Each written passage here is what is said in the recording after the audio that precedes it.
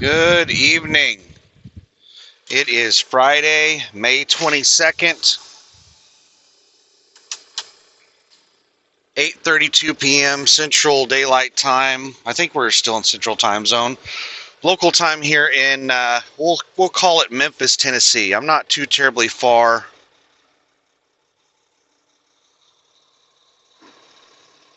east of Memphis, Tennessee. I am at a way station off of I-40 eastbound. And we're going to go finish this load. I just had to do a sleeper split.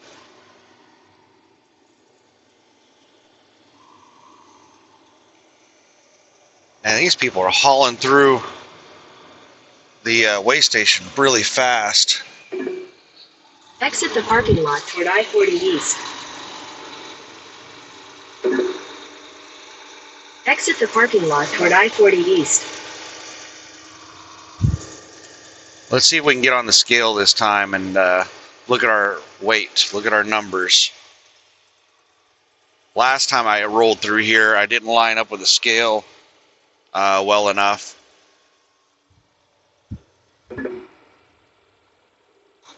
Looks like I'm going to have the same problem this time. In 500 feet, not quite on the scale. East.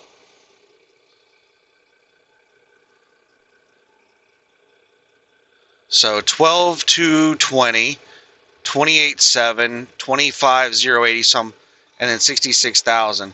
So I'm a little heavier. I'm like 3,000 pounds heavier on the drives than the trailer tandems.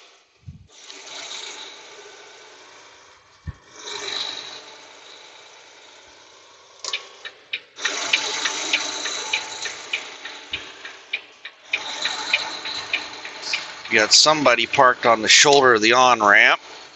It's going to make merging on that much more interesting.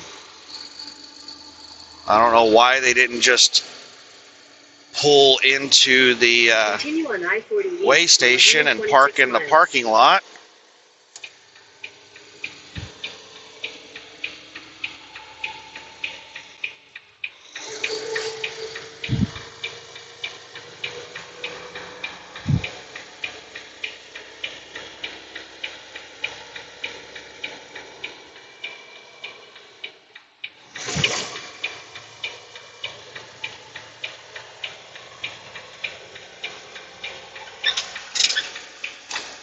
All right.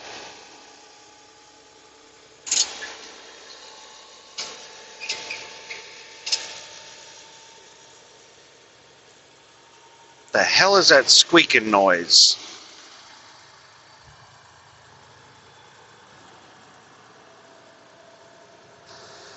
All right, so if you haven't been paying attention, you haven't been following along, I am on a sleeper split. So my week has been screwed up. My trailer's not being available.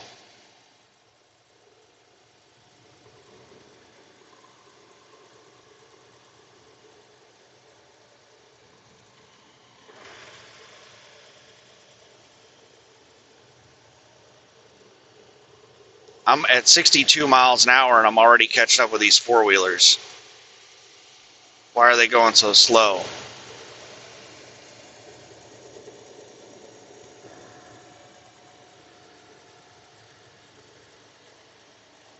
So yeah, lots of interruptions, lots of delays, trailers not available and stuff like that. None of the loads have gone the way that they were supposed to go.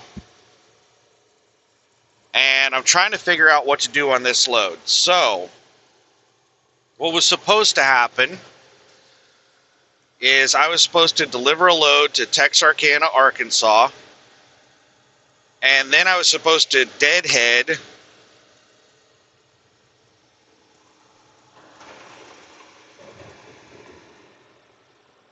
down to Franklin, Louisiana to a carbon plant, pick up a load going to South Carolina.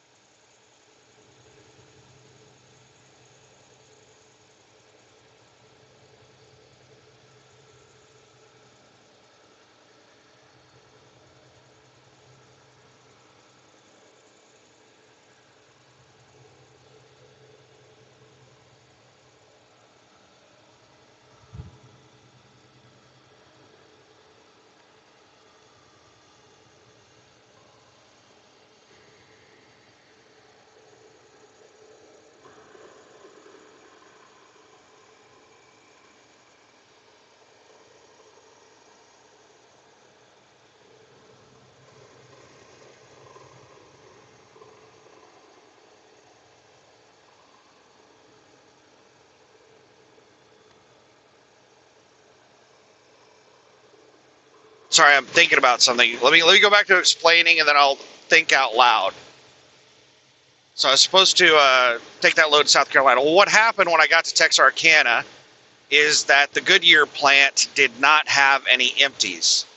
They had not unloaded all of their loaded trailers from the day prior, because only the day shift unloads carbon black trailers.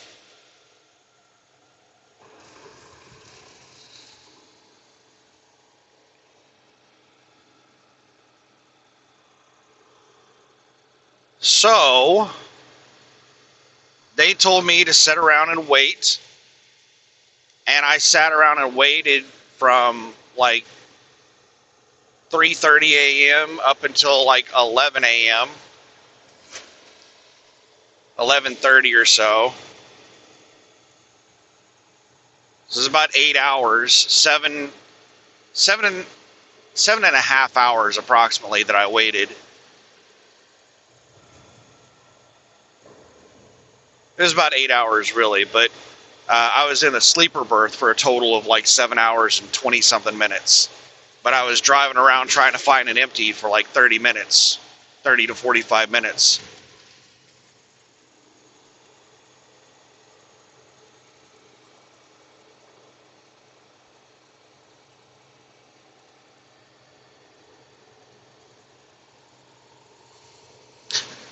So anyway,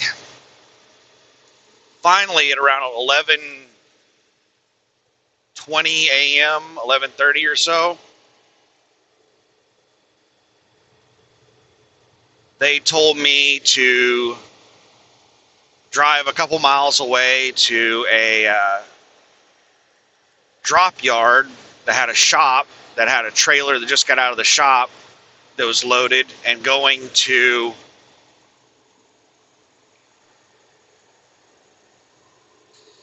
Morrison, Tennessee.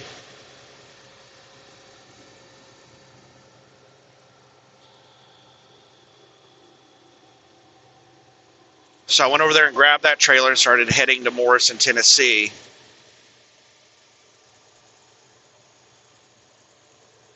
And I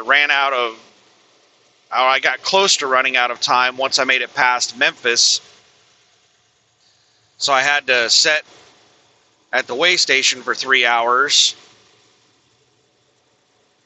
for a second half of a sleeper split to recover my hours of driving from Villa Platte, Louisiana to Texarkana. Now I have enough time on my clock that I can drive to Morrison. And once I get to Morrison, I'll take a full 10-hour break after I deliver the trailer. Now here's the thing. Caitlin, the TSD rep, is trying to get me scheduled to run loads through the weekend.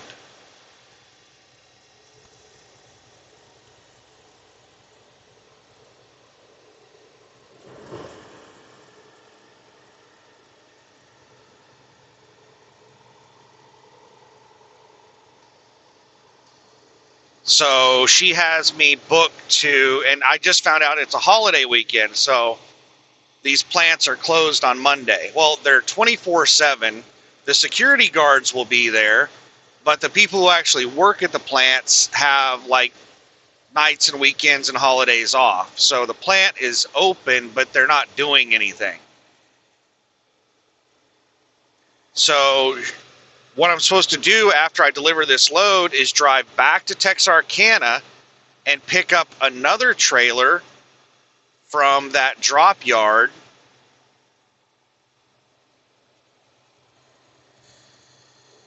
at the shop, the drop yard, the shop or whatever that I just picked this trailer up from. I'm supposed to go back there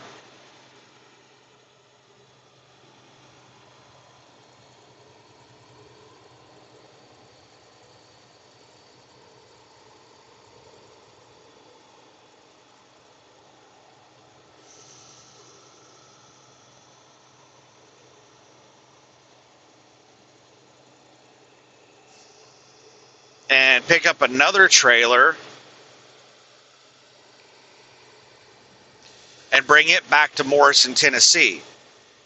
And then after that, I go to Ivanhoe, Louisiana, to a carbon black plant, and I sit there and wait until probably Tuesday afternoon to get a trailer headed to South Carolina, because they're not going to be open on Monday.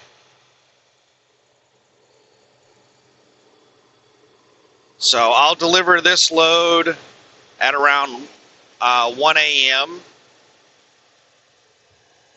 10-hour break. I can start driving again at 11. Drive back to Texarkana. It's a full drive shift. It's about 600 miles.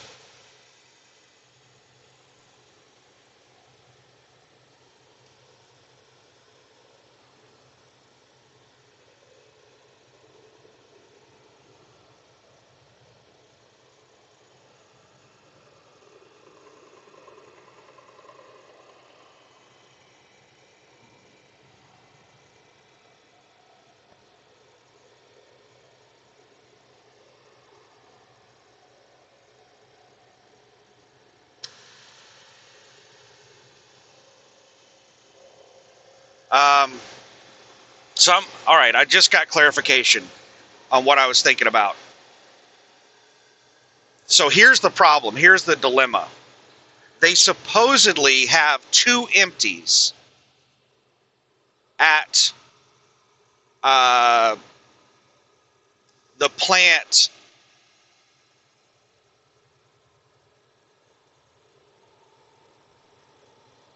They supposedly have 2 empties at Morrison, Tennessee, at the whatever tire plant. I can't remember what it is. Continental, Bridgestone, Goodyear, whatever it is.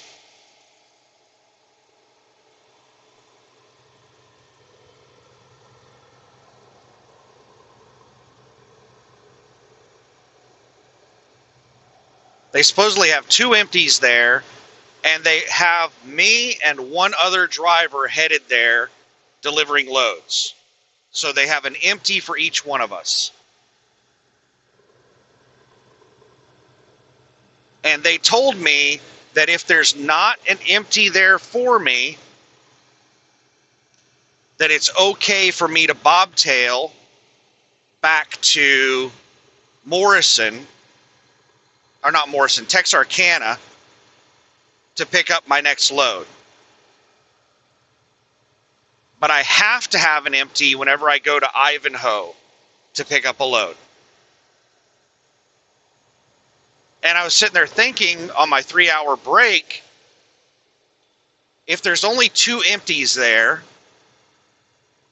and I go ahead and pick up one, and the other driver picks one up, and then I take one and I take it back to Texarkana, and then I go back to Morrison, there's not going to be an empty, because they're not unloading trailers over the weekend, so there's not going to be any empties. So I just sent a text message right before I started driving, and I said that since they're not unloading trailers over the weekend, I think I have to bobtail back to Morrison, or back to Texarkana,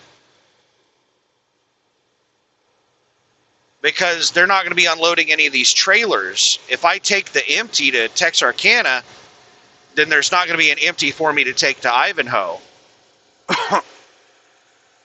And Caitlin just responded to my text and said that she talked with Robert, who is in charge of everything, and he agreed. And he said to go ahead and bobtail back to Texarkana.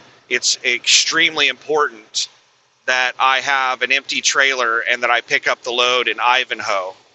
That load is a very important load, and I have to have a trailer to pick it up.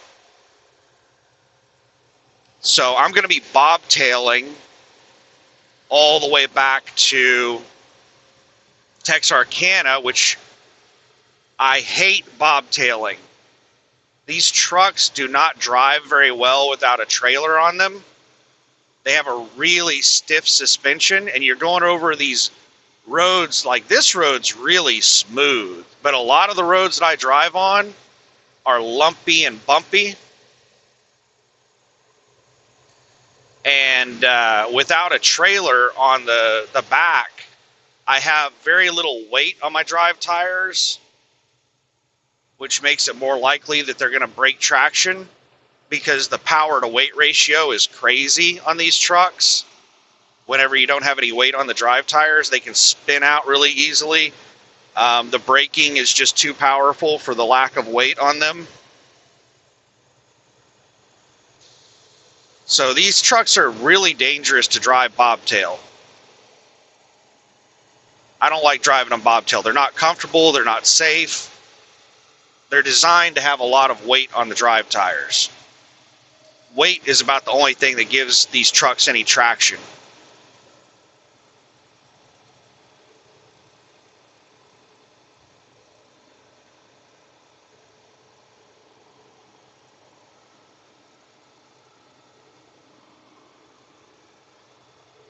But I'm going to have to bobtail back to Texarkana, and hopefully nobody steals that other empty trailer.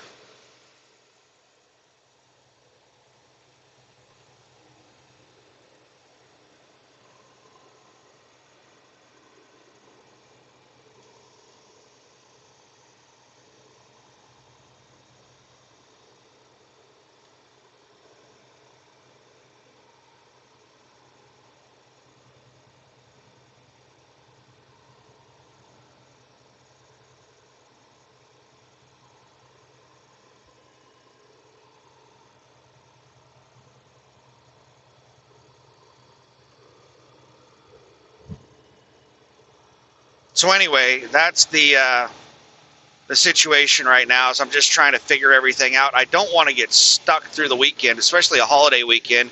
It looks like I'm going to be setting for some extra time anyway. All right, let me figure out what the trip plan is. All right, so I start driving at 11 a.m. tomorrow morning. 11 a.m. until 11 p.m. I arrive in Texarkana. 10-hour break. So that's 9 a.m. I start driving Sunday morning. And I drive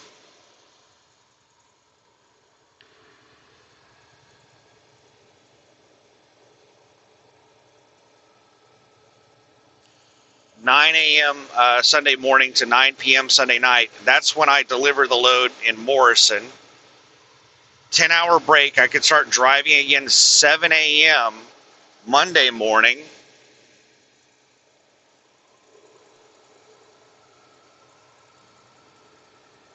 And I will arrive in Ivanhoe at maybe around 7 p.m. Sunday night, or I'm sorry, Monday night. I'm not sure. I'm not sure what the distance is. I think it's actually like 700 plus miles. I don't think it's, I think it's going to take more than a single drive shift.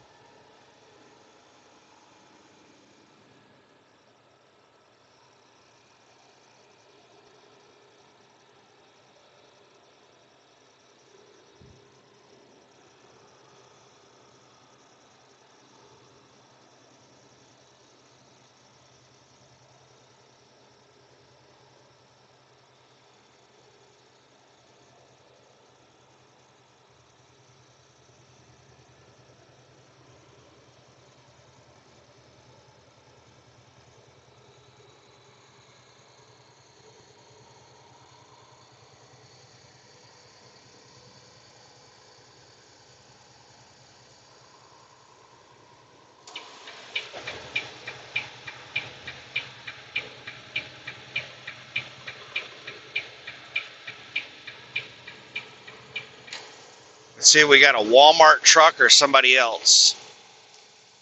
Why is Walmart hitting their damn brakes?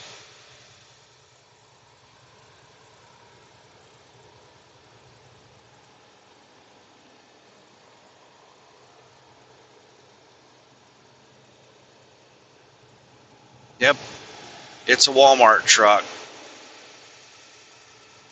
There for a while, I was seeing mostly other carriers hauling Walmart trailers. Now, almost every time I see a Walmart trailer, it's a Walmart truck hauling it. Stop strobing your lights at me, Walmart. Dude, this motherfucker is enthusiastic.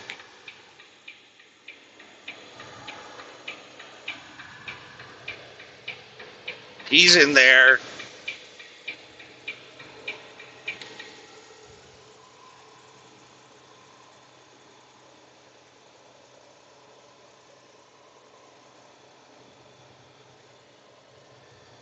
All hopped up on the tropical punch.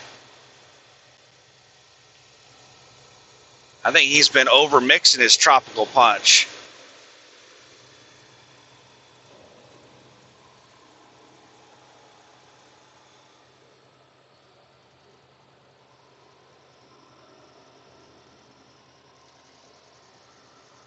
Way he is flashing those lights, it's like the type of person that eating Pop Rocks and drinking soda.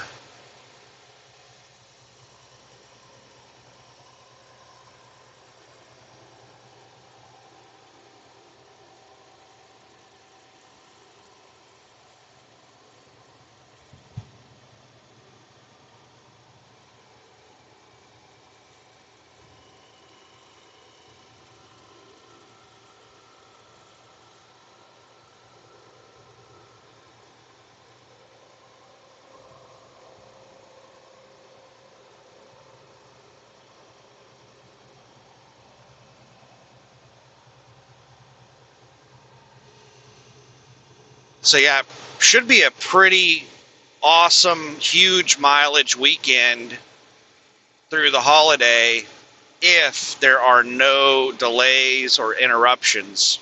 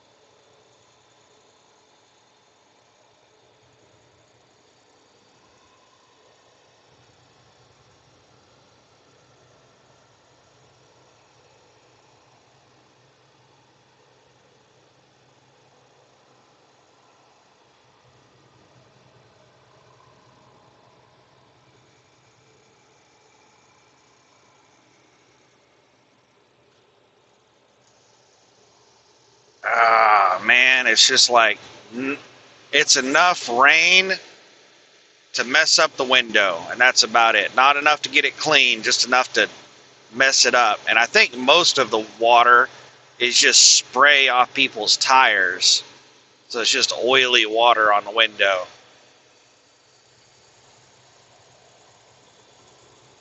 Just smearing it all over the window.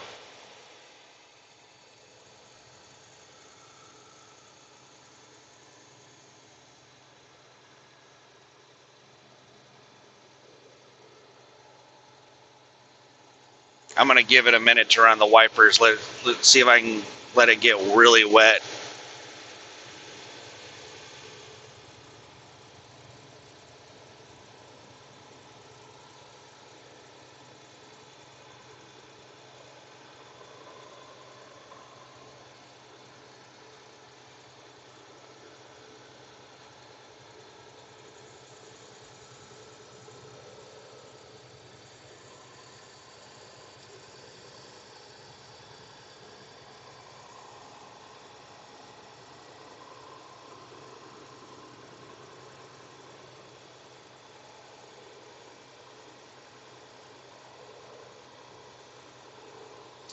I think after I do the delivery in South Carolina, I'm going to be about out of hours again. That's going to be around like Wednesday. That'll be like 7 days from my last 34.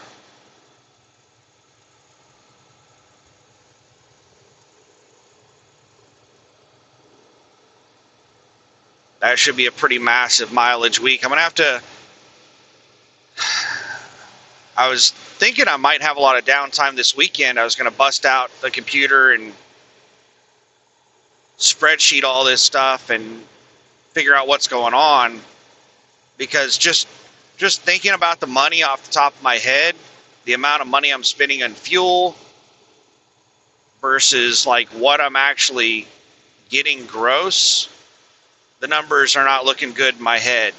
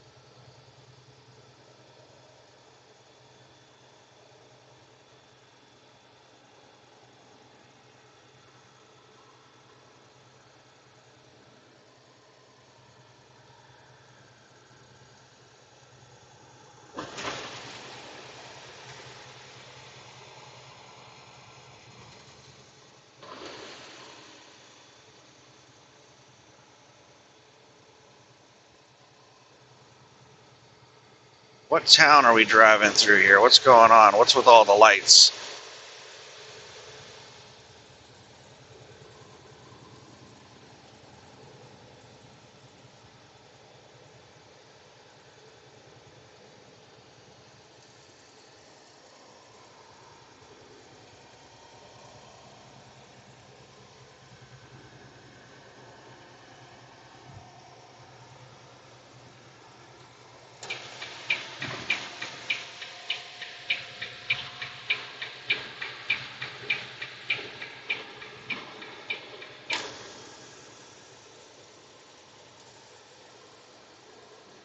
Come on, four-wheeler, why are you slowing down? You just flew by me.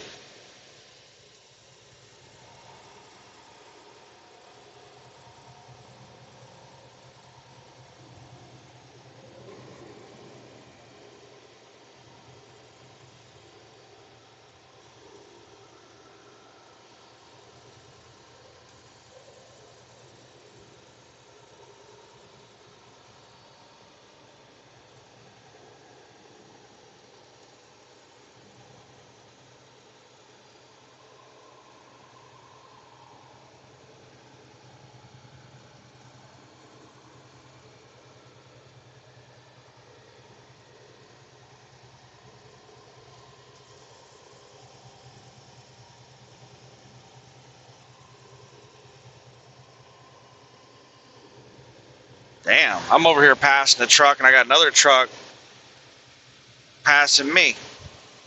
This box truck. My three sons moving.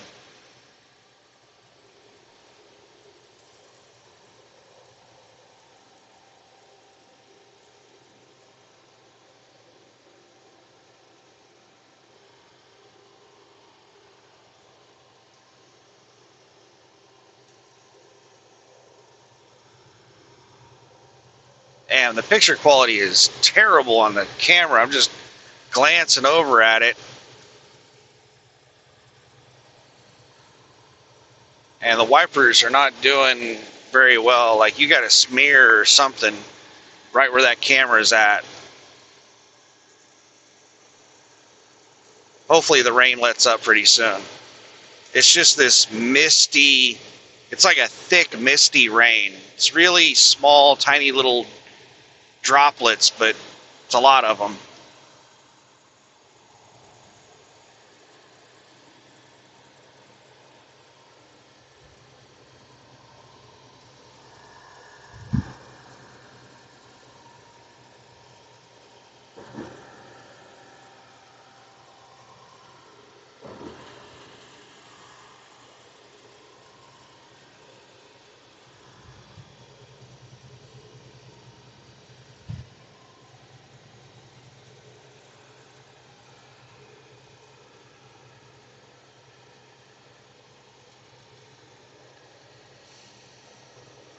So let's think about this.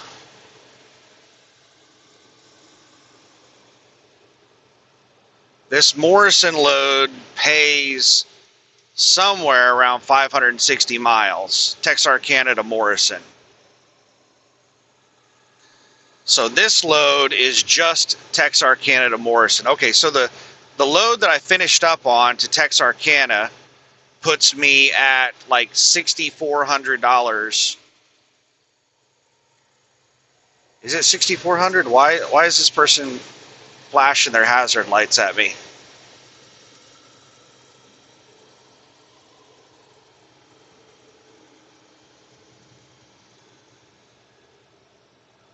Do they think that I flashed them over or something?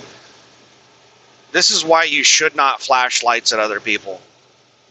Like, almost no one knows how to do it properly, and it's just confusing for everyone involved. Like, what are you trying to convey?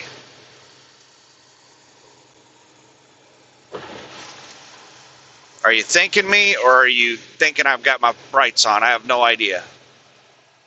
Or maybe they just accidentally hit their hazard light button.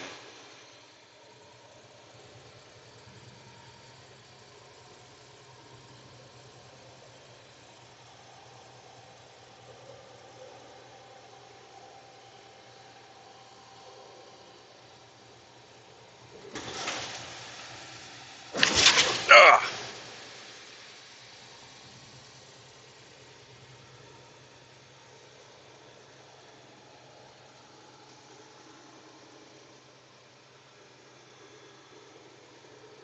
So let's talk about signaling. I recommend that people just don't flash lights at people. You should only flash lights at people if it's like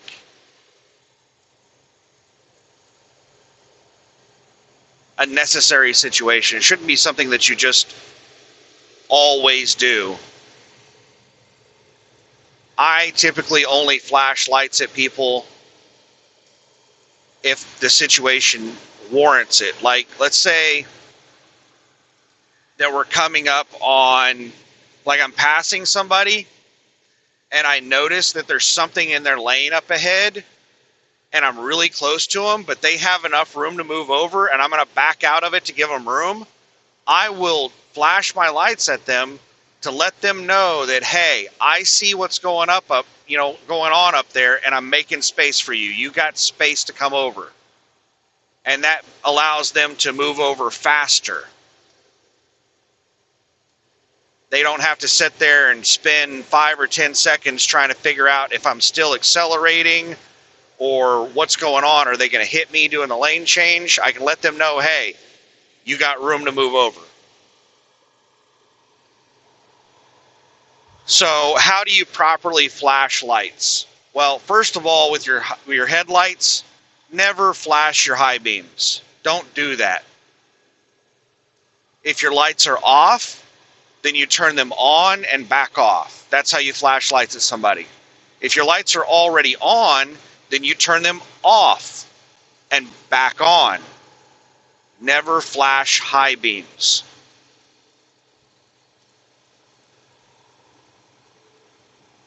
And older trucks used to have interrupts on the lights, on all the marker lights. And you could do these really cool, a lot of old truckers had these specific patterns that they would do to thank drivers, because you had these little interrupts where you could, this little toggle switch where you could flick it up and, all right, we're losing the left lane. I need to move over to the right. I even had my own little light pattern that I would do to thank drivers. But in these newer trucks, it's not as easy to do that stuff.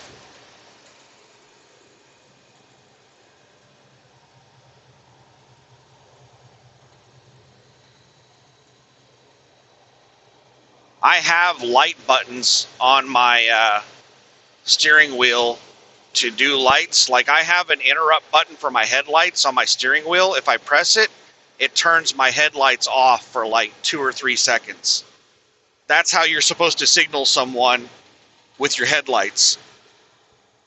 It's just turn your headlights off for like 2 to 3 seconds. And then I think there might also be an interrupt button on my steering wheel for the tail lights. But it's not as cool as older trucks used to have.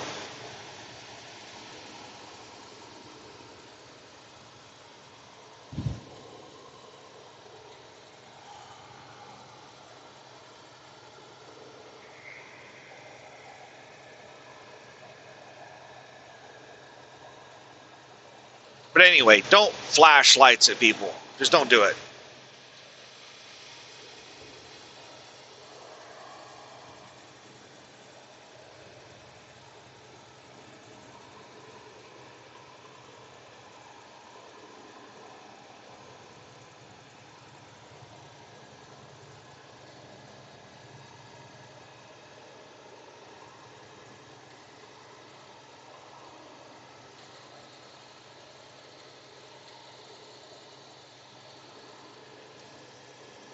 The main reason I stopped flashing lights at people is because almost all the new drivers, they flash high beams at you, and I just don't want to exchange lights with these dumbasses that are high beaming me.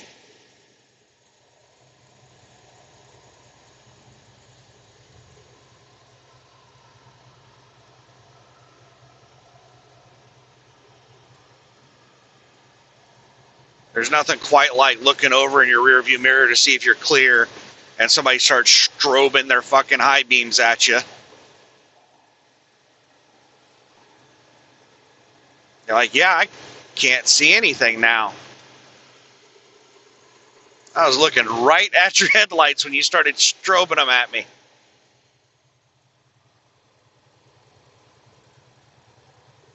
This is the second four-wheeler that has like flashed their lights at me.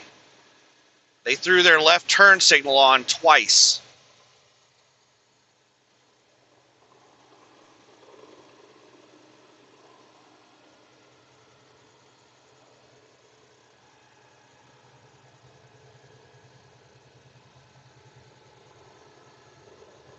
And there was a big patch of blood right there I just drove across. Somebody splatted something. All right, I'm gonna have to hit my brakes. I don't know, these cars are coming by me really fast. Ooh, it looks like the rain might have let up.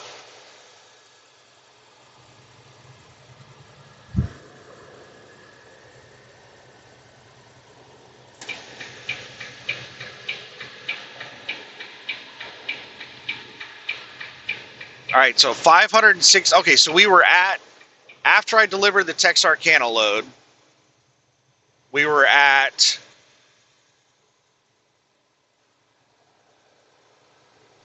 51 plus 23. So that would be, no. Have I been miscalculating this the whole time?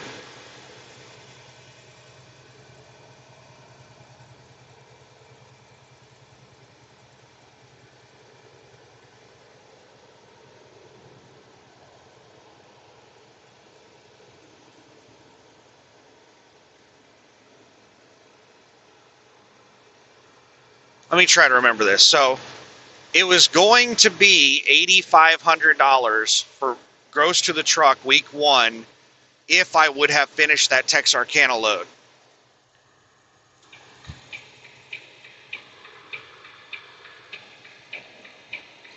And that Texarkana load was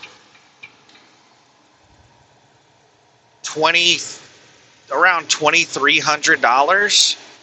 So that's 85 minus 23.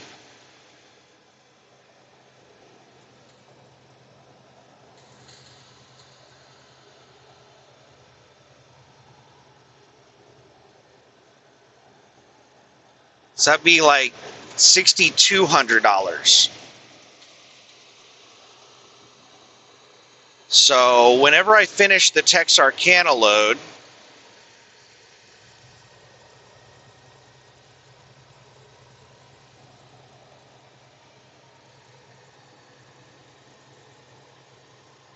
No, let me try to remember all this.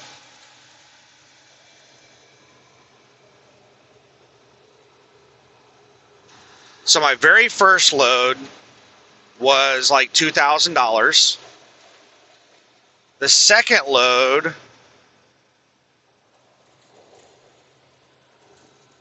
was around $1,400. So that was $3,400. That's what I got paid on this last settlement. All right, next load was, second here, we got somebody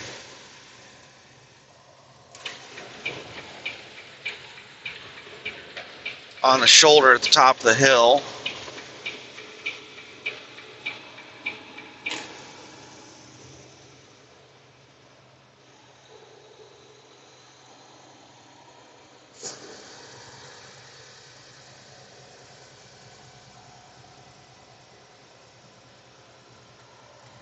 Amazon.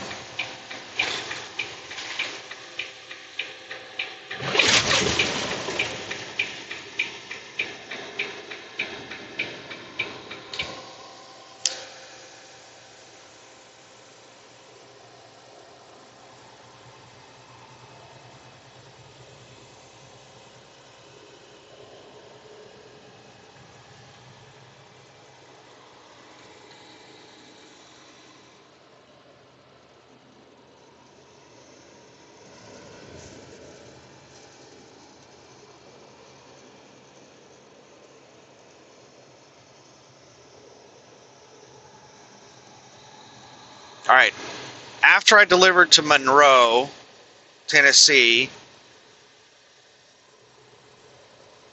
I went to, where did I go? I went to Addis, Louisiana. And where did I go from Addis? I went to Mount Vernon.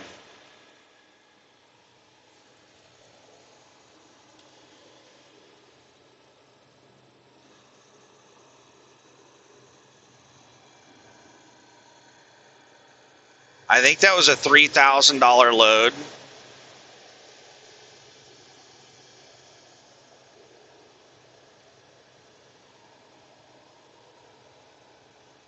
And then from Mount Vernon,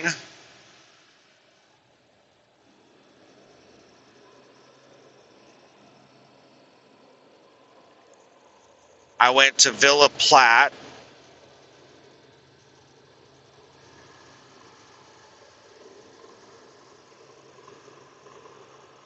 And then Texarkana. And that was man, traffic going the other direction is so bad. I mean, traffic going this direction is pretty bad as well, but it is not, like on the other side, it is just stacked with semi-trucks. It's just semi-truck after semi-truck after semi-truck. And tons of four-wheelers. Was there like a football game or something that just let out?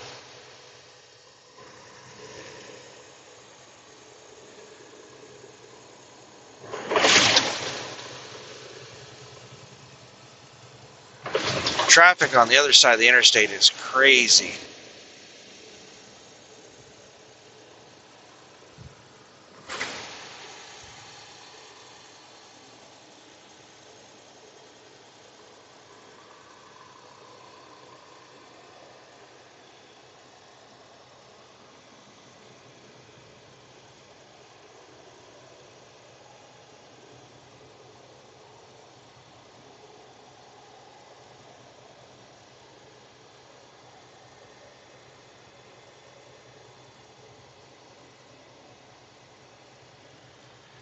So that would have been 3,000.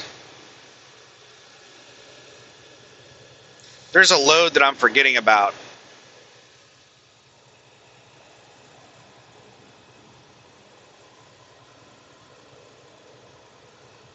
So from Monroe, Tennessee,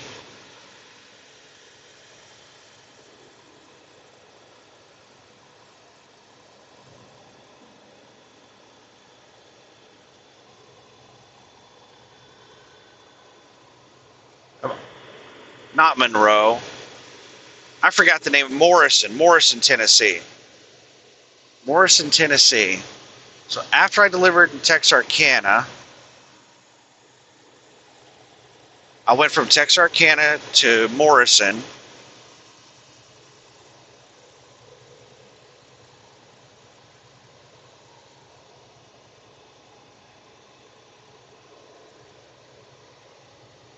Morrison to Addis.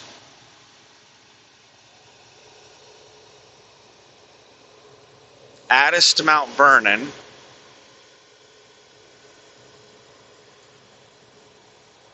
Mount Vernon to Villa Platte. Villa Platte to Texarkana.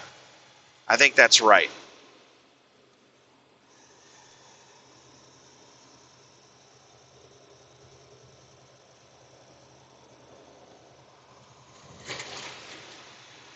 All right, so Morrison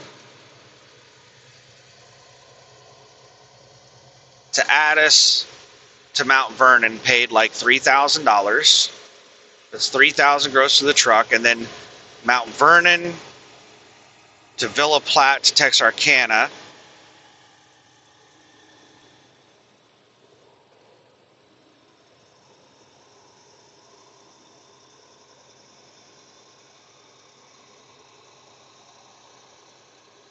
That only paid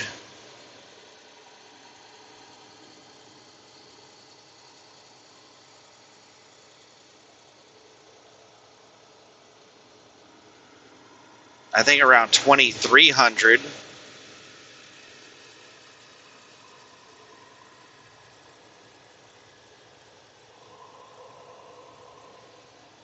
Mount Vernon to Villa Platte to Texarkana.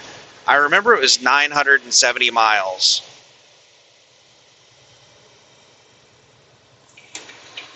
$970 times 2.38.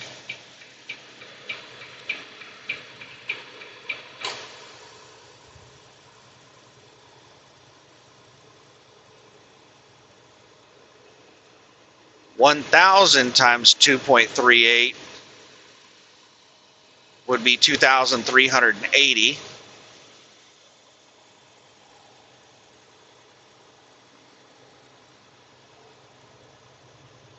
It was just a little bit shy of that, so we'll say $2,300.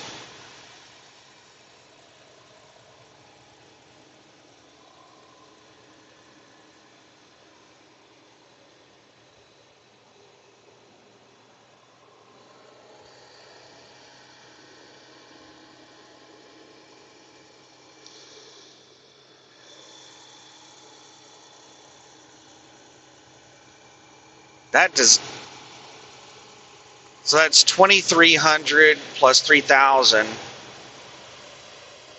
That would be $5,300.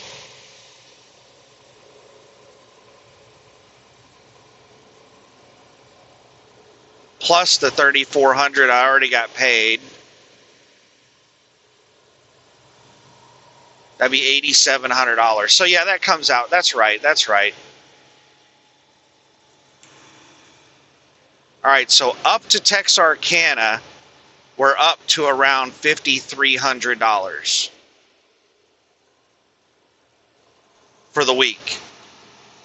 So for this week, we have the Mount Vernon delivery and the Texarkana delivery.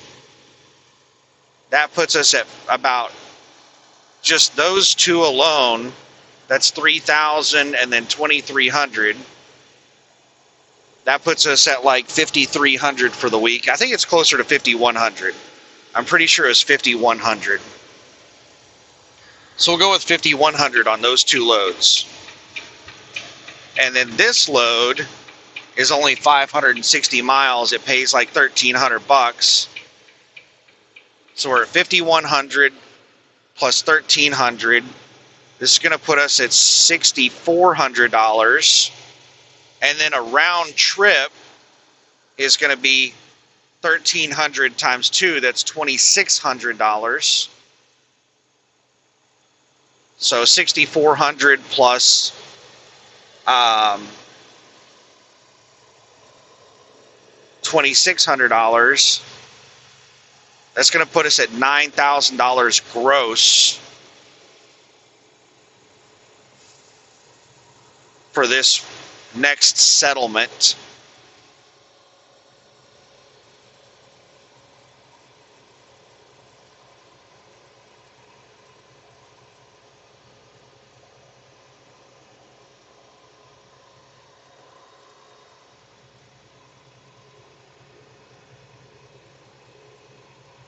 And I think on holidays, my settlement happens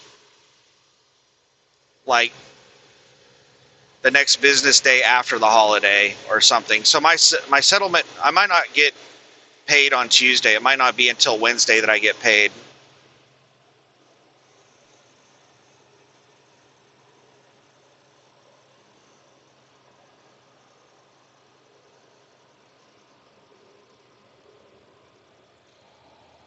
So I'll either have $6,400 on this next settlement or $9,000, depending on whether or not my next load gets put onto this settlement, which it should.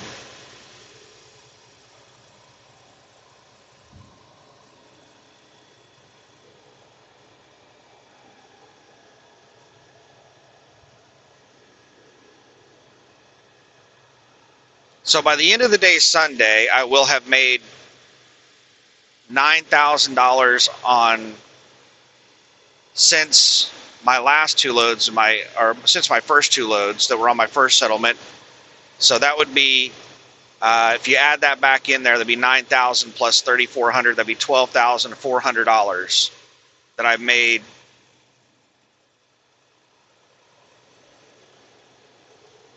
gross to the truck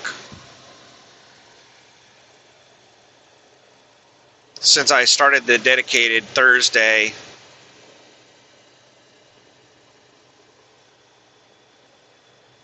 Not yesterday, Thursday, but Thursday last week.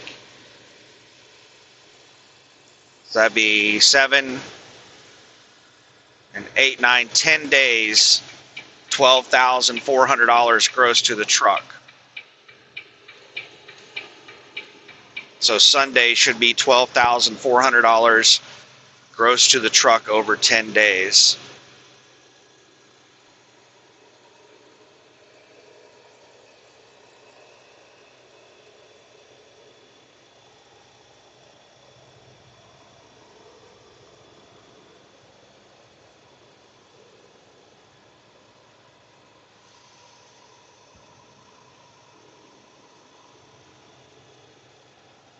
That is what, $1,240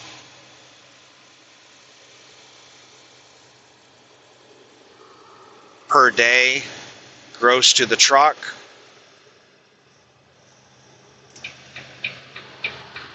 All right, that sounds awesome, but now let's calculate fuel cost.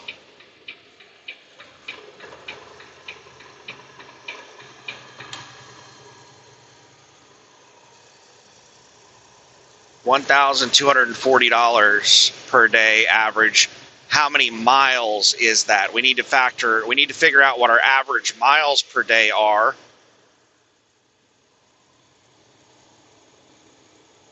So the very first load was 860 miles. Second load was 560.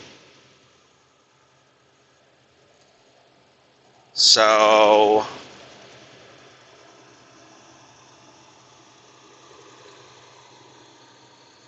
$1,420.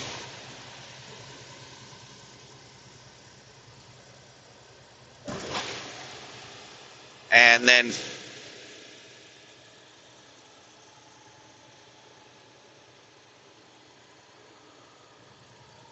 the next one was Mount Vernon. That one was $1,279.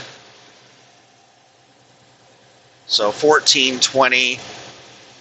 Be $2,620, and we'll round it up is $26.99. We'll round it up to $2,700.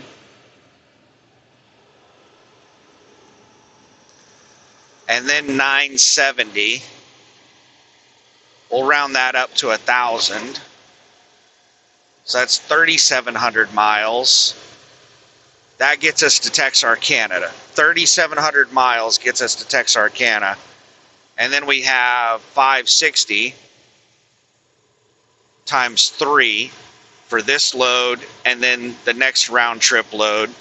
560 times 3 is 15. That'd be 1,680. 1,680 plus 3,700. Just a second here. I'm watching the vehicles coming up on me. 1,680 and 3,700. 5,380.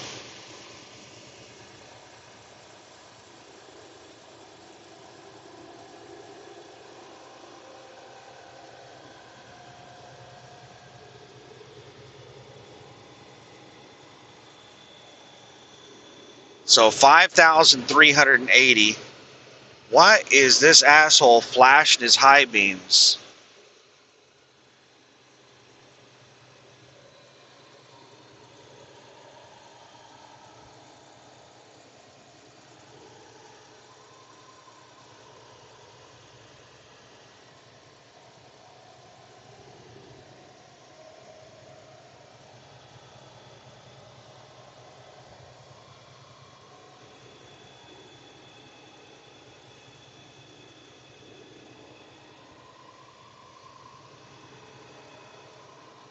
I think I might need to pull over and check the lights on the trailer.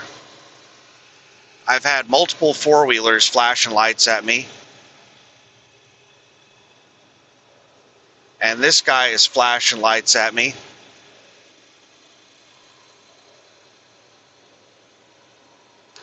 I think I don't have any trailer lights.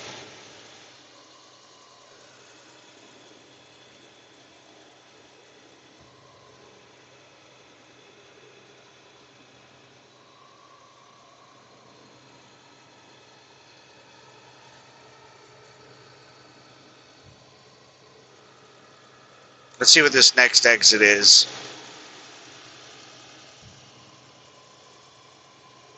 Yeah, it doesn't look like I have any trailer lights. It's really hard to tell.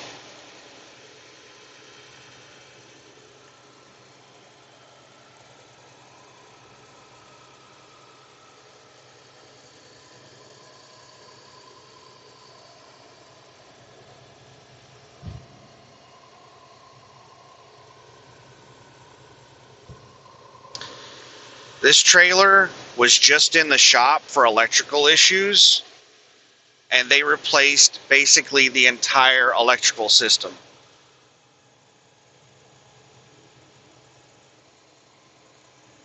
I hope that the electrical did not just go out after they just redid everything. I hope it's just a loose cable.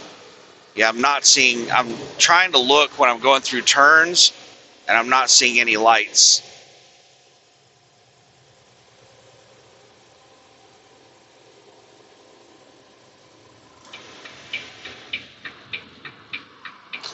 Brake lights are working.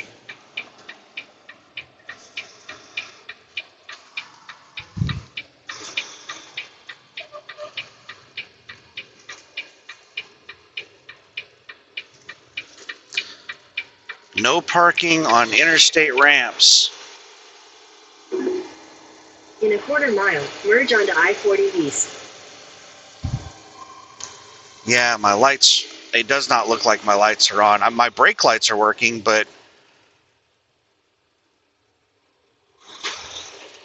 Alright, there's nothing coming. Damn, there's not really a shoulder on this on-ramp. But it looks like there's not much of any traffic. So... yeah, I'm seeing my signals and all that shit are working, but just the regular marker lights appear to not be working maybe. I don't know. Let me set my brakes. I'm not going to turn on any of my hazards or anything. Let me go look.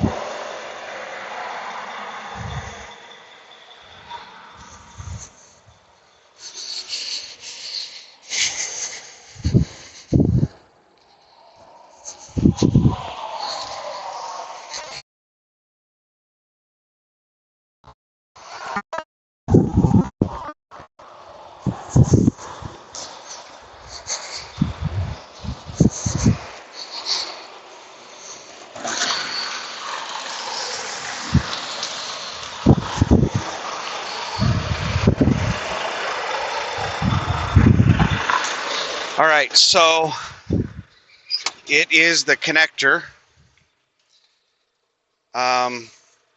I've got it wiggled around to the point where it is now. It just went out. All right, I'm gonna have to bust it. It just came back on.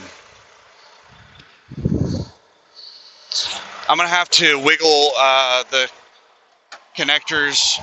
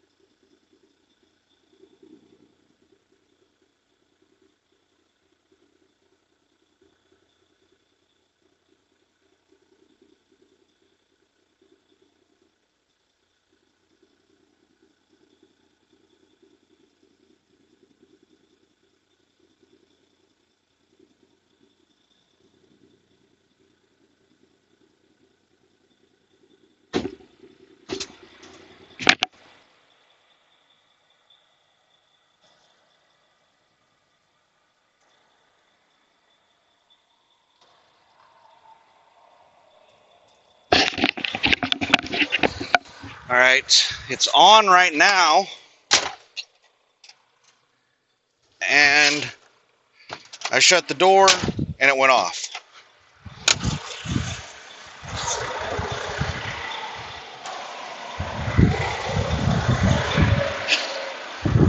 Actually, no, I take that back. It did not go off. It's just I can't see the lights once I get inside the truck. So here we go. Just gonna have to try to keep an eye on the lights. It's definitely the connector.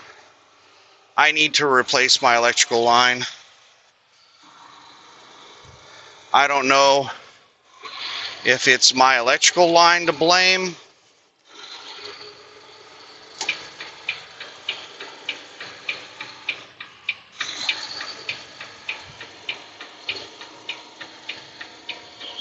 Continue on I-40 east for 60 miles. Or if it is the connector, or if it's a mixture of both. But I do know that my electrical line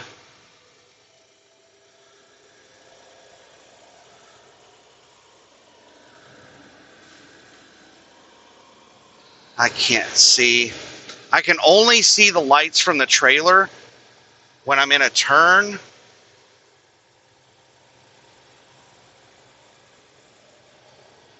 And this guy's got his high beams on. I can't see shit with his dumb ass passing me with his high beams on.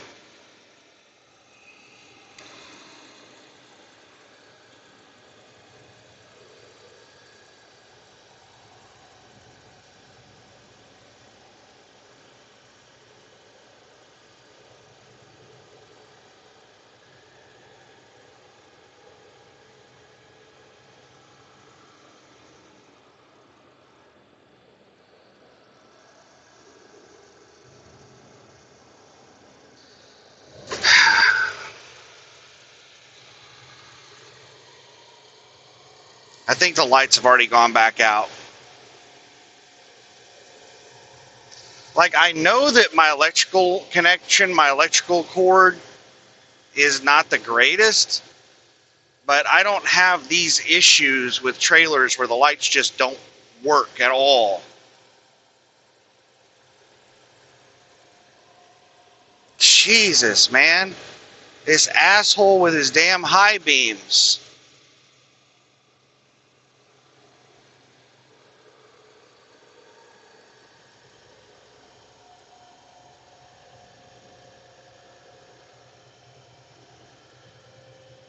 He's lighter than me. Oh my God, there he goes again. When we're going uphill, he's trying to pass me, and then when we get on flat land, he's slower than me. Like, I'm dropping down to, we're going up a pretty steep grade. It's a van. That's not even a semi truck. Its damn high beams were so bright I couldn't tell what in the shit it was, and my damn trailer lights are out.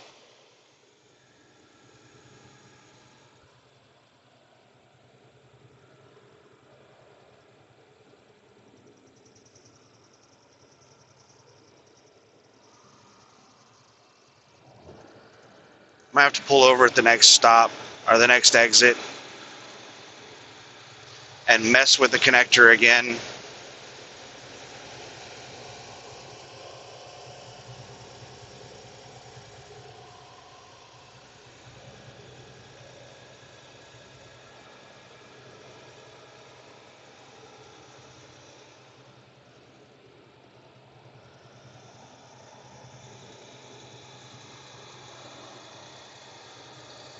This jackass in this van.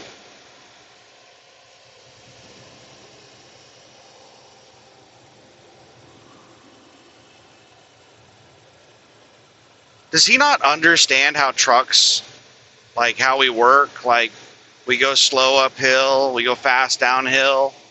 Takes us a long time to accelerate, decelerate. Does this moron in the van not understand that? He's just out here living the van life, oblivious to the world. Driving like a jackass with his high beams on. Probably fried out of his mind.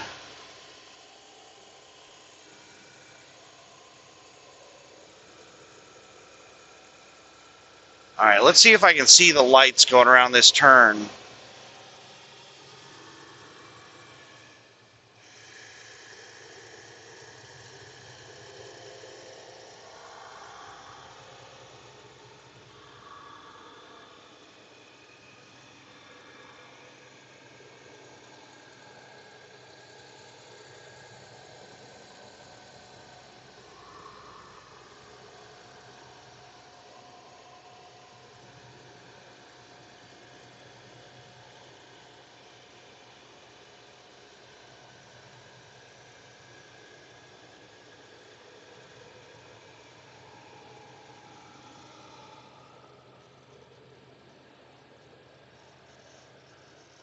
I can't see them. But the lights, lights on a lot of trailers, you can see them while you're driving down the road. The lights on this trailer, you cannot see them when you're going straight. You can only see them when you're going around a turn.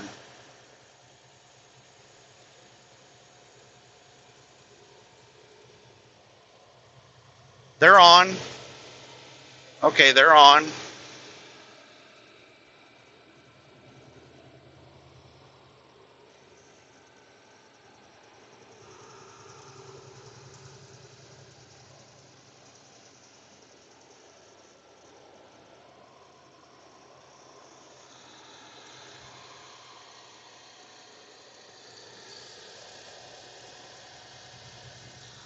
Next time I go buy a Fleet Pride during the day when they're open, I'm going to buy an electrical line.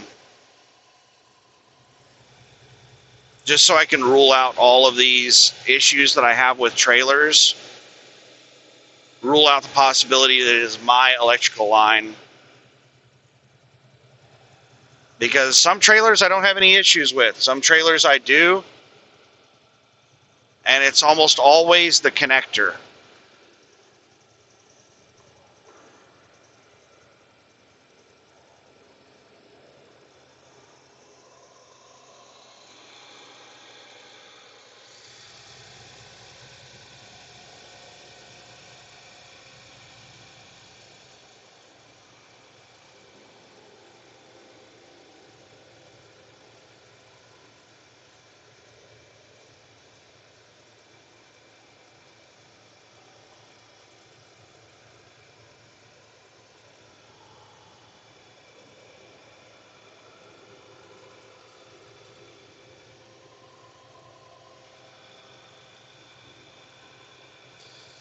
If there's nobody behind me and it's really dark, I can kind of see the lights reflecting off the ground to tell if my lights are on. I don't like the way this trailer's designed that I can't see the damn lights because they're recessed into the trailer and they're like blocked behind stuff. So I can't see them when I'm looking down the side of the trailer. I don't like that trailer design. Makes it really hard to tell if your lights are working on the trailer or not.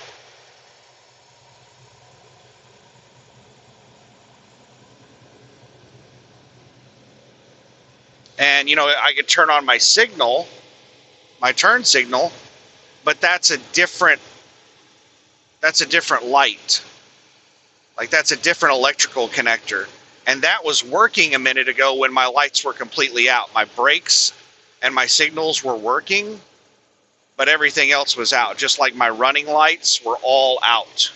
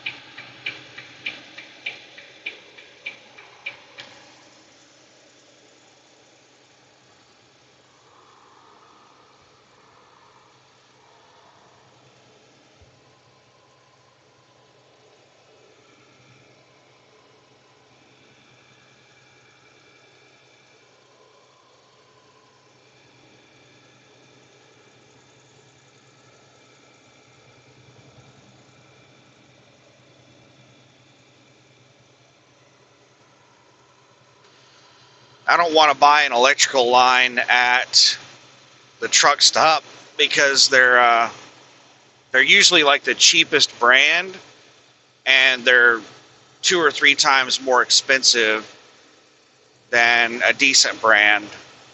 They're usually like some cheap crap,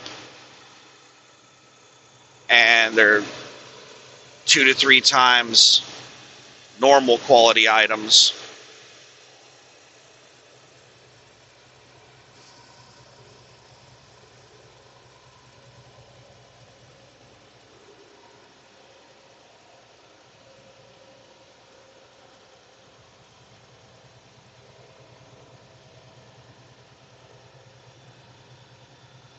Fleet Pride, I could probably get one for like, my guess would be $40.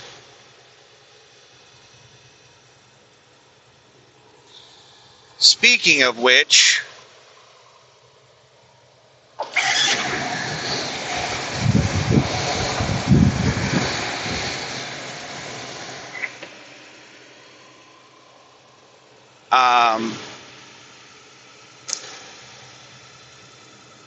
I saw a YouTube video, a headline for a YouTube video. I didn't actually watch the video, but it's saying that there is about to be a shortage of engine oil. They said you should stock up right now on engine oil. So when I go into Fleet Pride and get an electrical line, I'm going to buy a gallon of oil as well.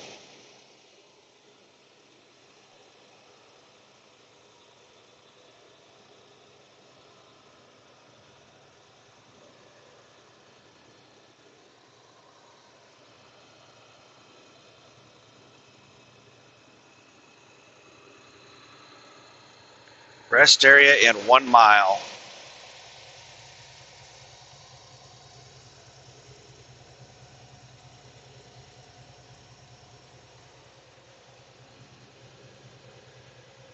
I wonder if Fleet Pride's going to be open tomorrow.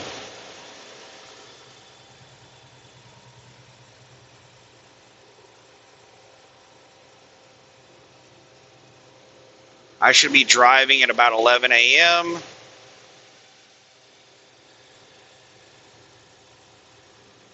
I'm not going to get into Texarkana until 11 p.m. And then I leave Texarkana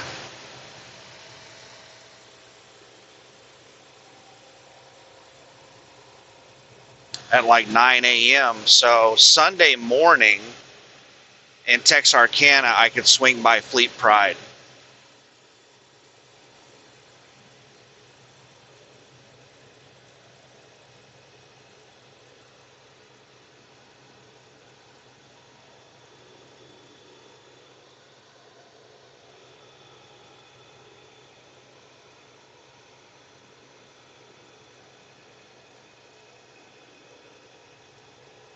There should be a Fleet Pride somewhere in Texarkana, as long as it's, I don't know, it might not be Texarkana. I'll find one somewhere that's en route.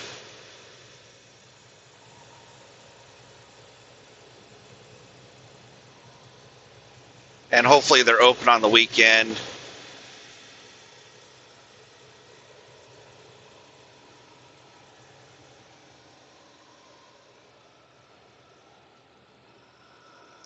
Is this Amazon in front of me? Amazon's the only one that I know of that has that flashing yellow light whenever they hit the brakes. Might be Werner. Werner has a lot of extra. Yep, it's Werner. Werner is basically the trucking company that got the entire industry using ELDs. That's the rumor I heard. I don't know how true it is. But Werner, basically whenever your CSA score gets really bad, you have to like start negotiating with the government to keep your authority active. And Werner had such a bad record that they had to start adding in tons of extra crap to keep their authority. So supposedly what I heard was Werner was the first company to start using ELDs, and they started using them to keep their authority active.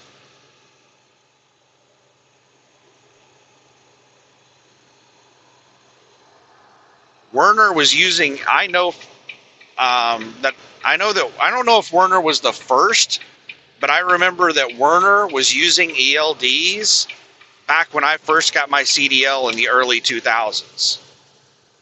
Werner was using ELDs way back then. And I don't think ELDs were mandated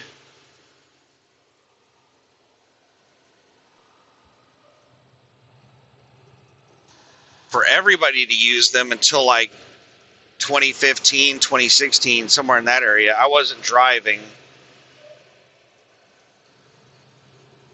whenever they were mandated for everybody. I think the trailer lights went back out. I can see the reflection of my brake lights hitting the ground. I wish I could get out and get around this truck, but there's a never-ending stream of four-wheelers passing me. And we got this, is that same dumbass in the van? He's just cut this truck off in front of me that's out there blocking the left lane? I think it might be. I think it's the van life person that's out here blocking traffic. And they just brake checked me right before we started a really steep grade. We're going over a bridge, and I'm down to 55 miles an hour because they brake checked me right before the bridge. Slowed me down to 60 miles an hour before the bridge.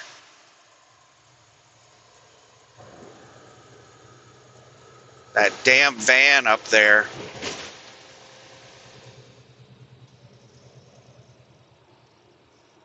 I'm pretty sure that's the same van that was... Alright, my trailer lights are still on. Got a whole bunch of people on the shoulder.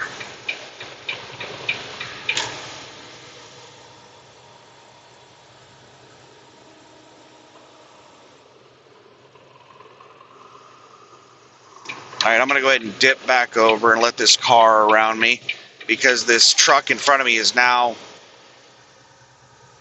up to speed.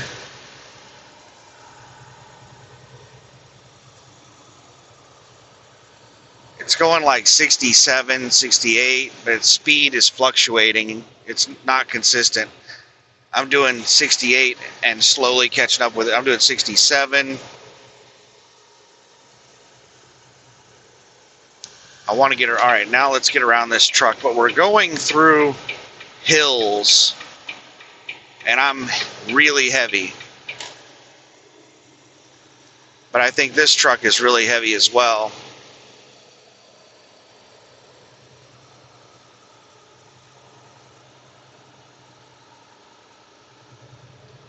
Carter Express.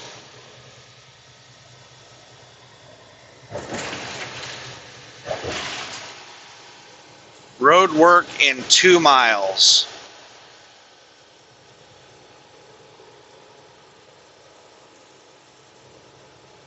Let's get around Carter Express, and then we still have to deal with this dumbass van life guy who's probably fried out of his gourd.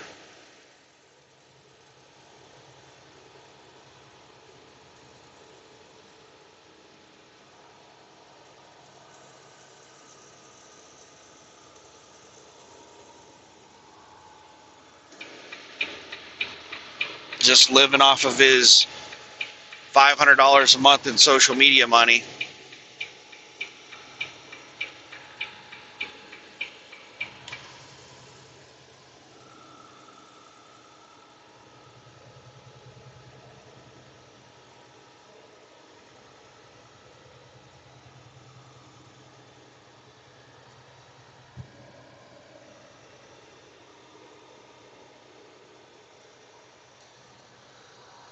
So now we have a second van that's following the first van.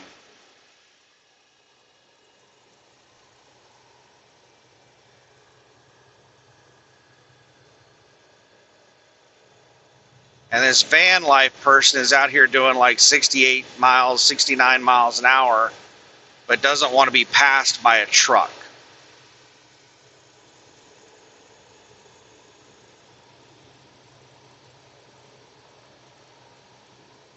See, this is what happens when you have to pull over for an issue.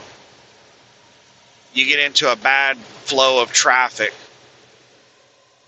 All right, trailer light is still on. I have to be going through a turn like this, and then I have to make the turn sharper, and I have to look I have to like put my forehead almost on the window to be able to see the side rear marker light.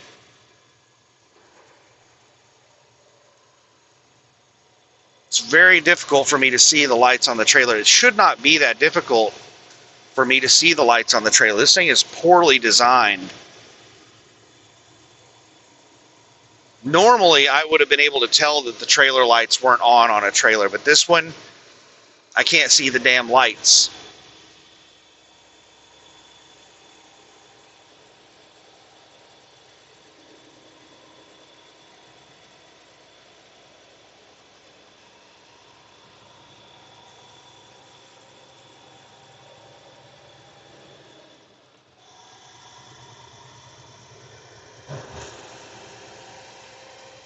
All right, we've got all kinds of warnings about 55 mile per hour speed limit, road work next 2 miles. They've got rumble strips in the road.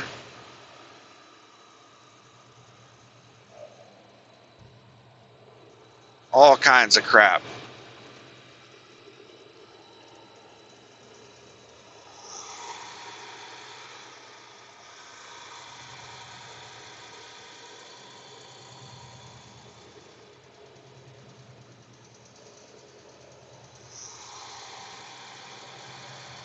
I want to live the boat life. I want to get a 34-foot boat, a yacht, and live on that full time. And live on, $500 a month social media money. The dream.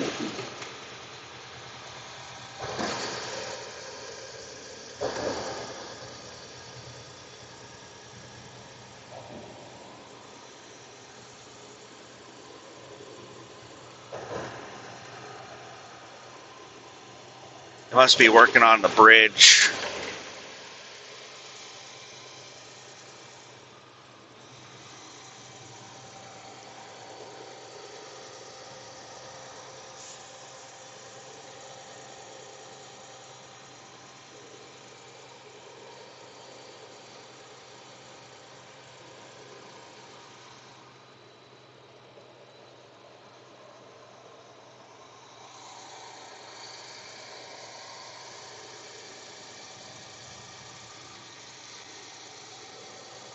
End truck lane. I didn't even know we were in a lane restriction. I didn't see the sign that said there was a truck lane restriction. My bad. I missed it.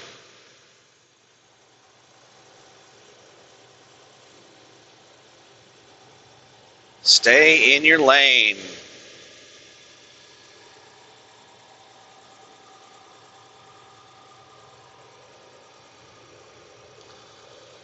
All right, so what we were talking about earlier before the trailer light situation,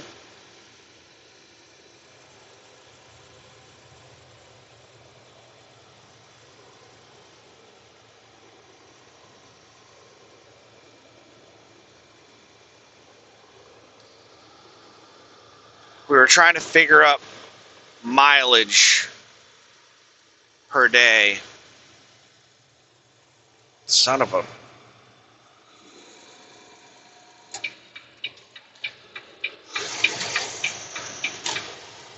jackass and four-wheeler just forced their way onto the interstate.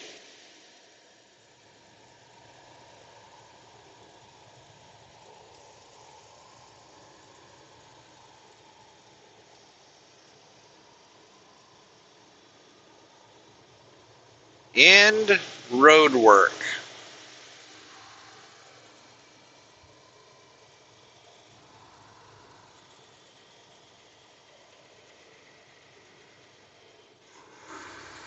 Come on.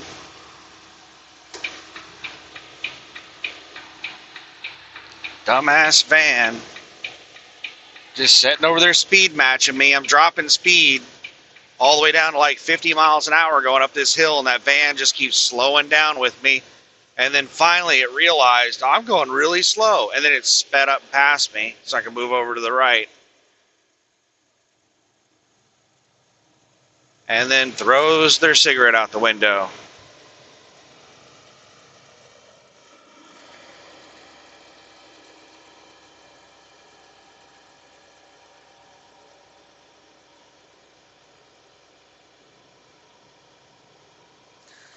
All right, so we were trying to figure out what our average miles per day are.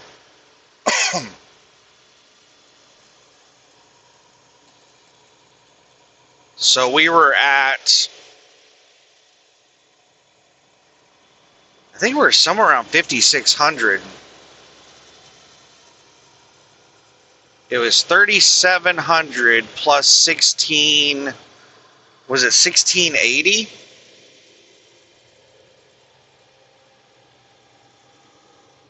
Oh yeah, it was 560 times 3, so that'd be 1680 plus 3,700. I think that's 5,380.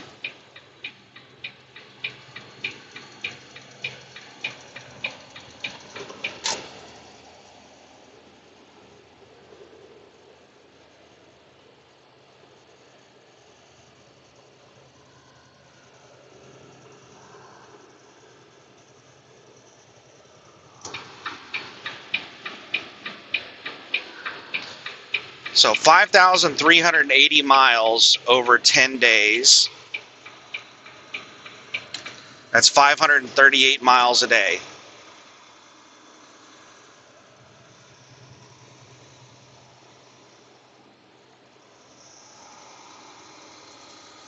$538 miles average per day.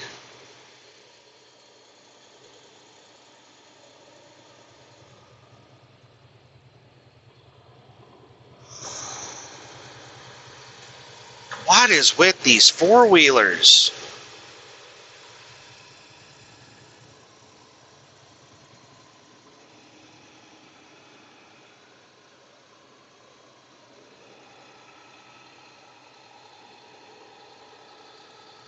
They just can't figure out how fast they want to go. Whenever you catch up with them, they speed up to like 75 whenever you try to go around them, but when you're behind them, they want to go like 65.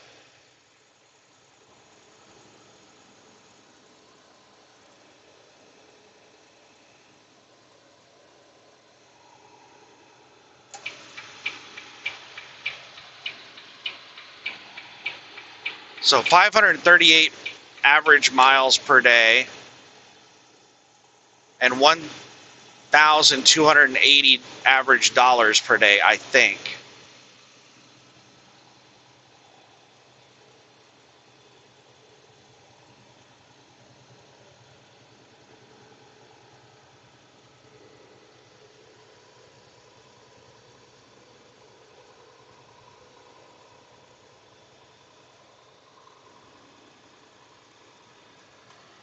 All right, I'm going to speed up to like 72 and try to get around these two morons that are doing like 69.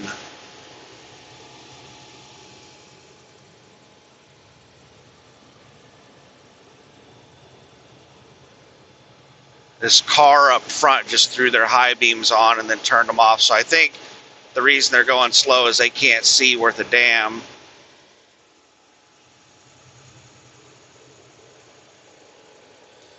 Doing 71 and flying by them right now.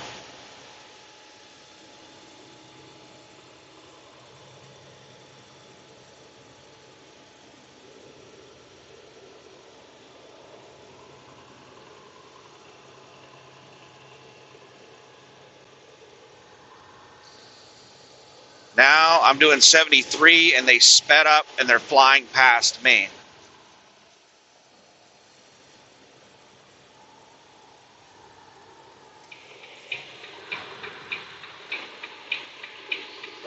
The van is has sped up. They're speed matching me, and they're right at the back of my trailer.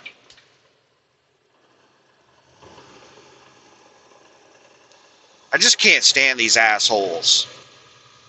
They're so incredibly aggressive. They want to be in front of me, but they also want to go really fucking slow. So they sped up to like 85 miles an hour to keep me from passing them. And once they get a little ways away from me, they're probably going to slow back down. I'll catch back up with them in a minute, and we'll play this same game again. And the van is riding my ass.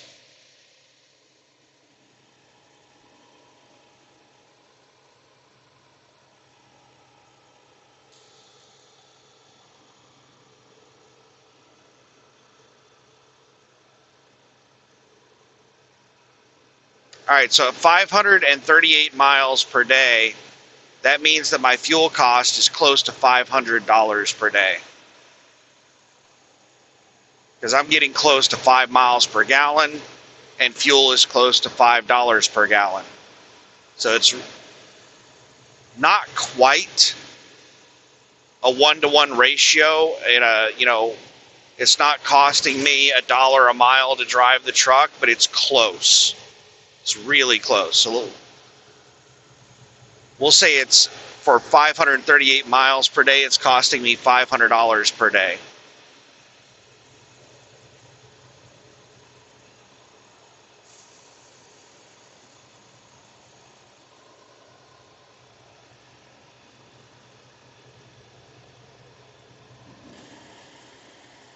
There's a truck that's about 300 feet behind me that's been sitting out in the left lane trying to pass me for about 10 minutes.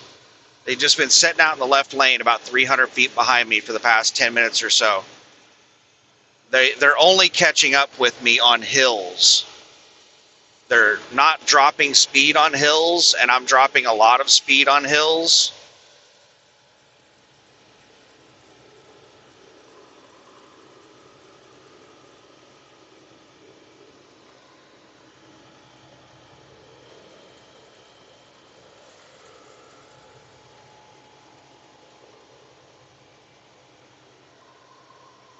They just moved over behind me. Right when we started going up a hill, they decided to move over in behind me. Like, that doesn't make a lot of sense. You finally have an advantage over me because of a hill.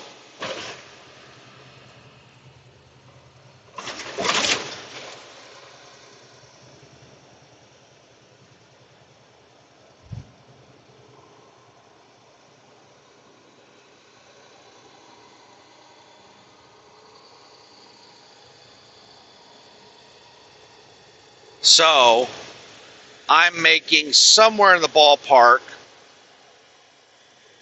of $780 a day on average after fuel cost.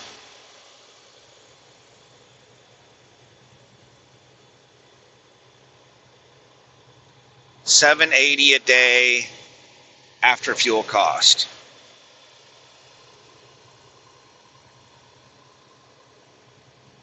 And that's including like every day since I left the house, which includes a 34-hour restart. I'm averaging 700, $1,280. And these numbers are just off the top of my head. Doing math in my head. They might not be 100% accurate. I'm not using my spreadsheet right now. So 1,200, was it 1220 or 1280? I think it was 1280. 12 something. So we'll go with 1280. $1,280 a day gross to the truck. 538 miles per day average. And probably around $780 per day after fuel cost. Now those numbers sound good.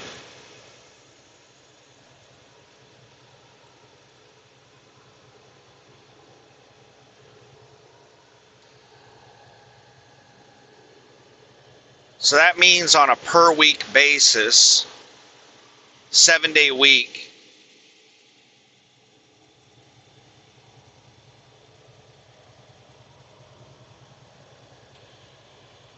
I would be getting like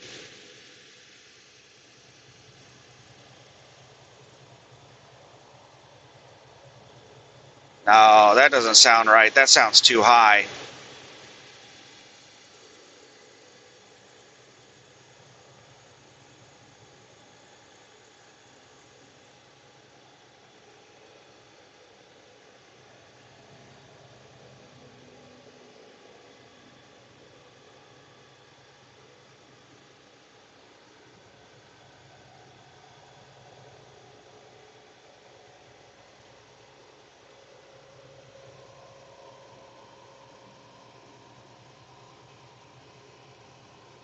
It'd be like $5,360.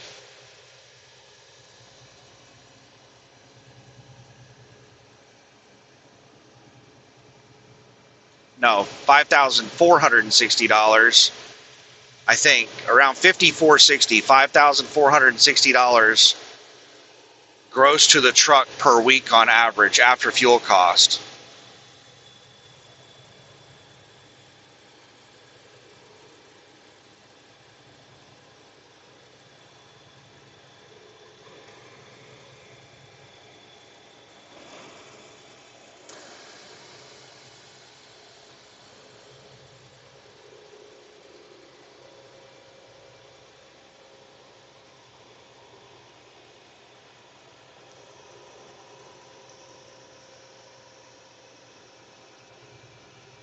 And that would be 1,280 times 7. That'd be 7,000. And then 280 times 7.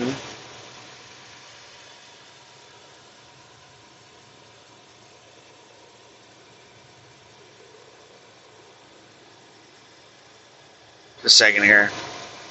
That truck that's been trying to pass me for like 30 minutes is finally, we're going up steep enough of a hill that they're making it around me right now.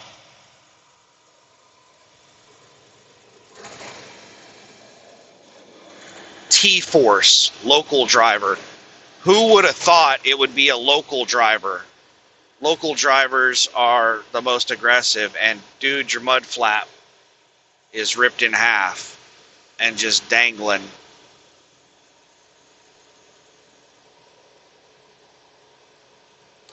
All right, we got this turn. Let me make sure my trailer lights are still on. Yep, trailer lights are still on.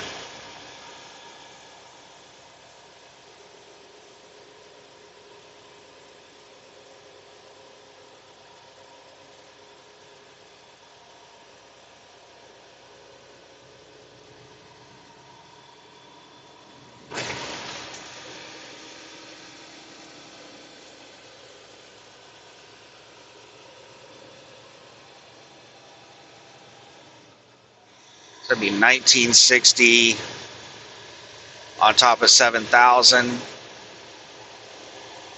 So that'd be 8960. It'd be roughly $9,000 a week gross. And 5,460 a week. So like $89.60 a week, $8,960 a week gross on average. And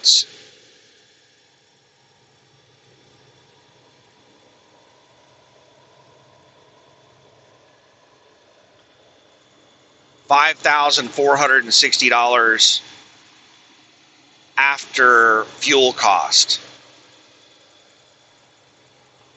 So those numbers sound really good. And that's the best way to figure out like how much you're making per week, because we don't work a set schedule every week. The best way to do it is to figure out what you're making on a daily basis. So you get a whole bunch of information over the course of, like, I've been on this contract for, after I finish this run on Sunday, it'll be 10 days on this contract.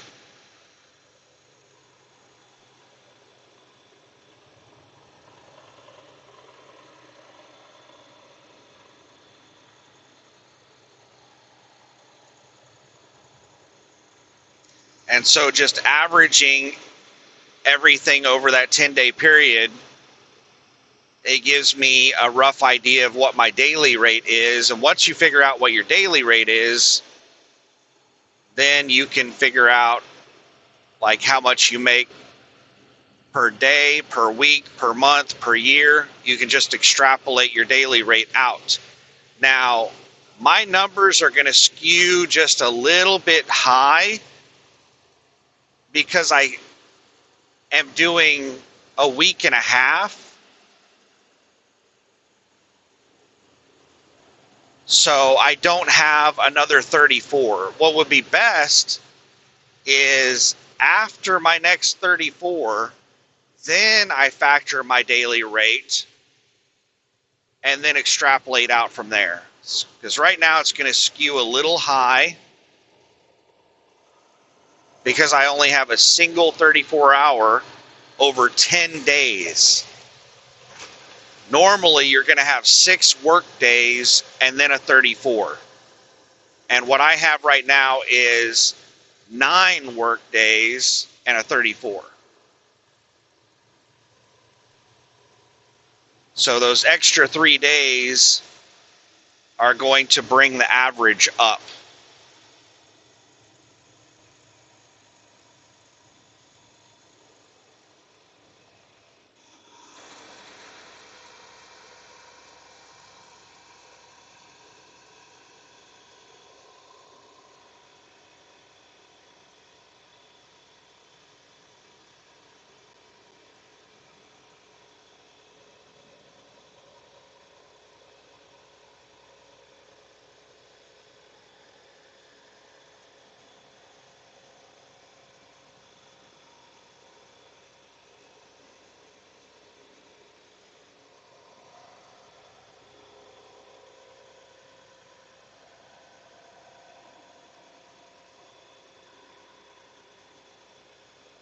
We're doing 53 miles an hour up the hill right now. 13 miles until we get onto Interstate 840.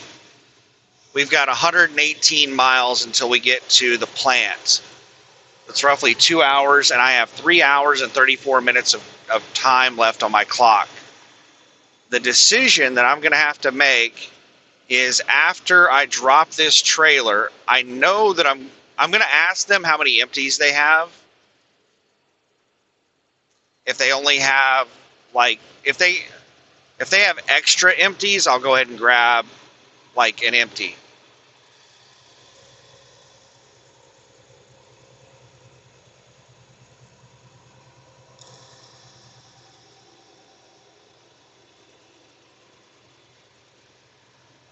But if they only have, like, 2 empties and that other TSD driver hasn't shown up yet, or they only have 1 empty, then I'm going to go ahead and bobtail back.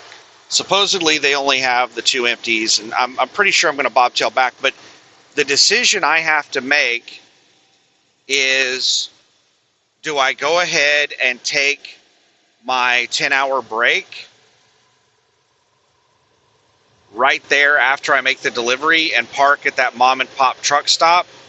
Or do I try to drive for, like, the remainder? I might have an hour of drive time after I deliver the load.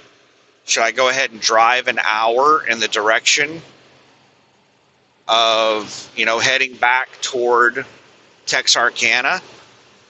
That could help out a lot. That's going to be an hour less that I have to drive the next drive shift. And then, that could be an hour, and, just keep doing that across drive shifts. I would prefer to drive, my entire drive shift, use every minute that I can. The problem is parking. I know that mom and pop truck stop there in Morrison is going to have parking. But if I try to drive for an hour,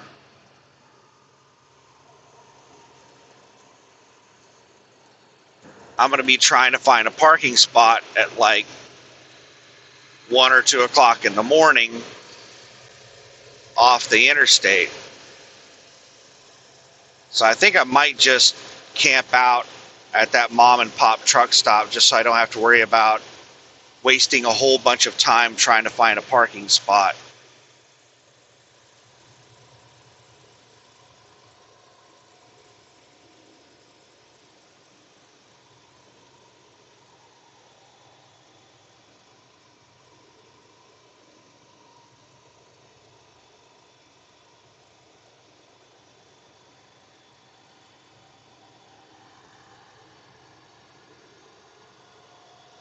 I don't know. It's looking like I might.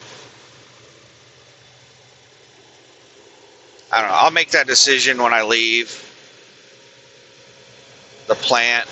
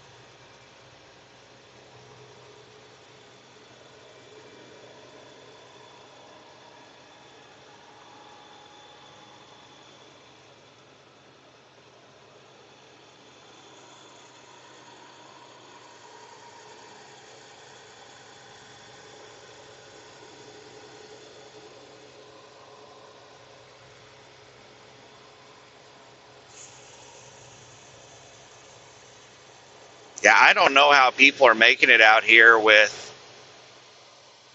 really high expenses, like 1,500, or we'll still just say $1,500 a week expenses. I mean, you have people out here that have expenses that are $1,000 a week. You have people that are at $2,000 a week.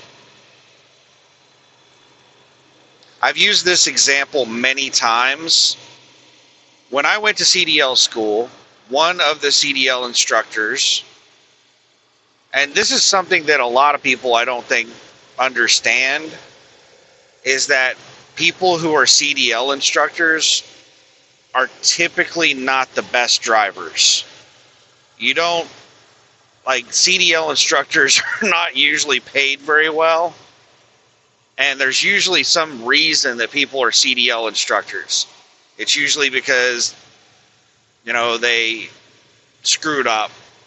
Um, some people become CDL instructors just because they can't stand living out over the road and they can't get a local job. But CDL instructor is not something you strive for in the trucking industry. And I wish that more CDL students understood that,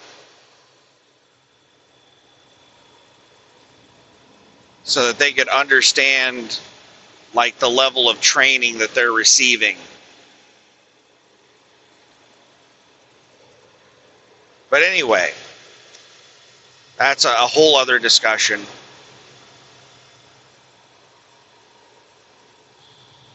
When I went to CDL school, one of my CDL instructors, I forget his name,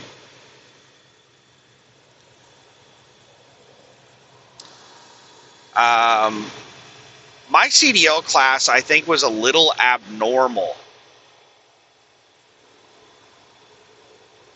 Because usually in CDL school, you just have a bunch of people that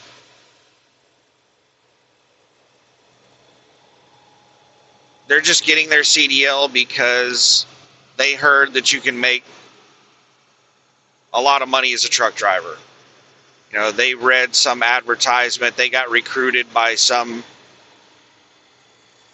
mega carrier, and, they're going to CDL school. But pretty much everyone in my class had some kind of plan.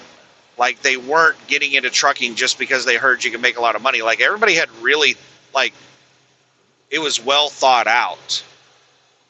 Like, some people had dumb ideas. Like, there was one young kid that a lot of people made fun of in the class because he said dumb stuff all the time. But he was getting his CDL hoping that he would get a job as a hotshot driver. And he had done no research at all on it. He hadn't contacted anybody, he hadn't looked into it, nothing. He just thought it'd be cool to be a hotshot driver, and he was getting his CDL, and then he was going to figure it out after he got his CDL. Miles. Use the right 2 lanes to take exit 176 for I-840 East. But the class was broken into groups. My group had a young guy that was a manager at a warehouse.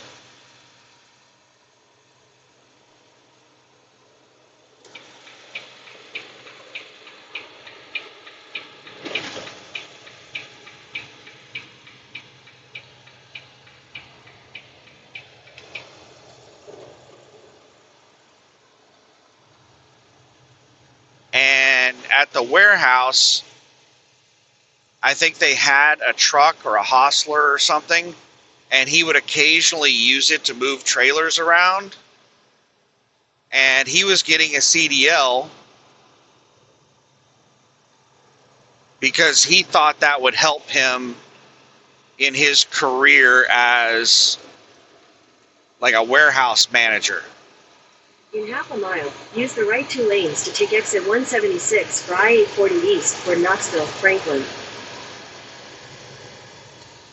I think he was actually in between jobs, and he was having difficulty finding a job. It's that son of a bitch van again.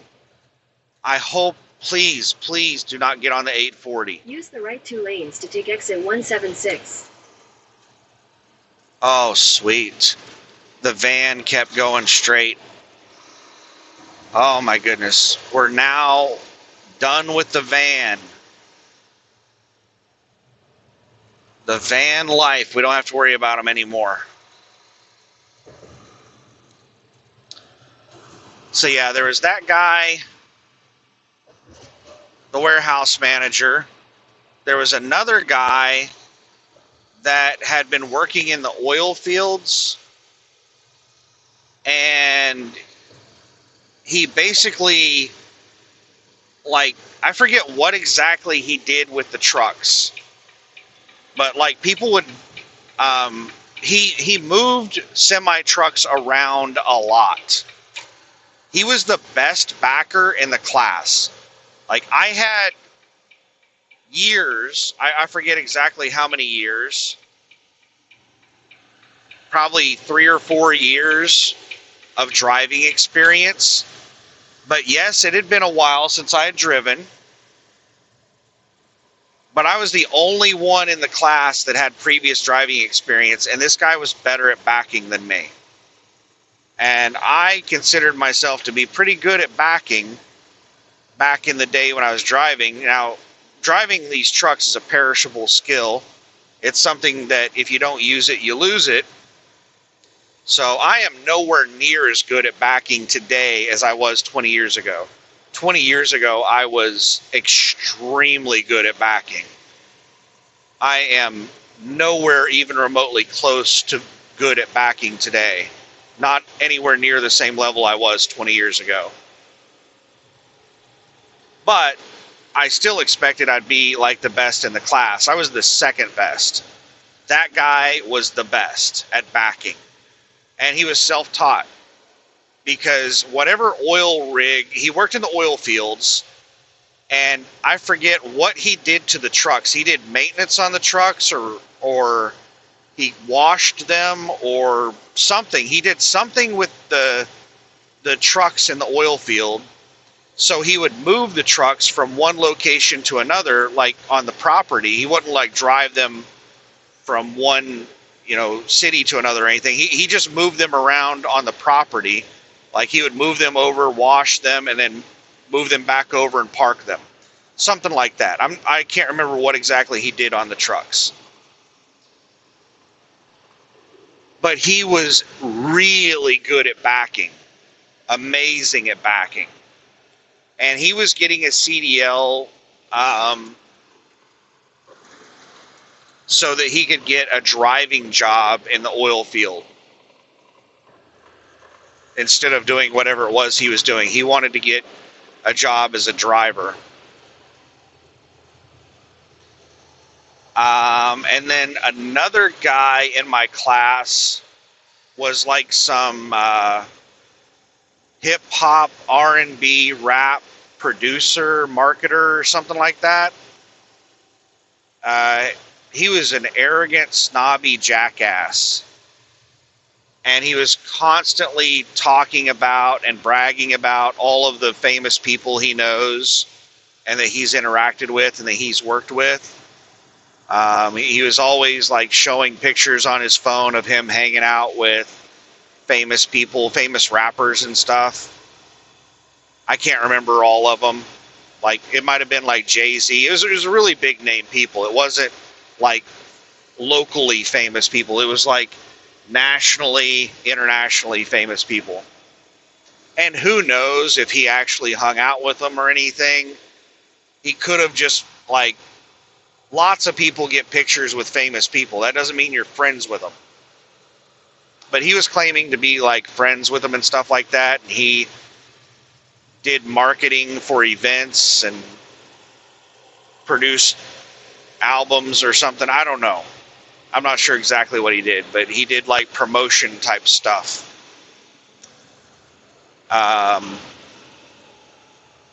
But he said that he was getting his CDL because he wanted to start up a dump truck business. He was planning on buying dump trucks, and he was going to start out as like an owner-operator and then like create a fleet of dump trucks.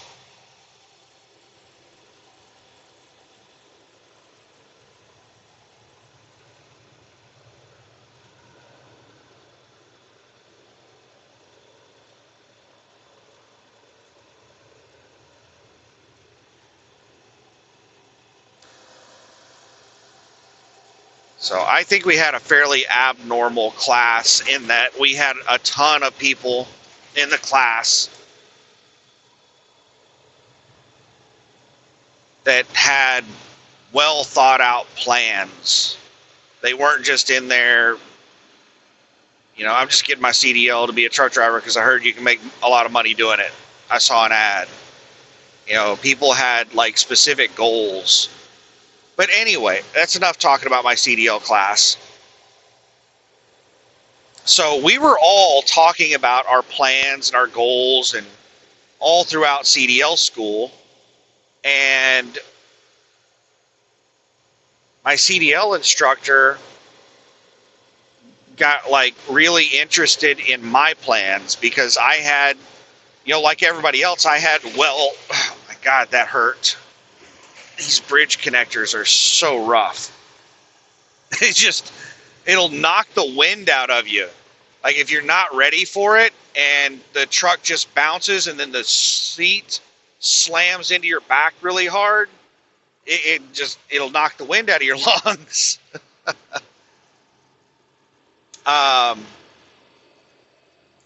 But, I'd been making my plan. I've been researching and planning for roughly 5 years by the time I went to CDL school. So I had like a plan. I had a plan when I came in there.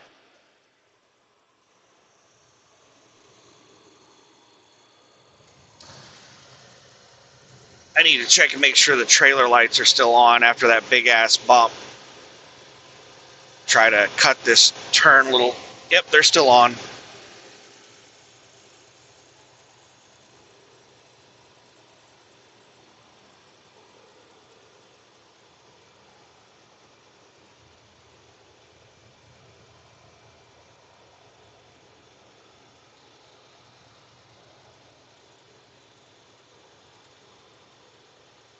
So one of the instructors was bragging about how when he used to be a driver, he drove team with his wife, and they were owner operators, and they did a lot of military loads.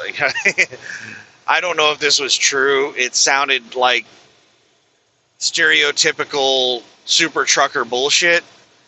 I was hauling military loads. He had all of the super trucker, like full super trucker stories. But yeah, I think he was a flatbed driver, hauling a lot of military loads, aircraft engines and stuff like that, and just swimming in money.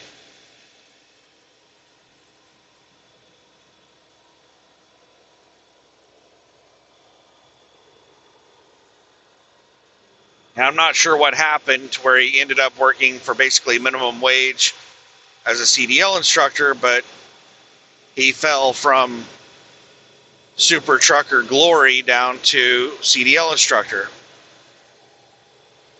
I don't know, maybe CDL instructor is like the pinnacle of super truckers. Who knows? But anyway, I was, talking with the guy about my plans and, manage. Just a second here. I see lights. Hey, is there a cop parked under the... Oh, no. The road turns, and those are tail lights of a car. I thought it was somebody on the shoulder or somebody in the median. But no, the road turns. Those were tail lights of cars way down the road.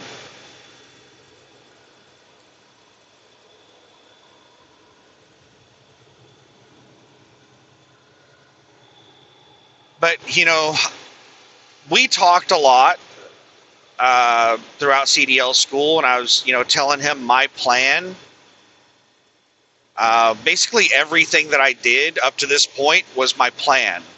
My plan was to get my CDL, get on USA Truck as a company driver, go through training at, USA Truck for 1 month, and then spend 3 months as a solo driver, and then buy my own truck, become an owner-operator with USA Truck, and then as soon as I hit my 1 year experience, apply at Landstar, get on at Landstar. That was my plan, and that's what happened. And I was explaining the numbers to him on why I was doing what I was doing and, all that stuff. And I guess he just cherry-picked information and heard what he wanted to hear. And all he heard was, you can make a lot of money as an owner-operator. But what I was actually telling him was that I had a plan to manage my expenses and maximize my revenue. So keep my expenses low and my revenue high and maximize profitability. And all he heard was money. He didn't hear anything that I said. He just heard how much money I was expecting to make.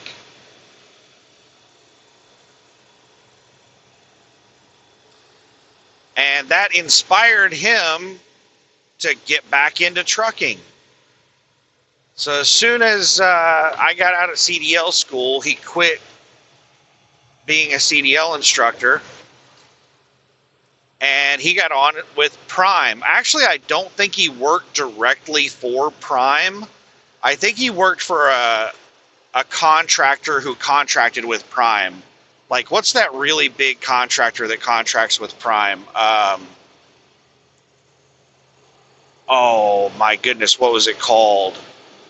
I think Trucker Jukebox drove for them. One of the YouTube channels that I used to follow. He doesn't post videos very often anymore. I'm still subscribed to him, but I hardly ever. All right, we're going to check the trailer through this turn, make sure the lights are still on.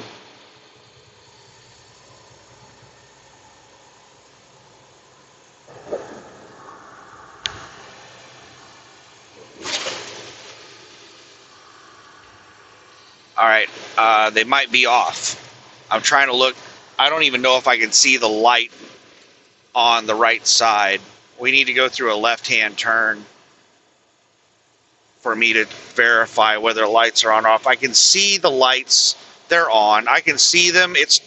There's no headlights behind me, so I can actually see the lights on the ground, so I can tell that they're on. But anyway, Riverside Transport or something like that. I can't remember. But he worked for some subcontractor of Prime Incorporated.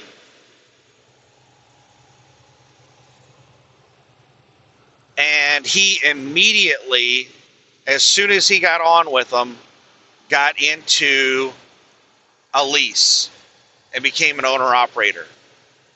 He got into a normal lease, and he saved up enough money to get into a lease purchase, which is really expensive.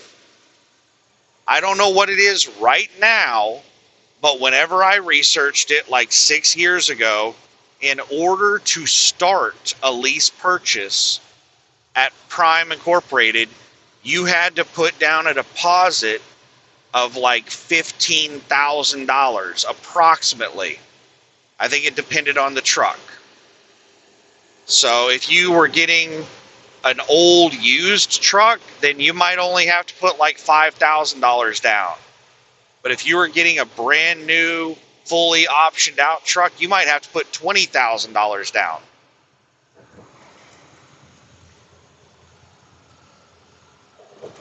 Ugh.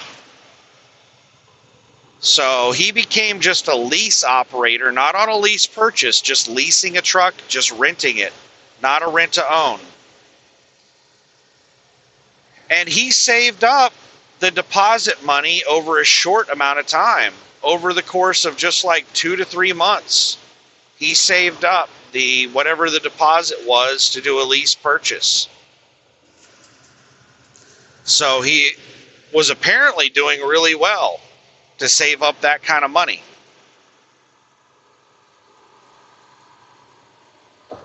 And he went out and got the most expensive Kenworth that he possibly could. He got a brand new, on his lease purchase, he got a brand new Kenworth and selected every option.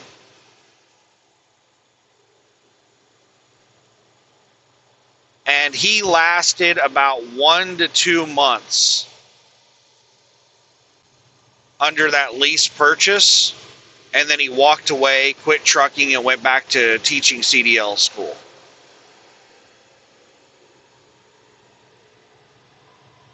And he told me that his weekly expenses were just shy of $2,000. His weekly fixed costs, not all of his expenses, just his fixed costs. So not including variable costs like fuel. So his truck payment, insurance, his ELD subscriptions, bookkeeping, tax services, all of that stuff. His weekly fixed costs were $1,900 something.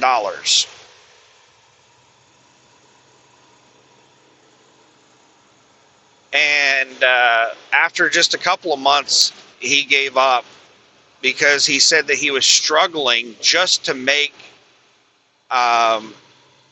become profitable. Like, he said that he would be in the hole all week until like the very last day of the week he might make a little bit of money. Because once you add in fuel cost, I mean, you're talking about an incredible amount of weekly costs, weekly expenses.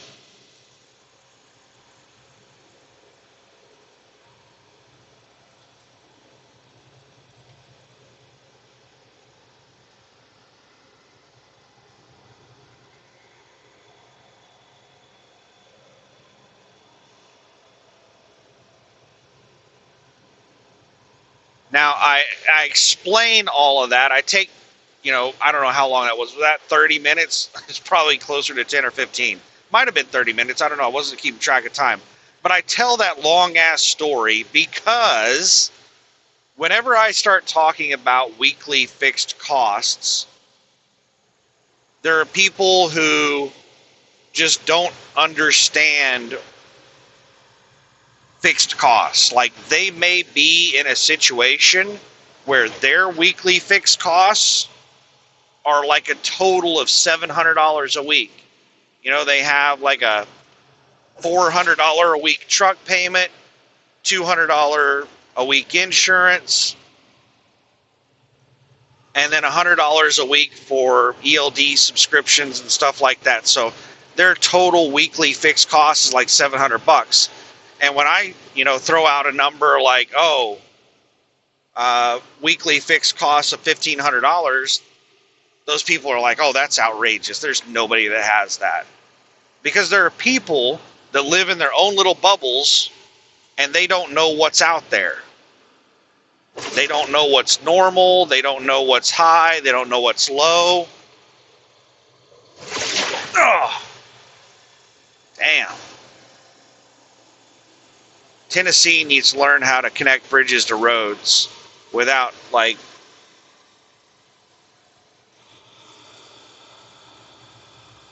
messing up my spine. Let's dig out the tropical punch. I haven't taken a single sip off of it since I left the way station. Still got a full bottle of tropical punch, and I've only got 84 miles to go.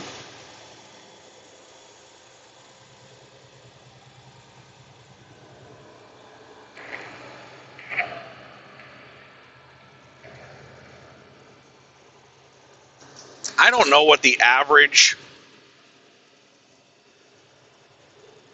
what's this sign say? Truck advisory, consider alternate route south. Oh, it's this exit right here that we're coming up on. There's an advisory advising that you find an alternate route.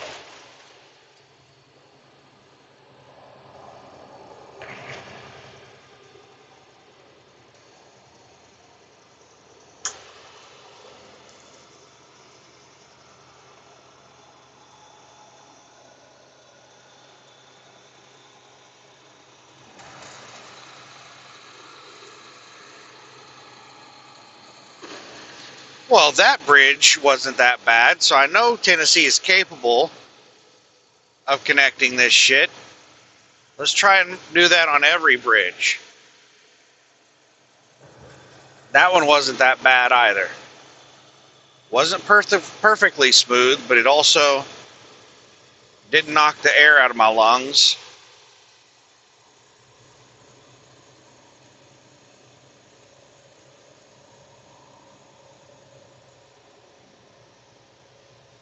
So yeah, I don't know what average expenses are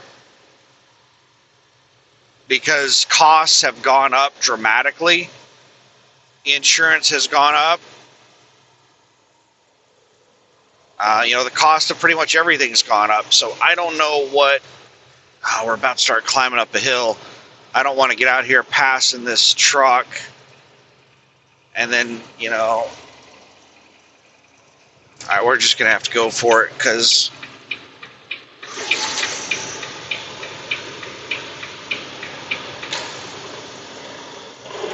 I also don't want to sit behind them going slow. We'll figure it out.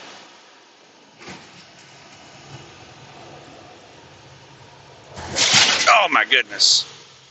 Rough bridge. Another bridge. Ugh. Another bridge connector. Damn. Just bridge connector after bridge connector. Just trying to reset my back or something.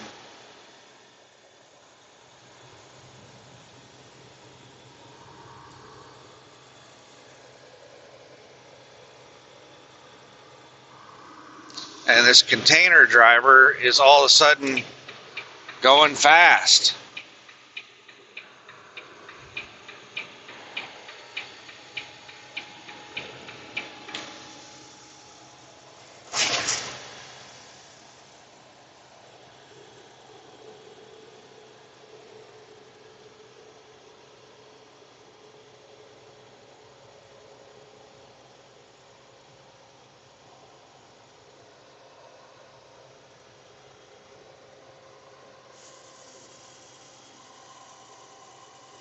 All right, we're going up a pretty steep grade. And the container driver looks to be out pulling me on the grade ever so slightly. And I'm in economy mode.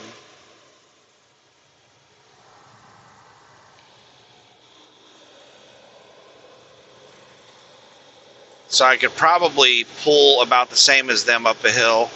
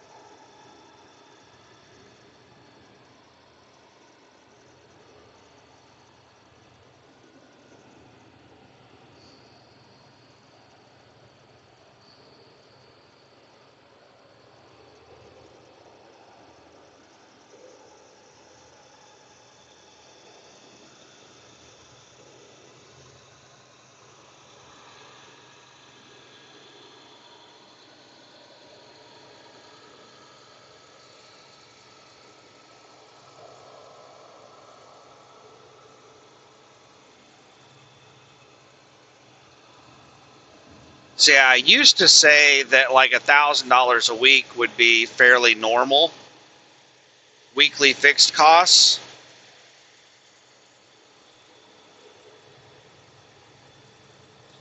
But I think that's probably a little low these days.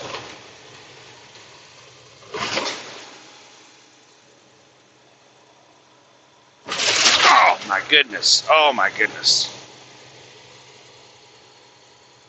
For like a brand new truck, somebody that had a brand new truck, I think like around 6 years ago, average weekly fixed costs were probably around $1,200 a week.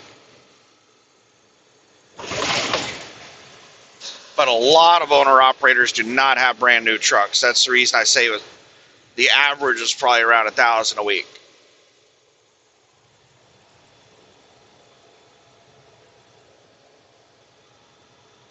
today, it's probably higher than that.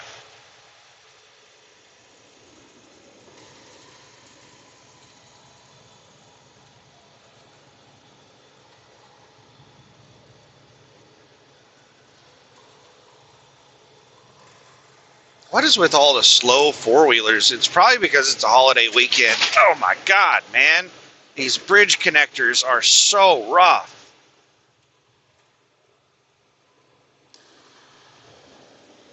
I think it's just a bunch of people who don't normally drive on the interstate that are commuting for the holiday weekend. I think that's the reason we have so damn many slow four-wheelers.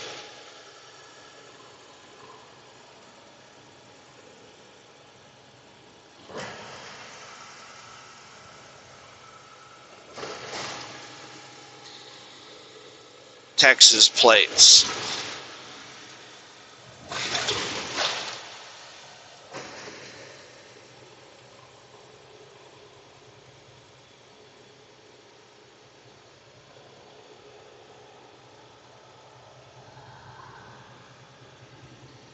All right, we're coming up on a split. Hopefully this four-wheeler goes a different direction than me.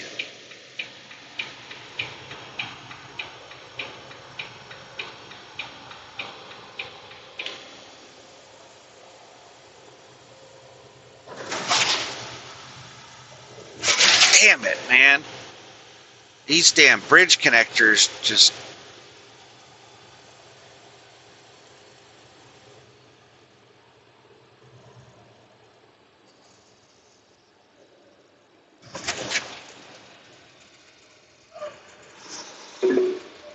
Slight right onto the I-65 South ramp. Oh, shit. Continue on I-65 South for 3 miles. My bad. I just jumped across a lane for an exit.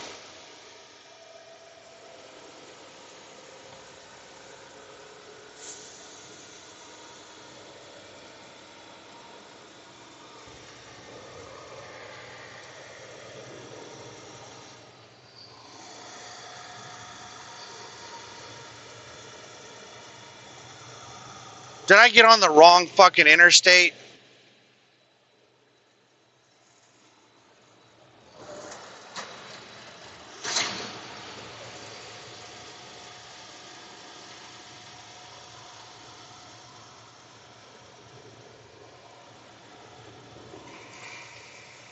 Damn it. Google's trying to route me to turn around.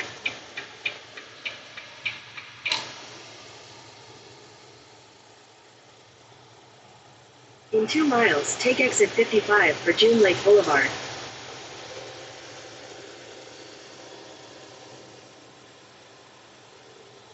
Yep, I got off on the wrong damn interstate. I was sitting here thinking about whatever in the hell I was talking about, not paying any damn attention to where I was going, and ended up taking the wrong exit at that interchange.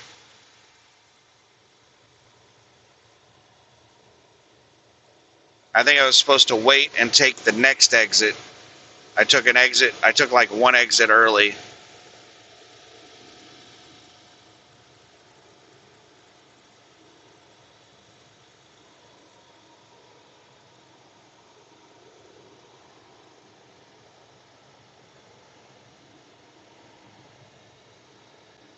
So this is going to be about probably a 10-minute detour.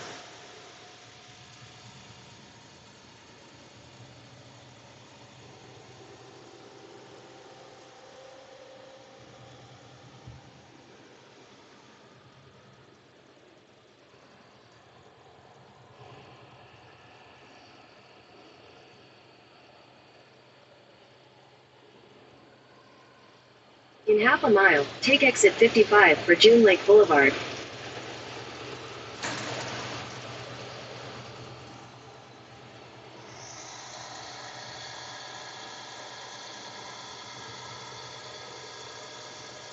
Looks like a double lane exit.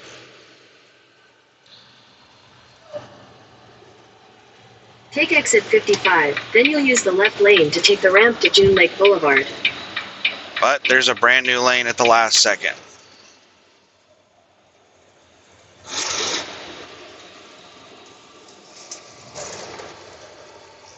Alright. So only this lane goes left. Use the left lane to take the ramp to June Lake Boulevard. Then you'll turn left onto the I-65 North ramp.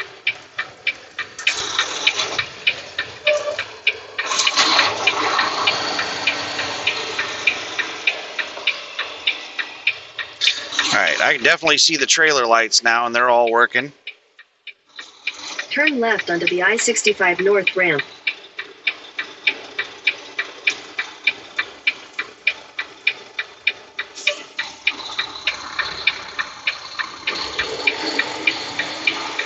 Alright, looks like a double left turn, so I need to swing out to the right.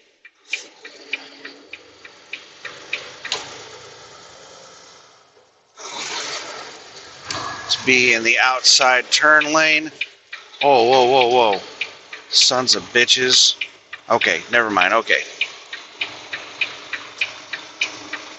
Looked like it was a single lane right here. I-65 North for 3 miles. And it looked like that other lane went straight. Some very poor signage.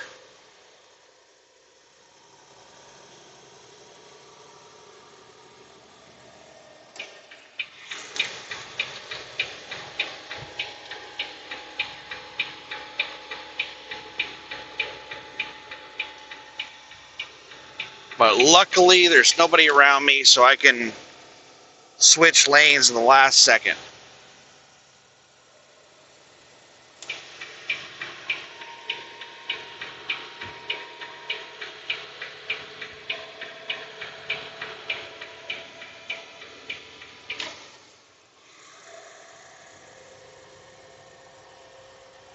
Somebody on the shoulder. All right, 2.5 miles. I get back onto 840, Interstate 840.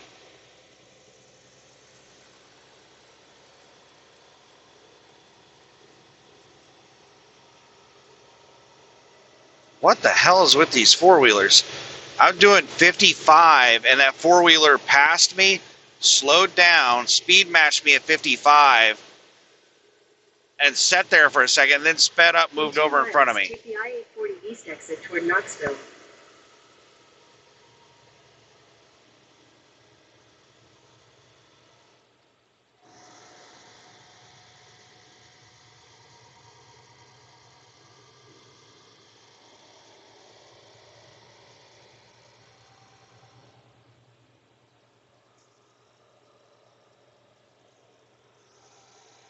One and a half miles.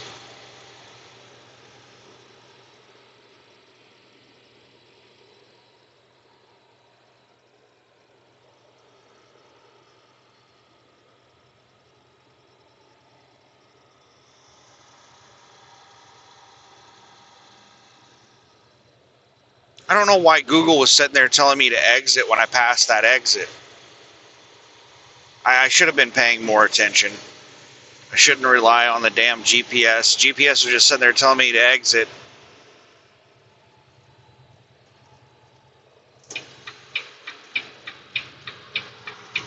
And I just listened to it instead of looking to see what was going on.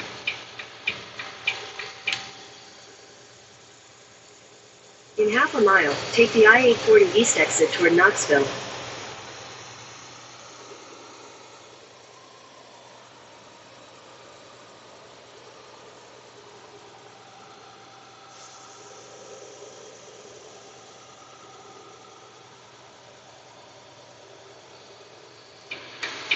Take the I-840 East exit. Then you'll take a slight right onto the I-840 East ramp to Knoxville, Murfreesboro.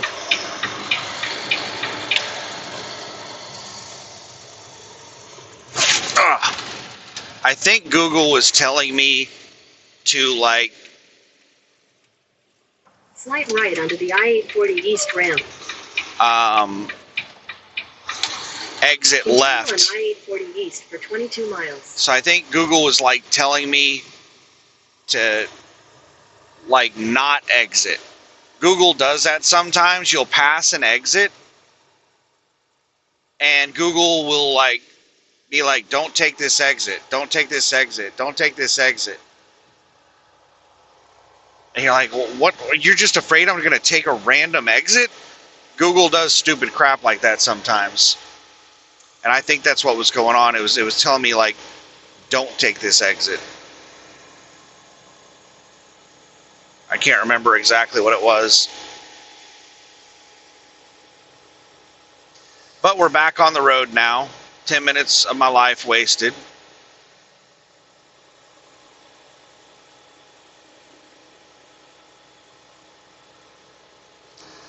That right there, what just happened, used to be extremely common 20 years ago. Right lane ends. Used to be extremely common. Back before everybody had GPS, extremely common to like take the wrong exit. And then you'd have to figure out how to get turned around and back to the interstate you're supposed to be on and stuff like that.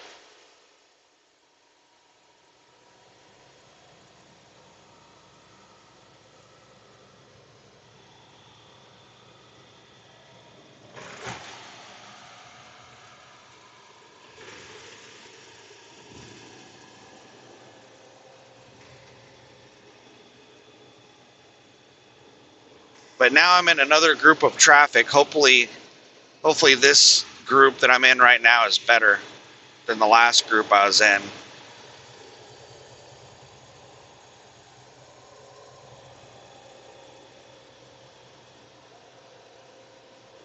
I got 20 miles until Interstate 24.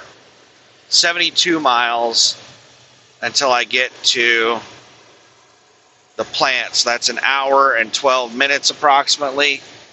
And I have 2 hours and 45 minutes left on my clock.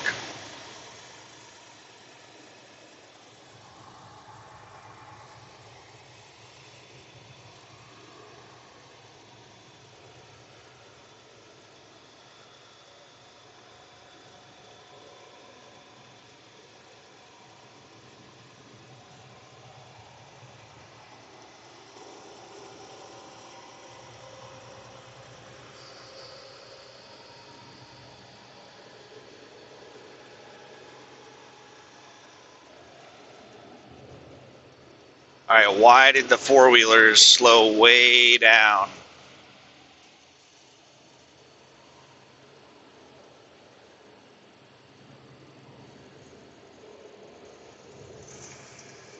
These four-wheelers flew by me a minute ago, and now they're slamming on their brakes. Please exit. All right, that one exited. Is this one exiting too? Nope.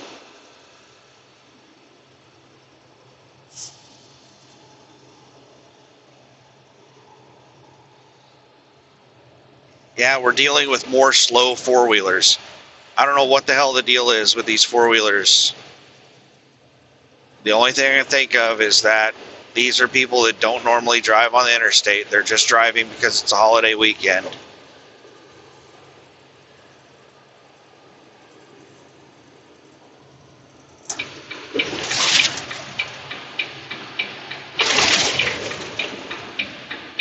They've already sped up. As soon as I got out in the left lane, they floored it.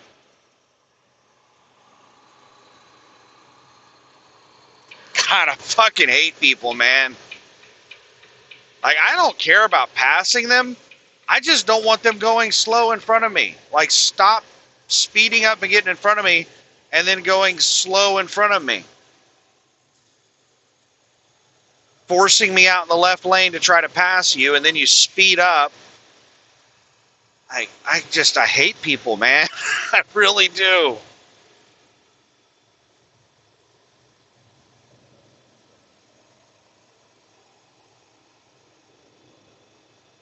I slowed down to 59 going up this hill, and I'm going roughly the same speed as that car in front of me. They've already slowed down from like 85 miles an hour. back down to like 60. Now I'm flying up on them again.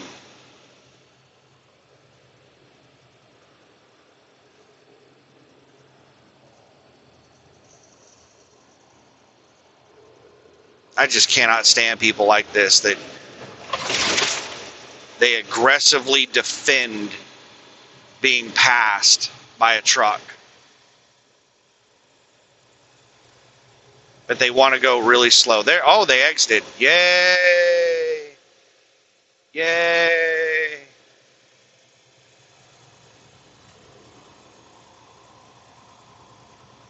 All right, now let's see what this pickup does. It's going really slow. Let's see what it does when I try to pass it. I want to take bets. It's been going pretty slow for a while. I don't think it's going to speed up on me. It actually seems like it slowed down a little bit.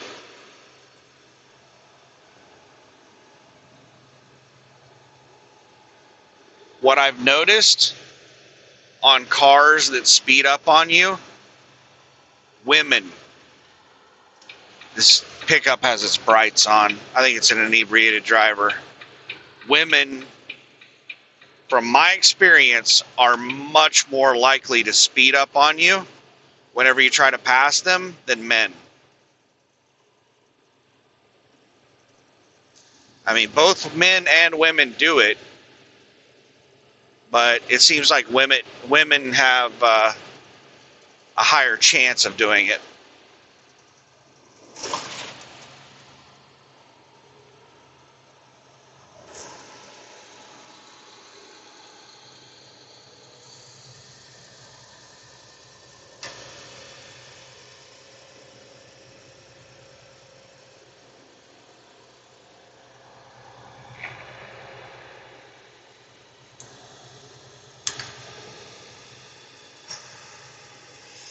Ugh.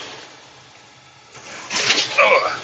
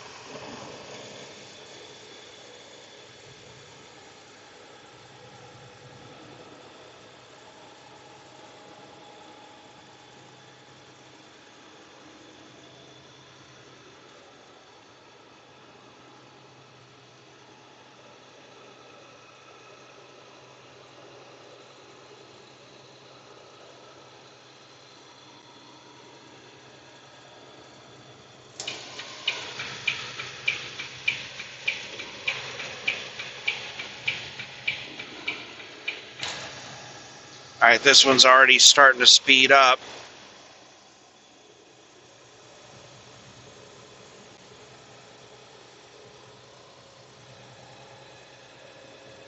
And now I'm slowing down going up the hill.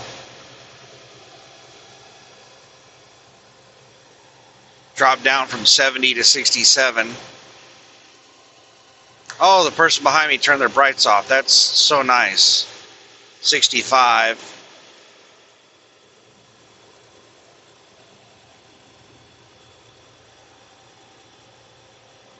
So it seems like they're slowing down to try to help me to pass.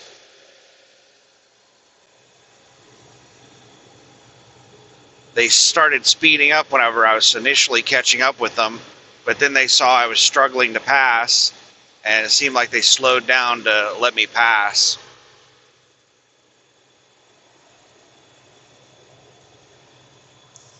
Got up to 70, now I'm dropping back down to 69. I'm past them right now, but only about 100 feet.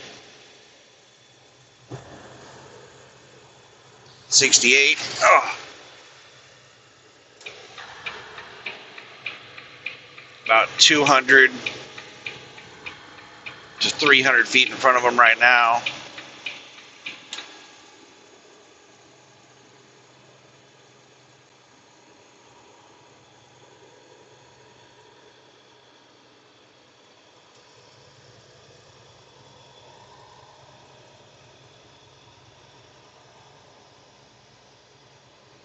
Yeah, I'm really torn on this run, this dedicated account, because like I've done some numbers in my head to where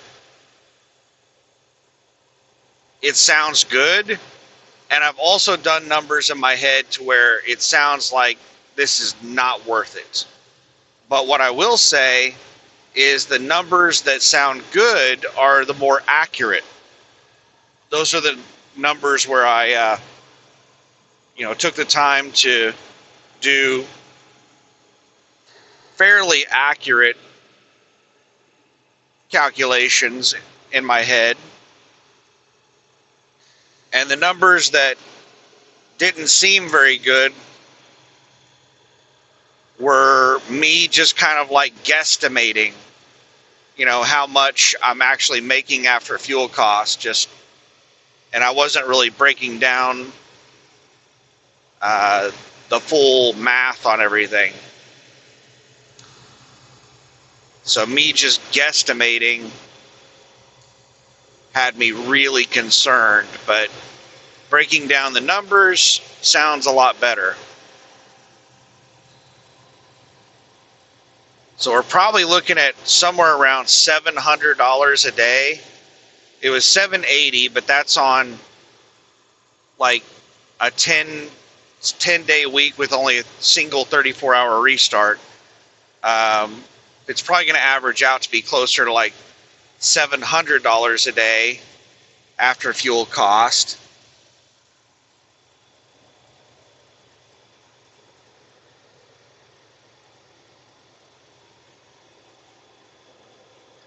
That's really high. That's, $4,900 a week.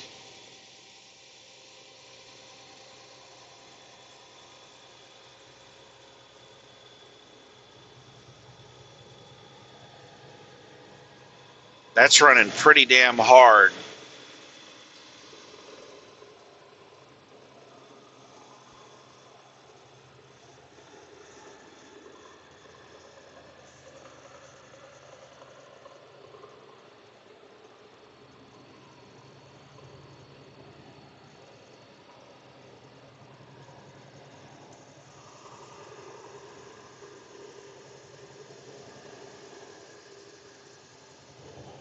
All right, we're going down a fairly steep grade. I want to coast to save fuel, but at the same time, I don't want to go 150 miles an hour down a hill. I got up to 76.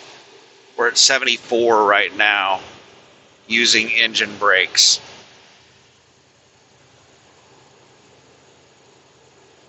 $73 with level 2 engine brakes, 72. All right, let's turn the engine brakes off and just coast.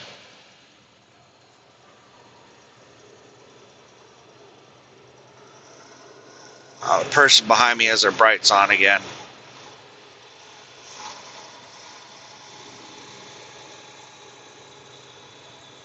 Oh, they just turned them off.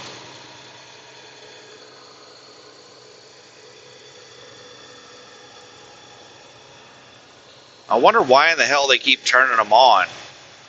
Because there's just a constant flow of traffic. No one should be running their brights in this type of traffic.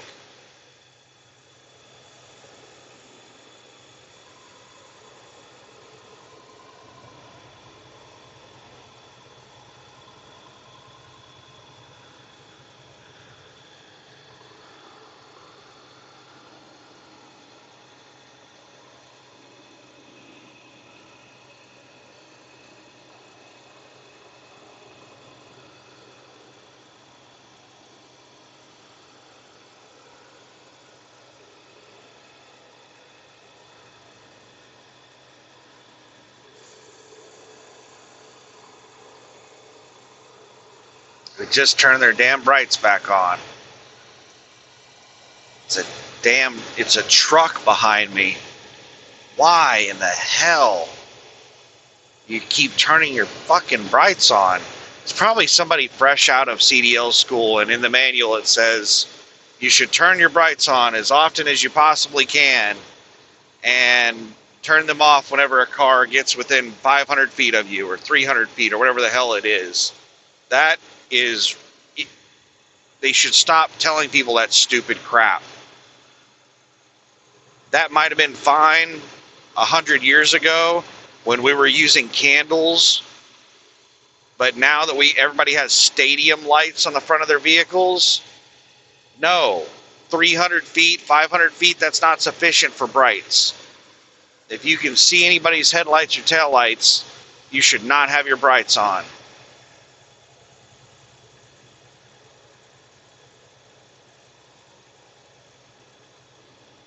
I don't care if somebody's 20 miles away. I remember down on Interstate 8. Oh my God, this asshole just turned them right back off. Down on Interstate 8, there are sections of road where you can see for like 10, 20 miles. Just straight road for 10, 20 miles. And there can be somebody 20 miles away with their damn high beams on, and it makes it hard for me to see because I'm just driving straight into these bright ass lights. So I turned my high beams on like 10 miles away. And then, they see what they're doing to me and they turn theirs off.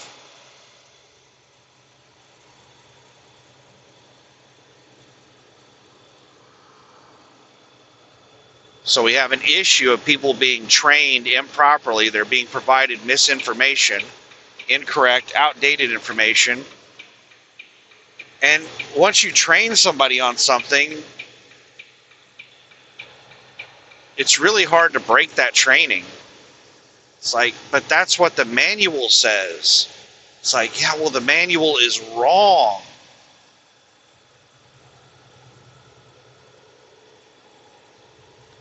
In 2 miles, take exit 53A for I-24 East toward Chattanooga.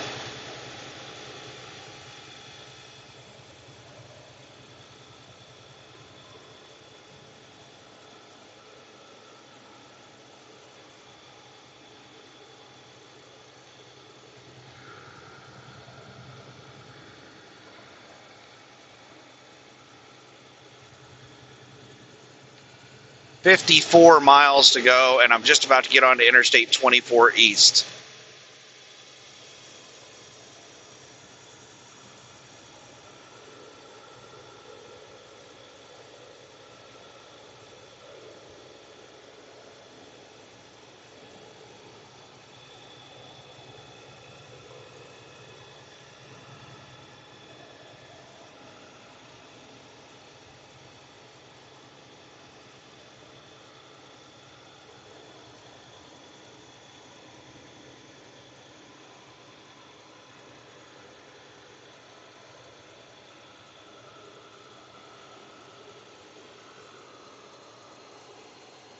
In half a mile, take exit 53A for I-24 East toward Chattanooga.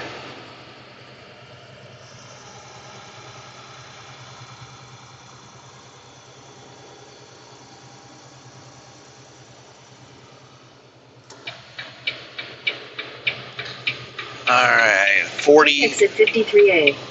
40 mile per hour exit.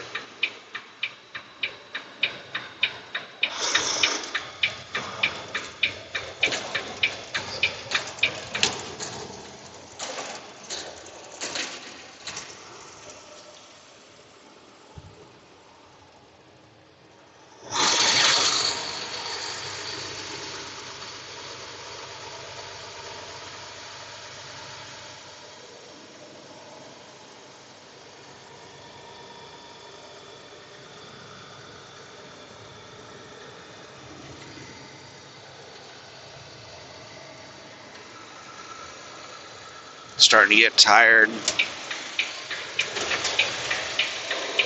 So yeah, I don't think I'm gonna try to drive out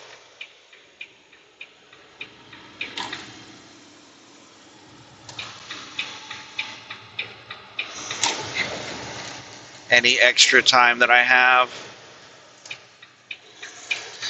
Alright, I'm gonna have to move over like 15 fucking lanes.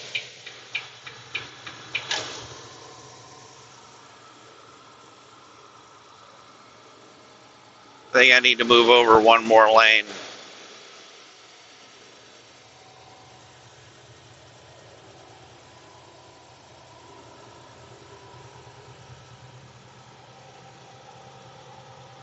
Stay in your lane, bro. Trying to wait, he just weaved at me again. I can tell when he's looking in his mirror, or she, because they come over toward my lane. Every time they look in their damn mirror, they're checking to see if they've cleared me.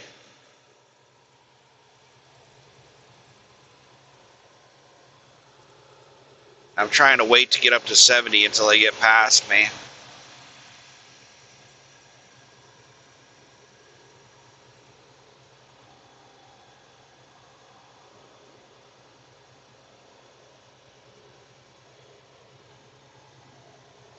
Alright, turning the cruise back on.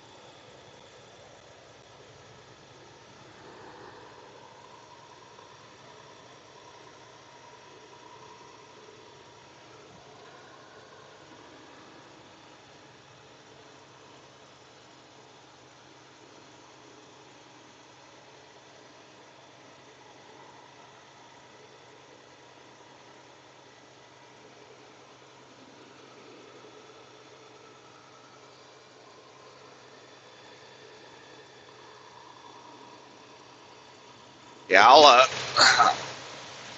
I'll put everything into a spreadsheet and get more accurate numbers whenever I take my next 34. Just a second here.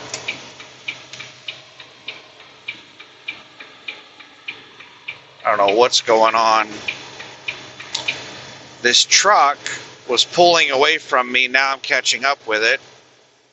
And the pickup started slowing down as well. All right, the pickup's exiting.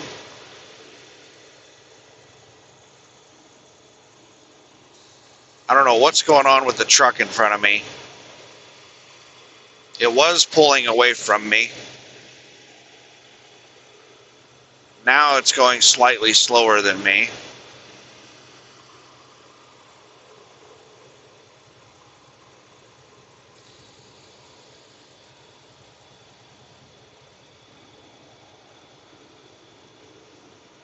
I think maybe it just doesn't know what in the hell it's doing.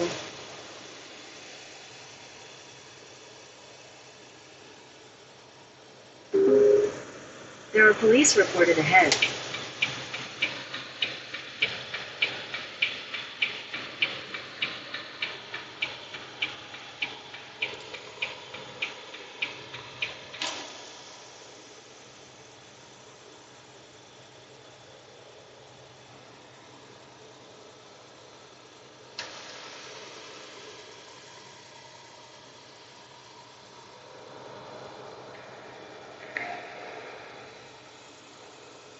got these damn signs up to say trucks use the right 2 lanes. The right 2 lanes just went exit only.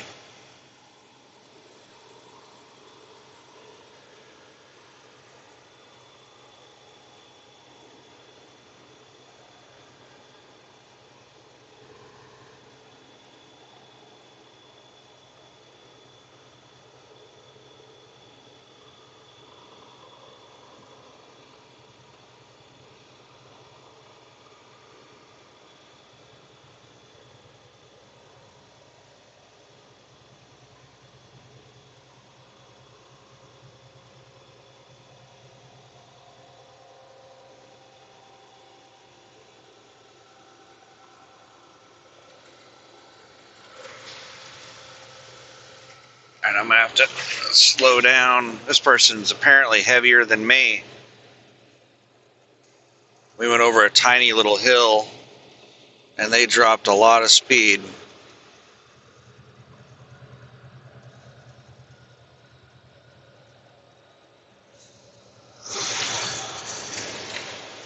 I'm hoping that they start to get comfortable here pretty soon, and they get up to speed and pull away from me again, because they were going faster than me, and then it seemed like they got uncomfortable and didn't really understand what was going on, and then now they're hitting their brakes. Why are they hitting their brakes? They're getting uncomfortable again. I think they have an exit coming up, and they're just not really sure what's going on.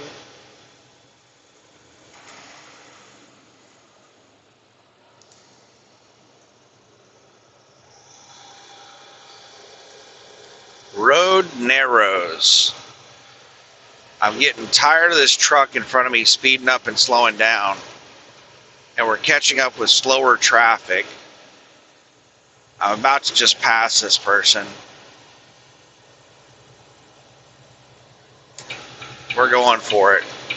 But this person seems like the type that they might just like follow me.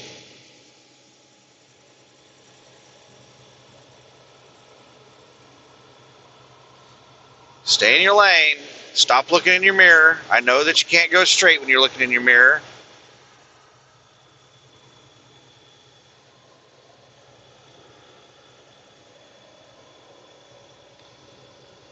DOT.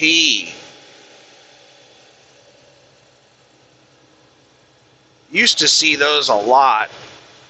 I think it might have been the area that I was running in. Maybe they operate a lot in there. But whenever I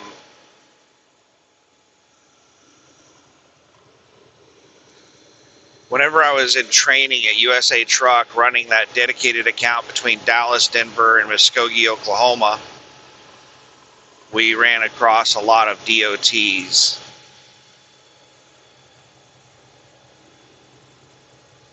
And I'm trying to remember if it was DOT or FFE. Why is this truck hitting its brakes?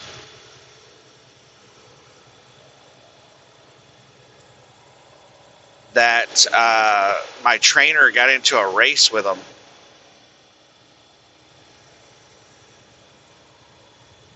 I think it was DOT.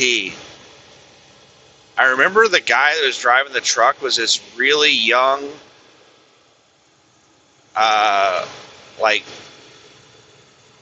not fat, but slightly chubby, blonde kid. He had like stringy, straight, thin blonde hair and glasses.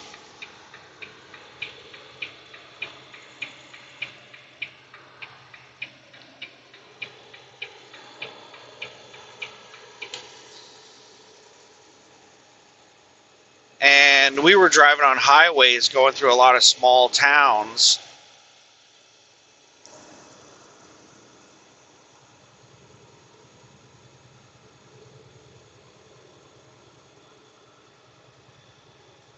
And DOT, FFE, whichever one it was, they were a little bit slower than us. We were governed at 65, and they were governed at like 64 or something like that, or the low end of 65.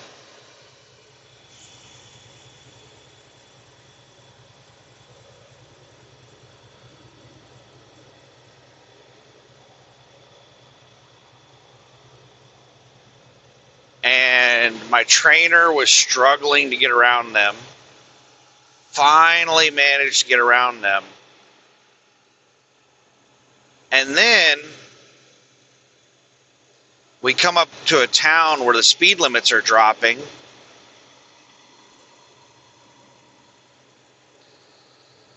This looks like it might be a carbon black trailer.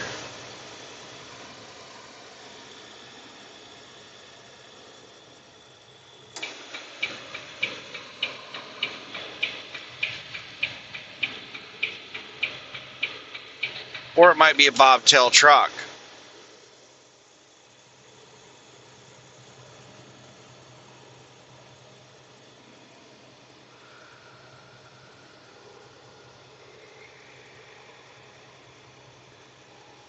Amazon. Amazon branded truck. You don't see many of those.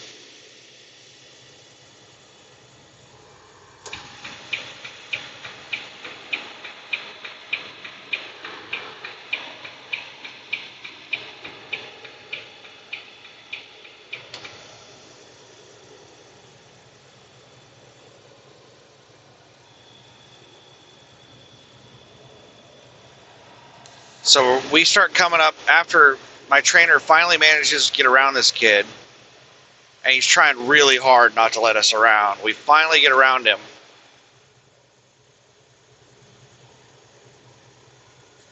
And we come up into this town where the speed limits are dropping, and my trainer can see FFE or DOT, whatever it is not slowing down. And they're getting out into the other lane to pass. So my trainer is avoiding slowing down. So my trainer and the DOT, FFE, whatever it is, we'll just call him DOT from here on out.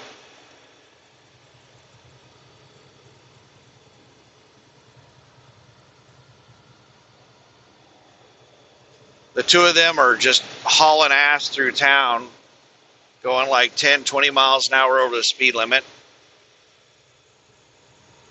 Finally, my trainer backs out of it.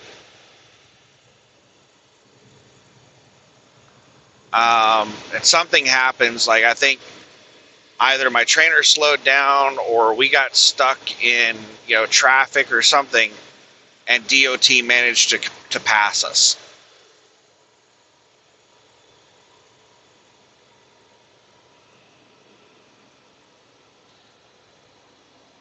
We got out of town, and then my trainer struggled and finally managed to get back around them again in between towns. And then we get to the next town. And this time, my trainer would not relent. DOT tried the same shit speeding through town, and my trainer would not slow down. He sped through town as well and blocked him from passing.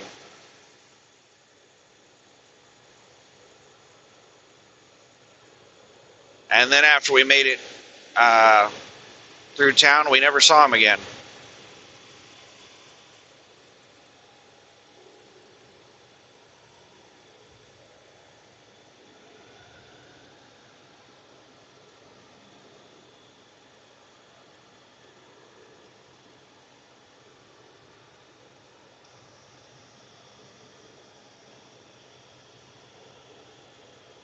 But people out here are very aggressive.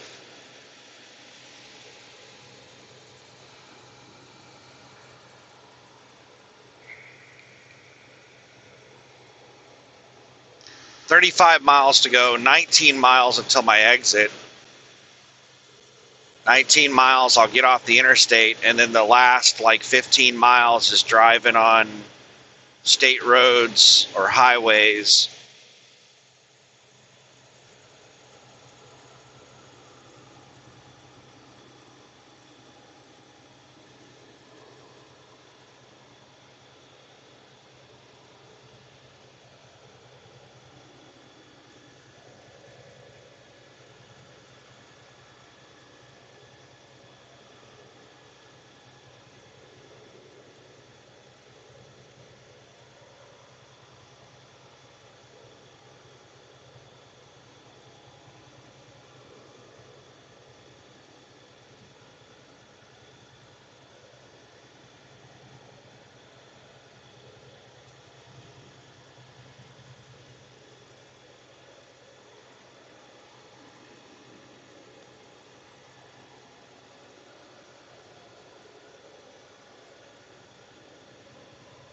And there's a lot of traffic for midnight.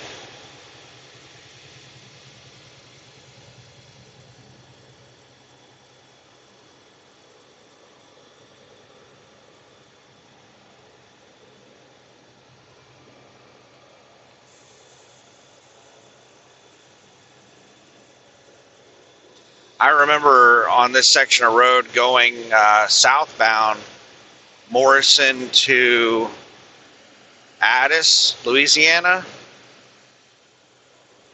This Interstate 24 was just incredibly thick traffic all the way to the Chattanooga split. And then all of a sudden traffic went down to almost nothing.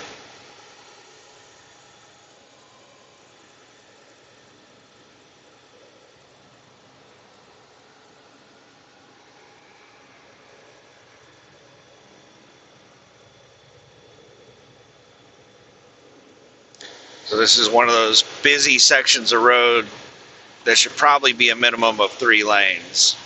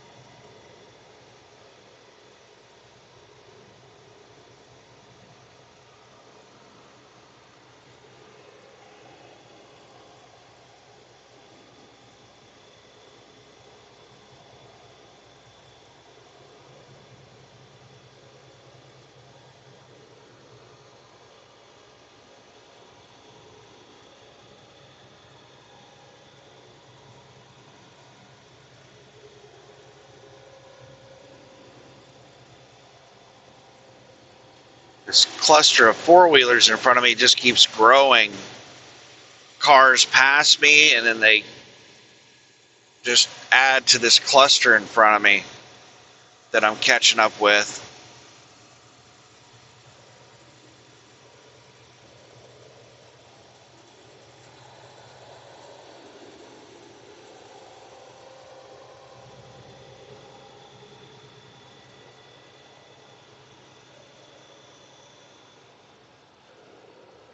Why are you hitting your brakes?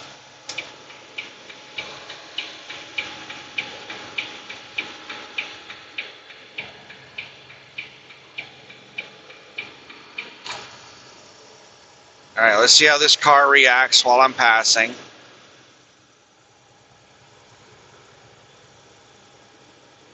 They're gonna speed up. So far, no.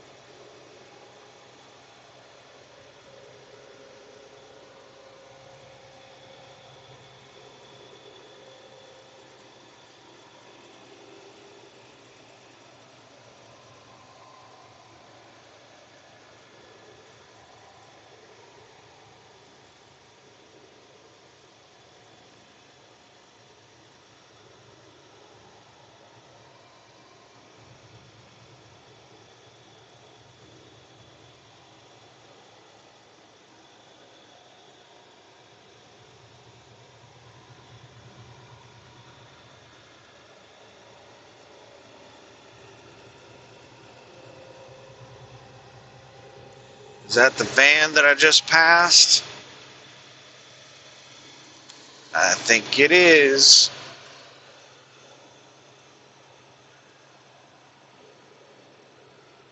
It's going a lot faster right now. I don't think that's it, actually. Because there's a four-wheeler back behind me that trucks are passing. And I flew past that van.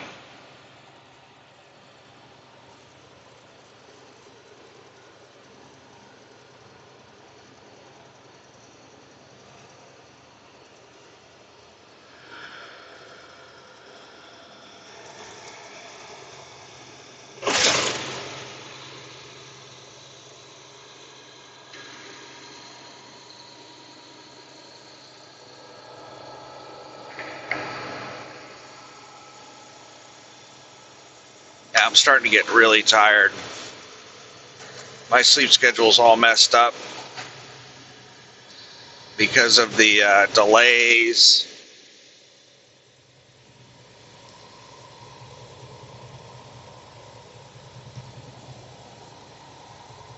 And the schedule changes and stuff like that.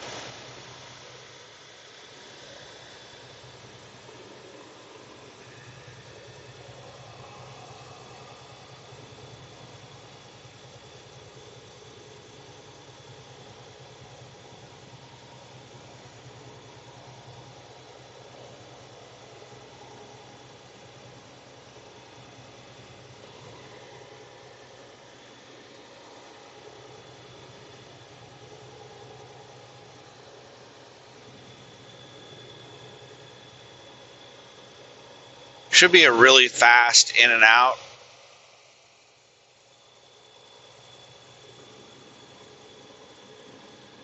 At this receiver.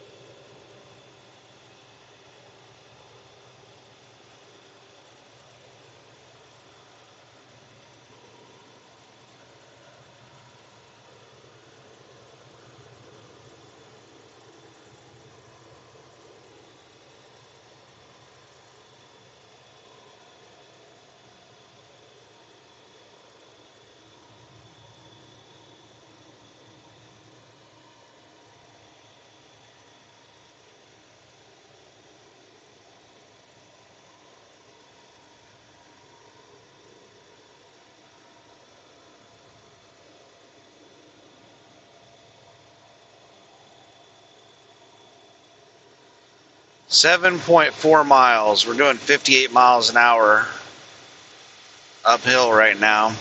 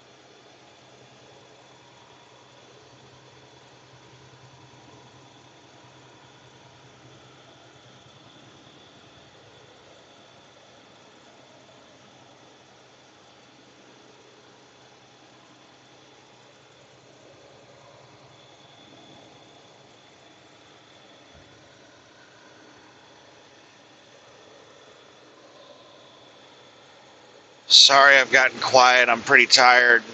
I'll get a second wind whenever I'm doing the drop and hook.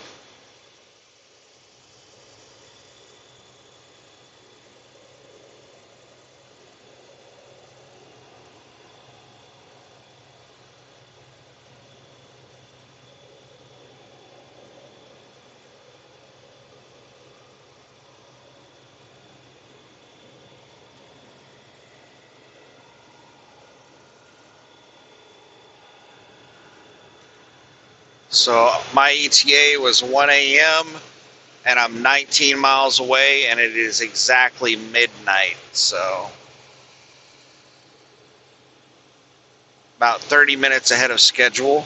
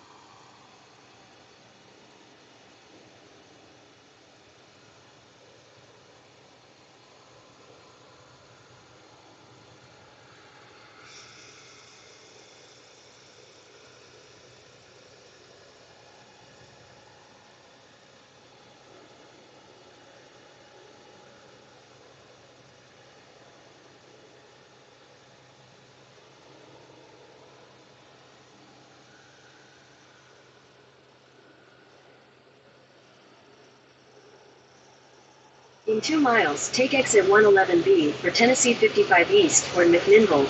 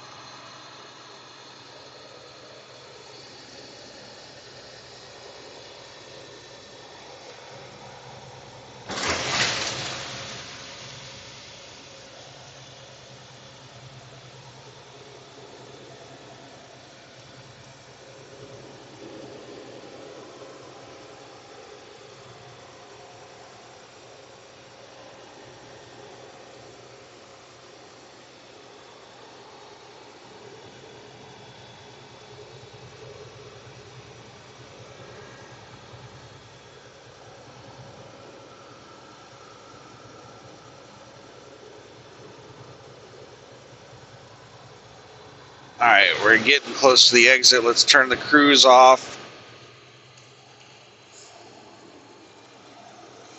In half a mile, take exit 111B for Tennessee 55 East toward McMinnville. It's 111A. We want B, and it looks like it's going to be a wraparound 20-mile-an-hour turn. So let's start slowing down. Take exit 111B, then merge onto Tennessee 55 East. Damn super trucker, get off my ass. Almost rear-ended me.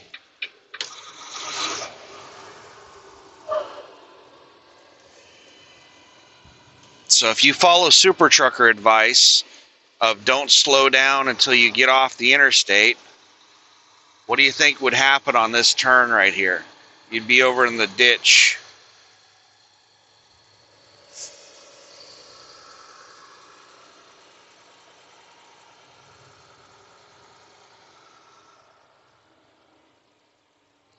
All right, got to yield, and looks like we're clear.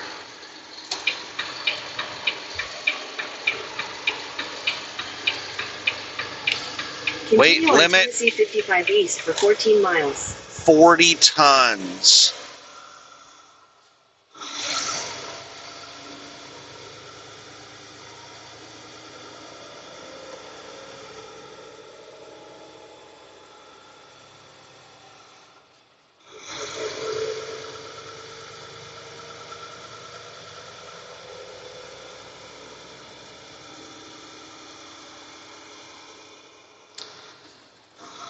2,000 pounds per ton, so weight limit's 80,000 pounds.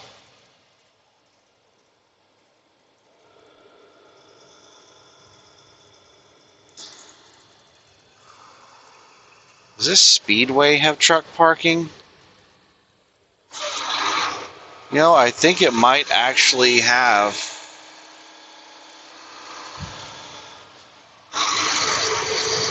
Maybe, I don't know. The trucks I see in there are just parked along the curb.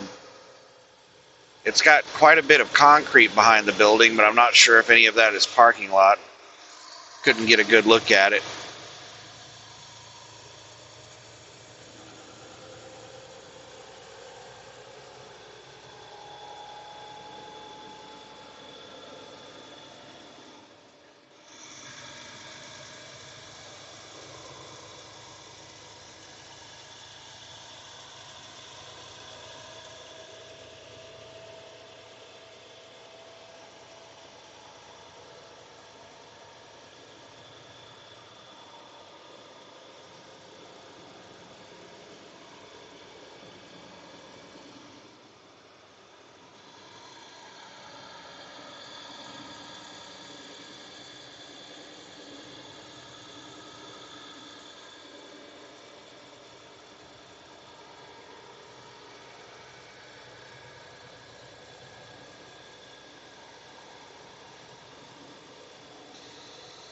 Yeah, there's a. When we get to Morrison, Tennessee, here in about 10 miles, there's a mom and pop convenience store truck stop right in the middle of town.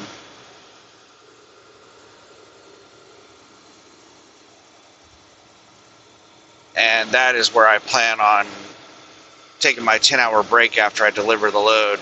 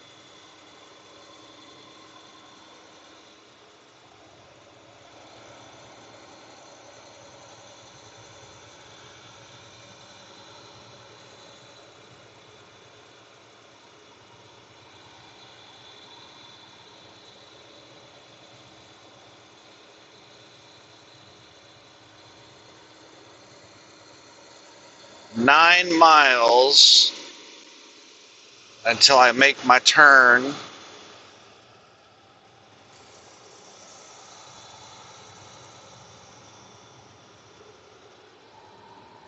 All right, so I've forgotten all the numbers I've done in my head, which is great, which is why it's great. Not that it's great, sorry. I'm trying to. Visibility is not that awesome. Speed limit is dropping out of 45, which is why it's great to do it on a spreadsheet, is I don't have to remember everything in my head. I can just reference that spreadsheet.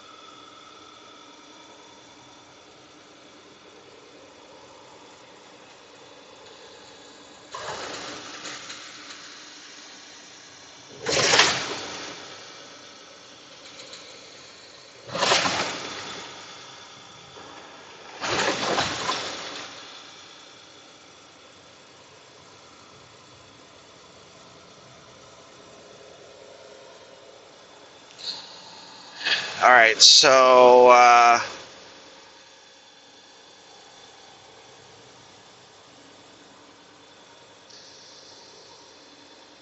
we were at 5,100.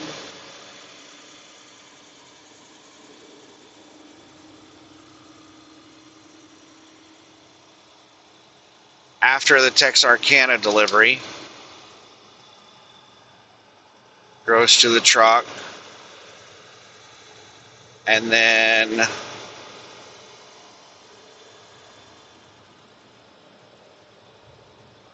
this load's 1,300, and then the next load should be 2,600.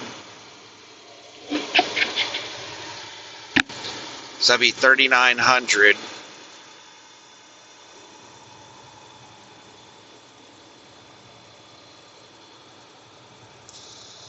So yeah, it should be $9,000 gross on my next settlement on Tuesday. I should have $9,000 deposited into my settlement on Tuesday.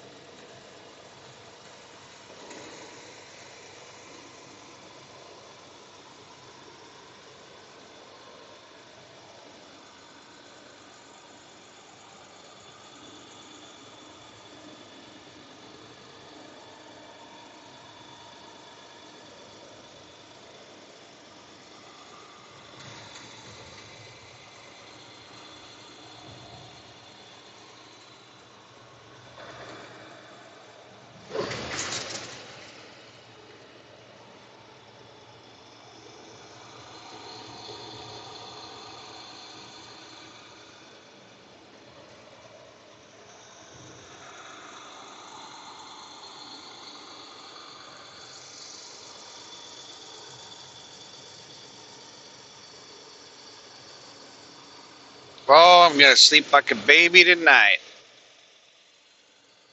Welcome to Morrison.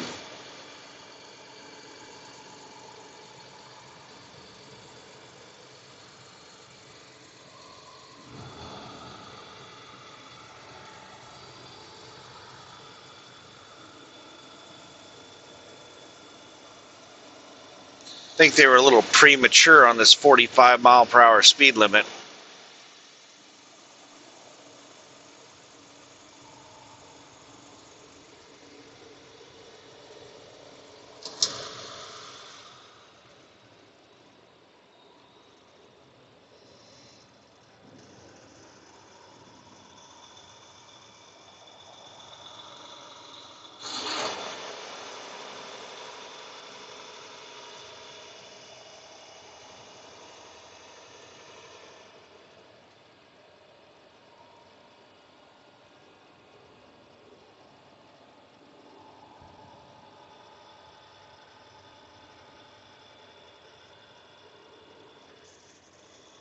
This is what it used to be like at night in pretty much every small town.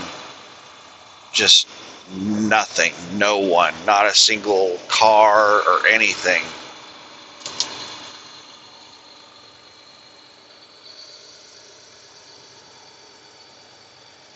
The small town I grew up in, there was only a couple of convenience stores that were open past like 10 p.m. There was one 24-hour convenience store, and that's where like almost everybody bought their alcohol. We called it the burrito shop because there wasn't a whole lot to do in the small town I grew up in. So one of our favorite pastimes was to just back road. We called it back roading. You know, it's a small town out in the middle of nowhere, and there was just tons of, you know, country roads, dirt roads, stuff like that. And me and my buddy that I worked with at McDonald's, whenever we would close the store, we would go fill up. We would go we would get like trash bags and double stack them. There's the little truck stop right there that we're passing to the right. You know, we would double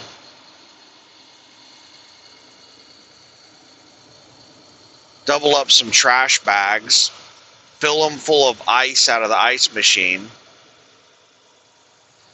go over to one of our buddies that was like some 50-year-old guy that was an alcoholic, and we would take him down to the burrito shop and have him buy us a 30-pack of Busch, which was some of the cheapest beer you could buy. A 30-pack of Busch was, I can't remember exactly how much it was. I want to say it was like $8 or $9 for a 30-pack of Busch. At the next light, turn left.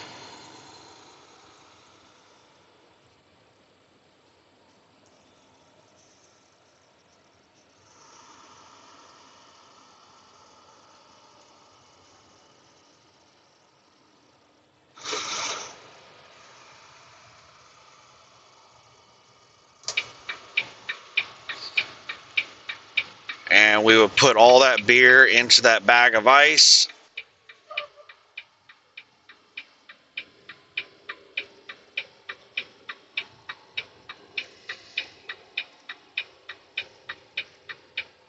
At the light, turn left onto Old Well Road.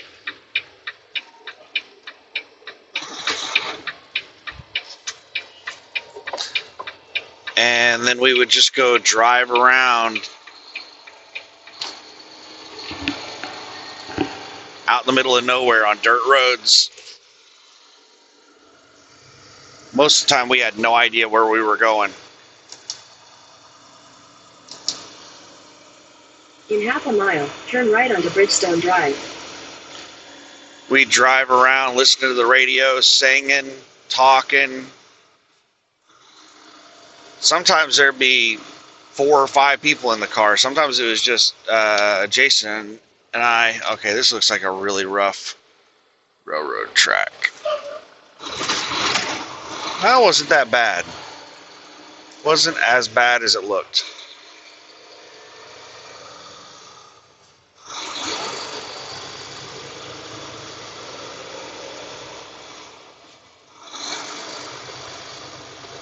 And we would typically drive around. We'd get off work at around midnight, and we'd end up driving around until like 4 or 5 o'clock, 6 o'clock in the morning.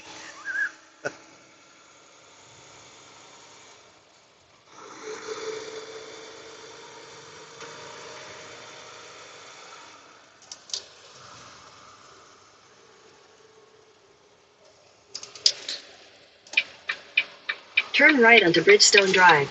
Then you will arrive at your destination. Alright, here's the entrance.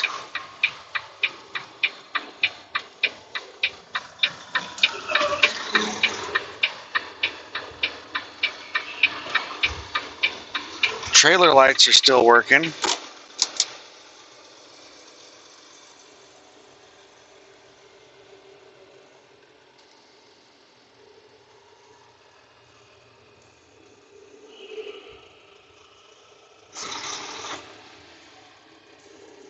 The hell is going on?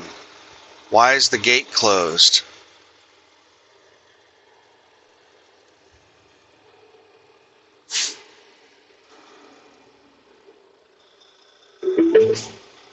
You have arrived.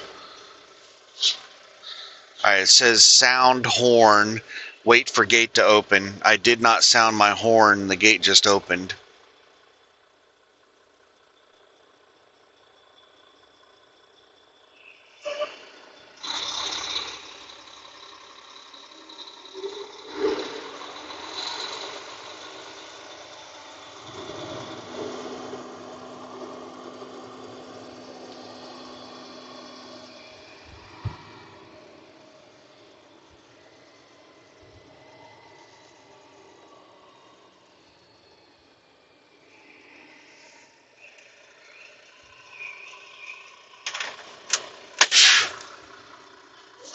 Alright.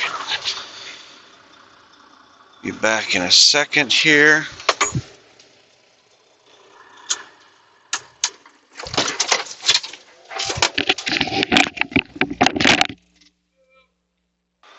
Alright, here we go.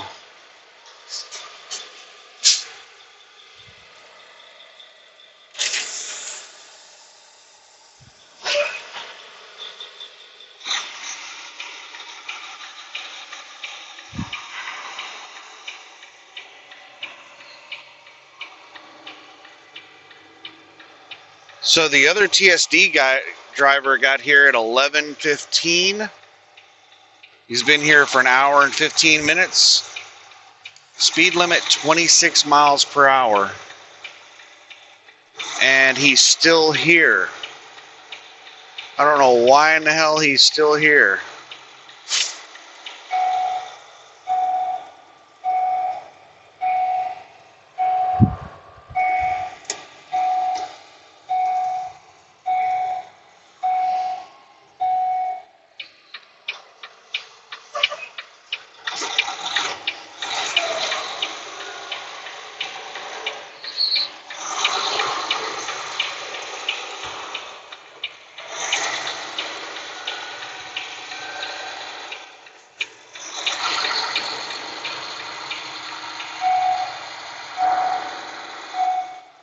There's a deer over to the right. There's one laying on the ground. There's another one trotting around.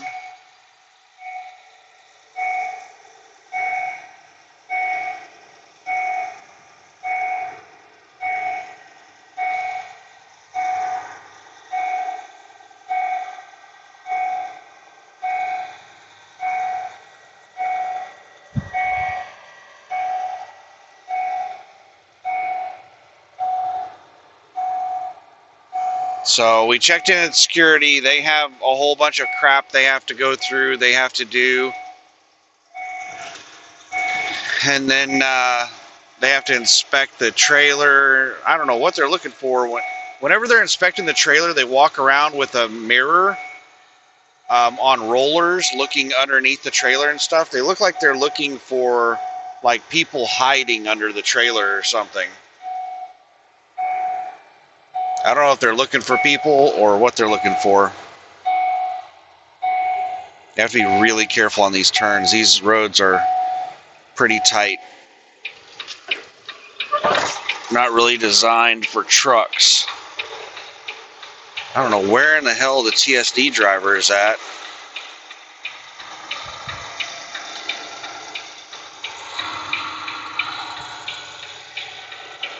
He must be over in the drop yard somewhere. He might have gone to sleep in the drop yard.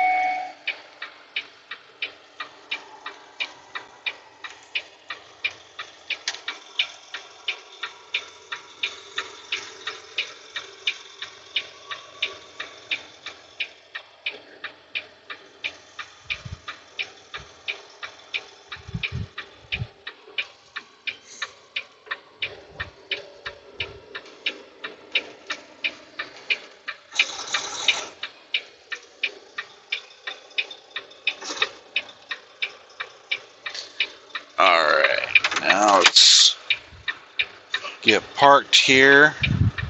And I'm going to go check in. I'll be back in a minute. Alright, he has no idea how many empties there are. It is not easy to tell if one of these trailers are empty, because they don't always put seals on them. So one way that you can tell that it's definitely loaded is if it has seals on it. But if it doesn't have seals on it, it may or may not be loaded. And then they say, you know, people say just slap the side of it.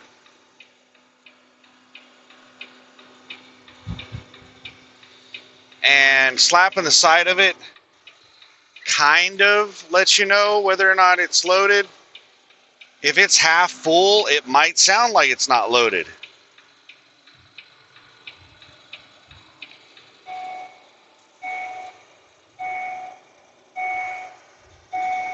I don't know where the TSD driver's at.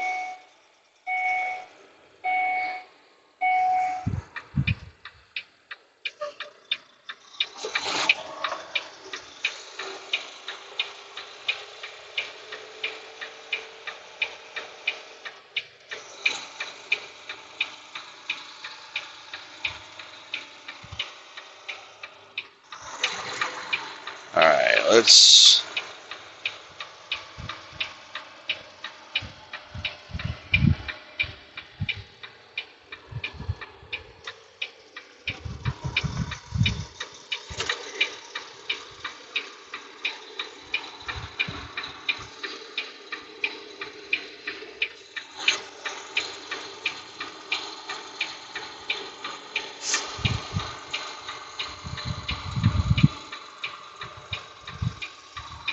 I can't... Oh, I see headlights down there. That must be the TSD driver.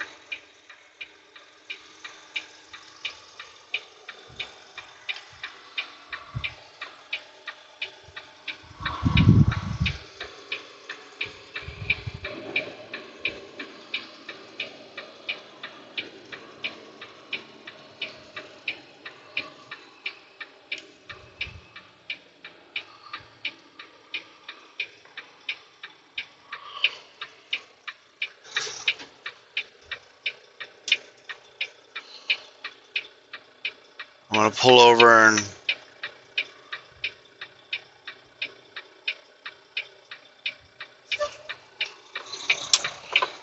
alright, they're out walking around, so I guess I'm going to, I'll drive by them. I was going to let them drive by me.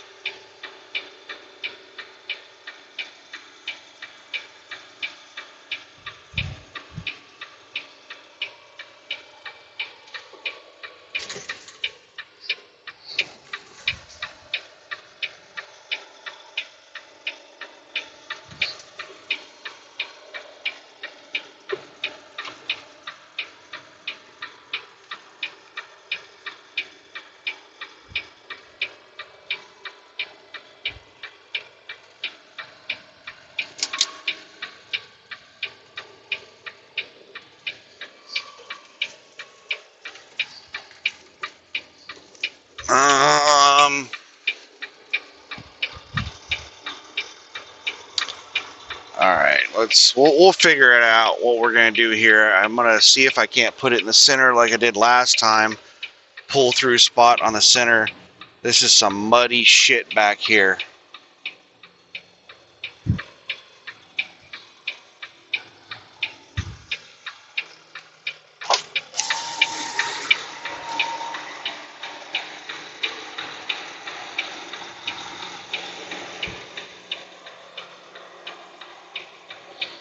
There's no place to put it in the center.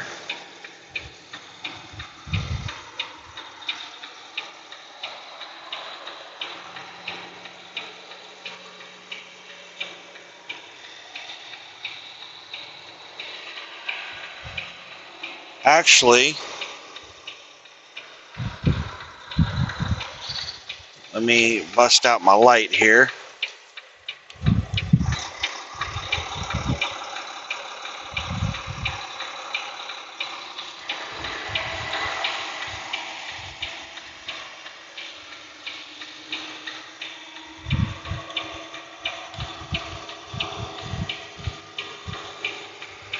I think maybe right there at the very end of the row.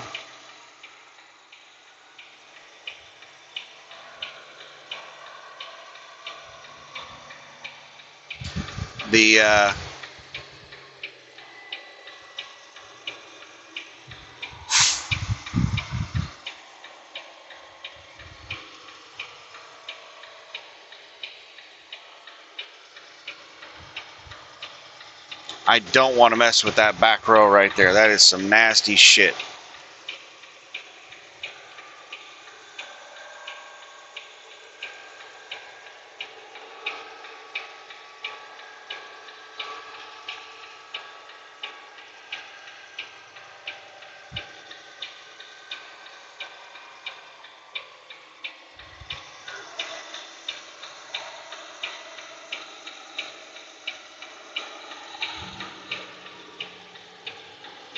Oh yeah, there's enough pad right here.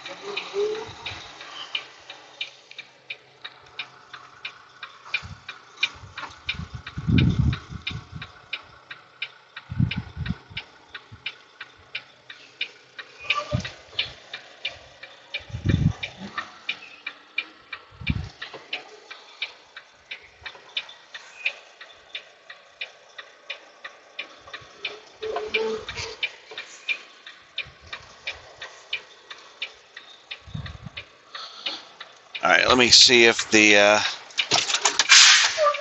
landing gear is on the pad. Looks like it is. Let me get my headlamp on.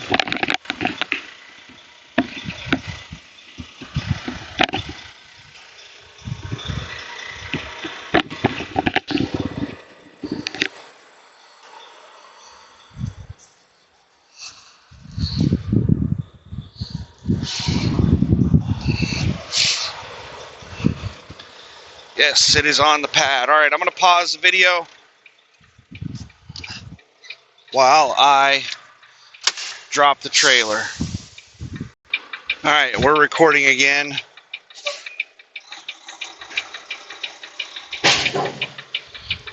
And there's only one empty here.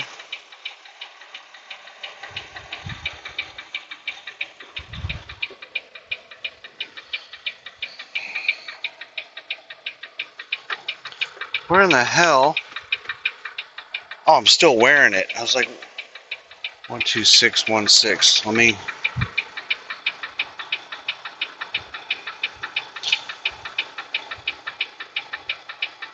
Let me write that down real quick or I'll forget it. 12616. There's only one empty here.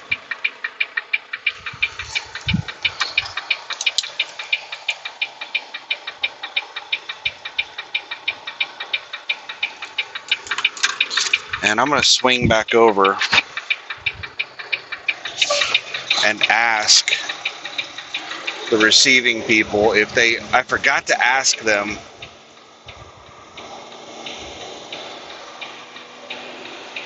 if they unload nights and weekends.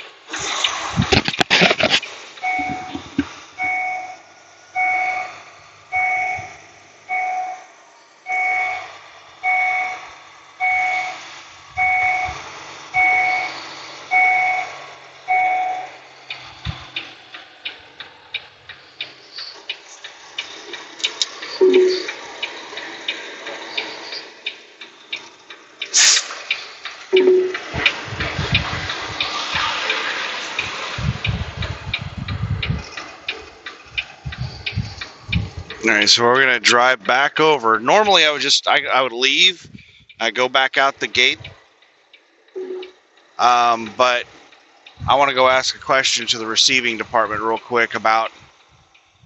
So we're gonna head back over here to receiving, just real fast. It pisses me off that I forgot to ask when I was over here a minute ago.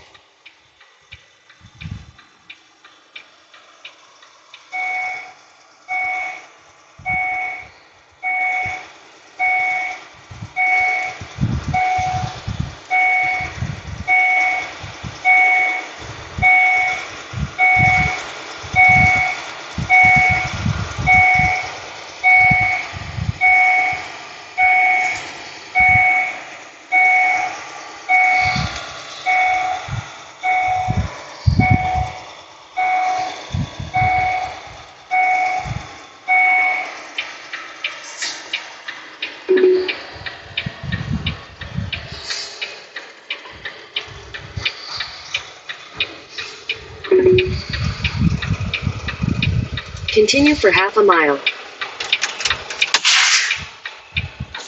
All right, I'll be back in a minute. All right, change of plans.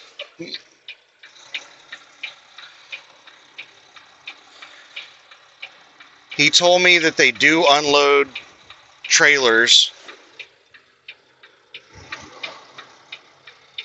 during the day, 7 days a week. Only day shift unloads trailers.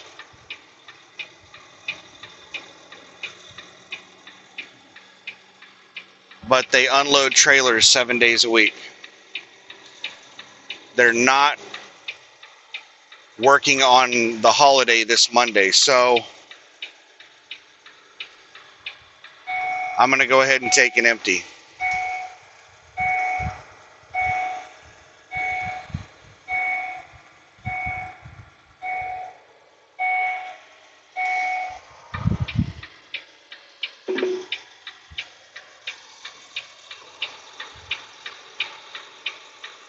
Head southwest, then turn right.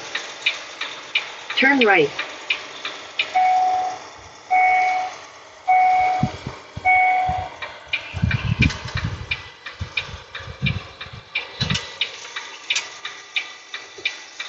Take your next left onto Henniger Road.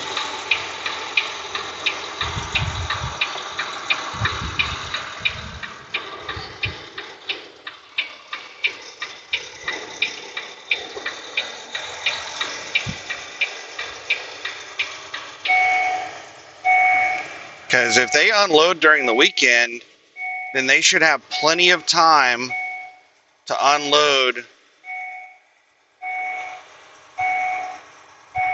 those 2 trailers. So there should be 2 empties when I come back here on Sunday.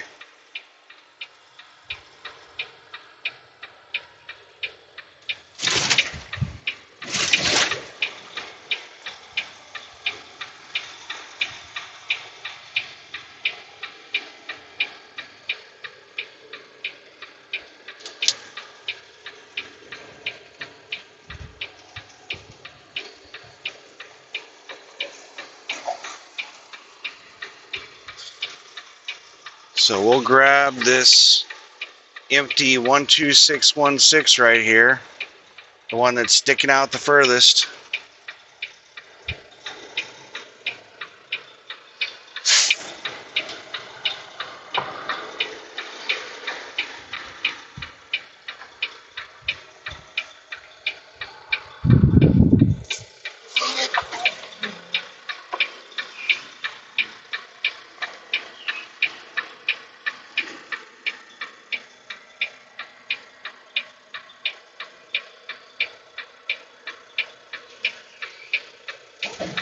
All right, let me go back there and see if it's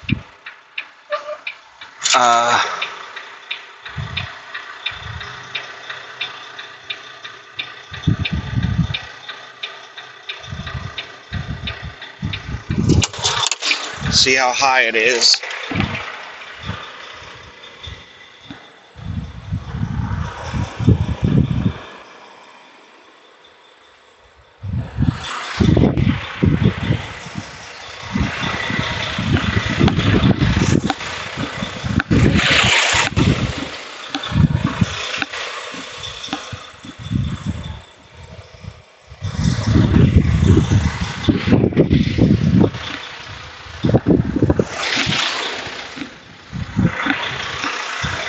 I need to clean off my headlights. They are just, I thought that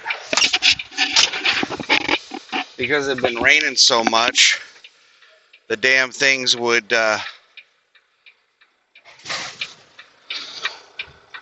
basically be cleaned off from the rain, but that is not the case.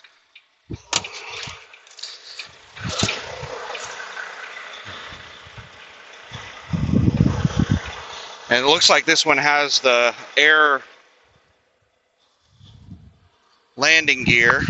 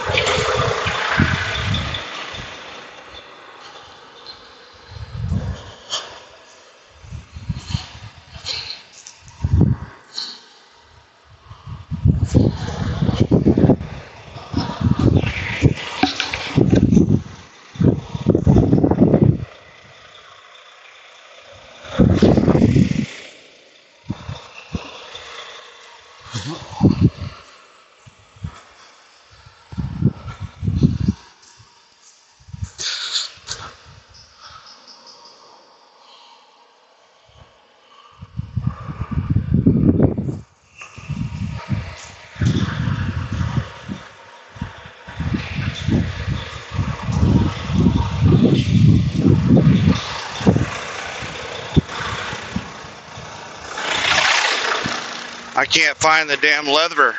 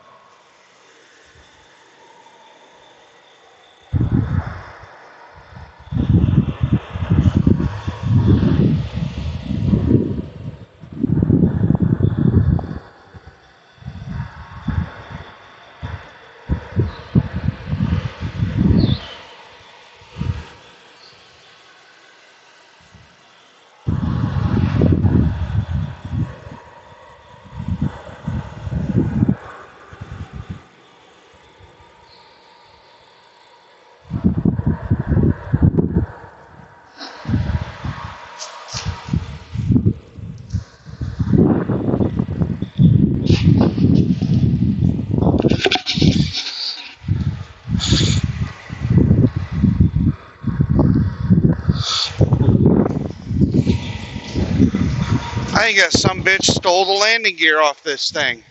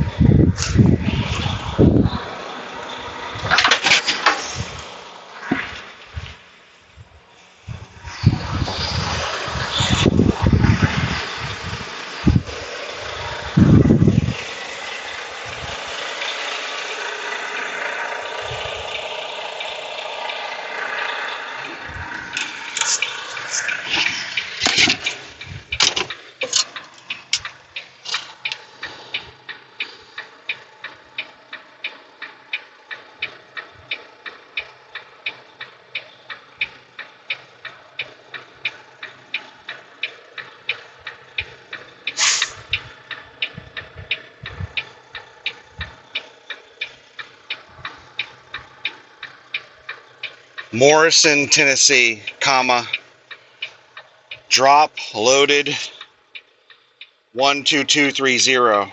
Period.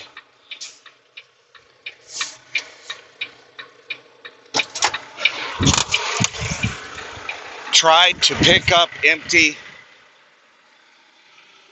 12616, comma,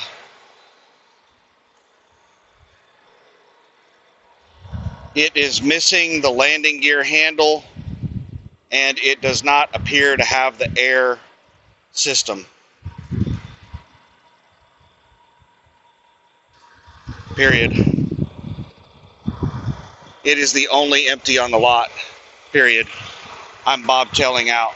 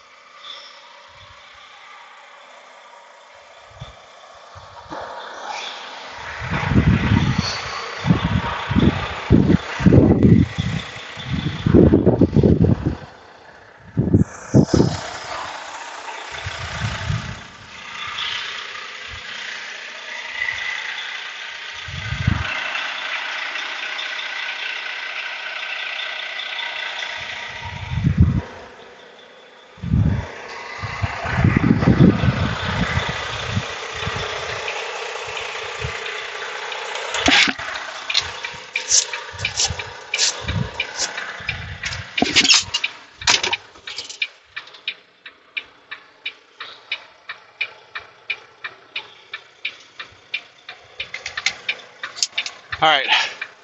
I think that's the reason this guy was here for so long, is I think he hooked up to this empty and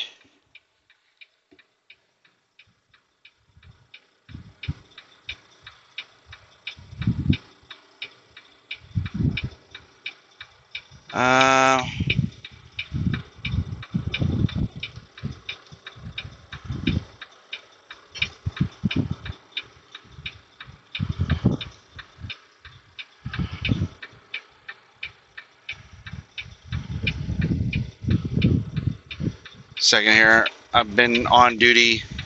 I'm trying to submit my vehicle inspection report. This being so slow, the ELD is so incredibly slow that like it wastes a tremendous amount of time.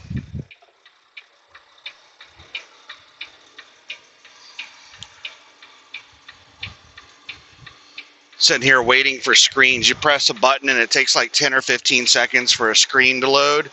You can waste 2 or 3 minutes just sitting here trying to change your status.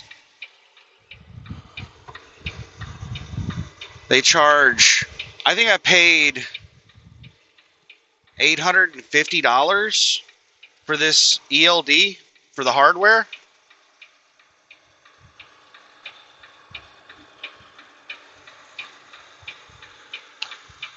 and it is made with, like, at the time that I purchased it, it was made with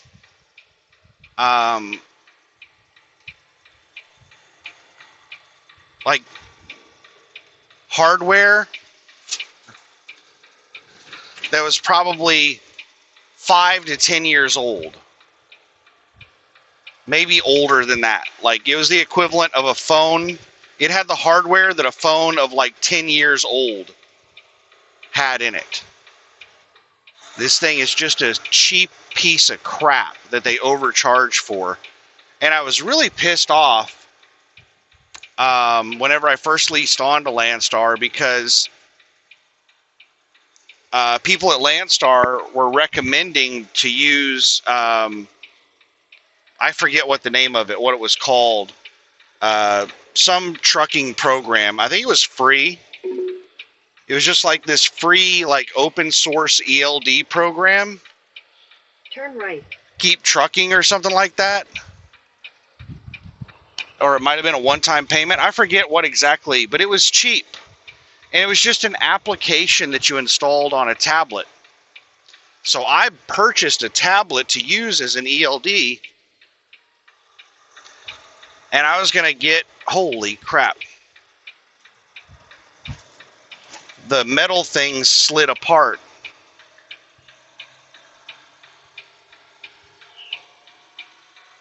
There was a gap in between them.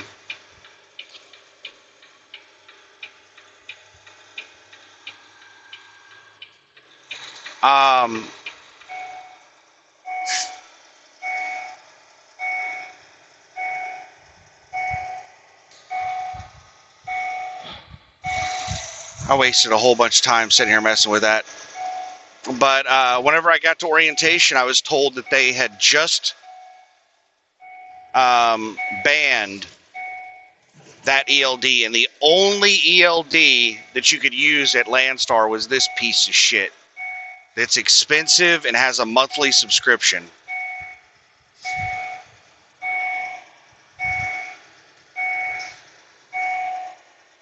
Take your next right onto Bridgestone Drive.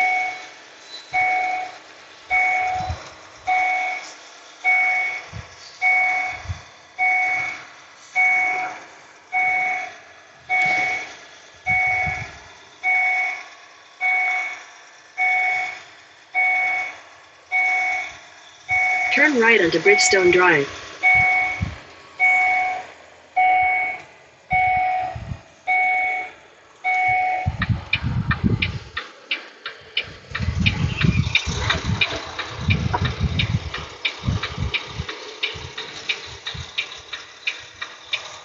But anyway, yeah, that trailer did not have a landing gear, and it did not. I mean, I looked around a lot. I looked around a lot. I could not find a mechanism to raise or lower the thing.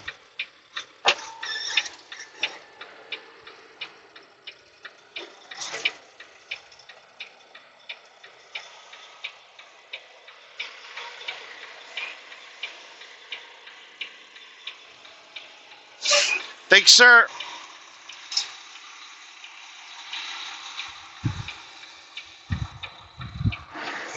I could not find a mechanism to raise or lower it. It didn't have any kind of air lines hooked up to the landing gear. It did not look like it had the equipment or anything.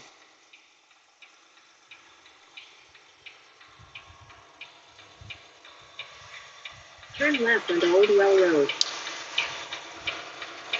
So what I tried to do is I went over to one of the trailers that does have the air system, landing gear system, and they have spare landing gears to use if the air system fails. And the landing gears are like attached underneath the trailer. And I tried to remove it, and I could not break the bolt free that was holding it in. It was just rusted in place. Turn right.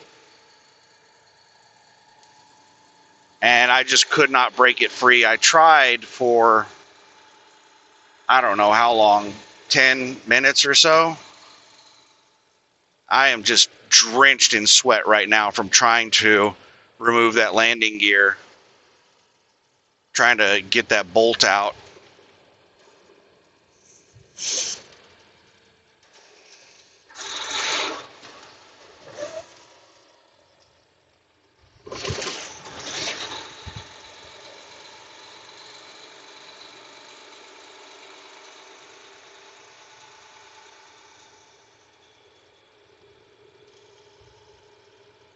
But I'm pretty sure that's the reason that TSD driver was here for so long, was he was having issues with trailers. Like, I think he might have hooked up to that trailer. Turn right onto Tennessee. And he couldn't figure out how to raise the landing gear. And I think he might have eventually just given up and went and found another empty.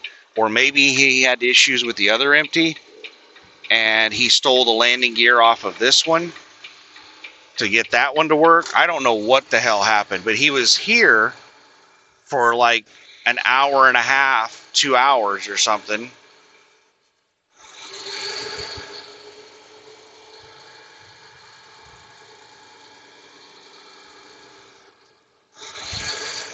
On a drop and hook. So I suspect he ran into some problems.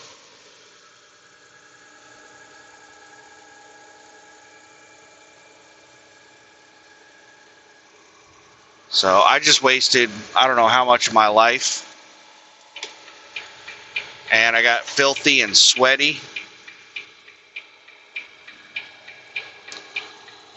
But I sent a text to Caitlin. Hopefully they send a mechanic out there to put a landing gear on that trailer.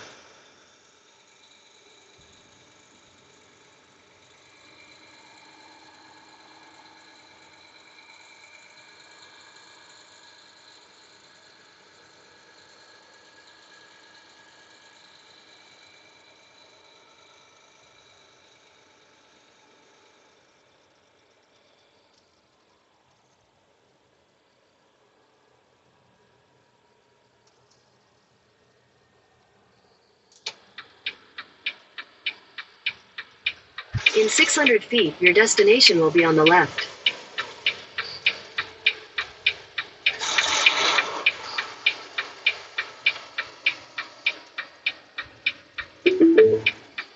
Your destination is on the left.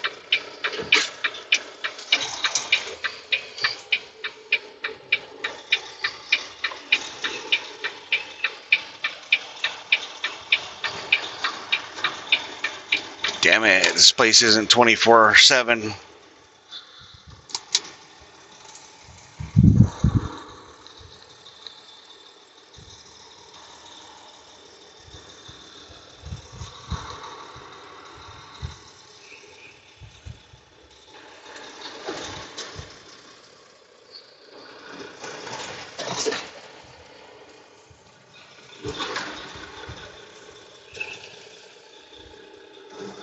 I'm gonna park in front of this big pothole that nobody else will park in front of, but I'm bobtail, so I can do it.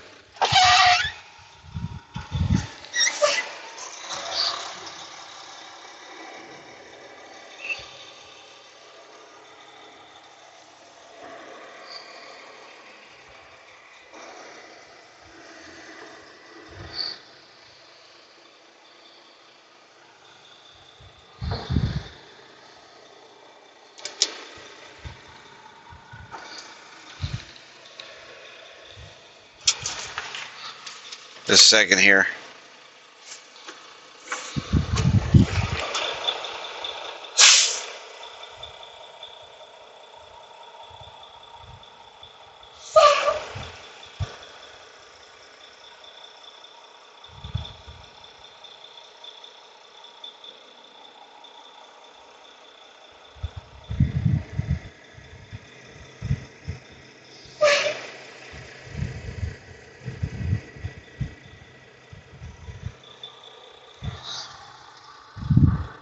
I thought I heard air hissing. when I was pressing the brakes. I thought I might have had a brake chamber leak, but I think it was just like my airbags stabilizing or something.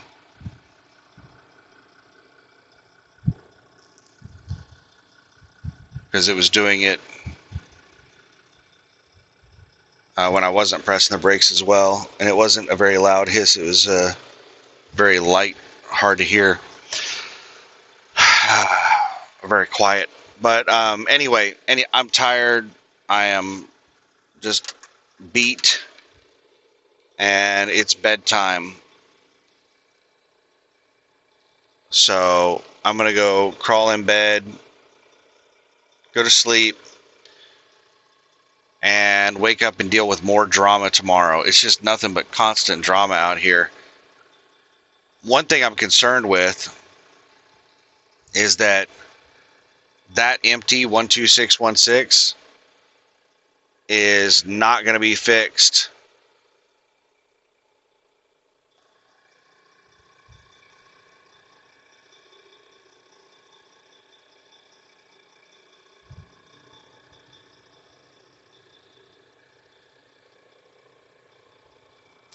And that's going to be the empty that's going to be available when I get back there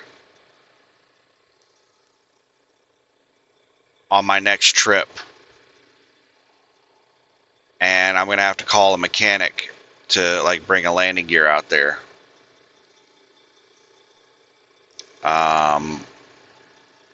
What I would probably do instead of calling a mechanic is I'd get out there with my WD-40 and I would try to get a breaker bar or something and get that landing gear handle off one of the other trailers that has the air system. I would just steal a landing gear off one of them.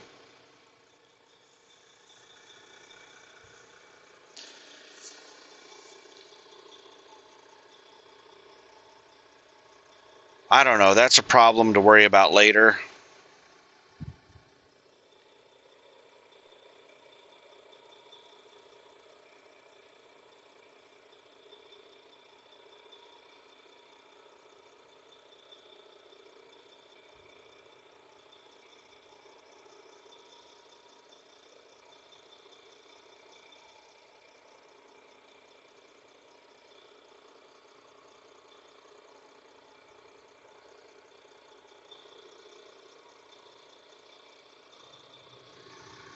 So anyway, I'm going to end this video, and I'm just, there's all kinds of things rattling around in my head right now. I'm trying to figure out what to do. So anyway, have a good one. Bye.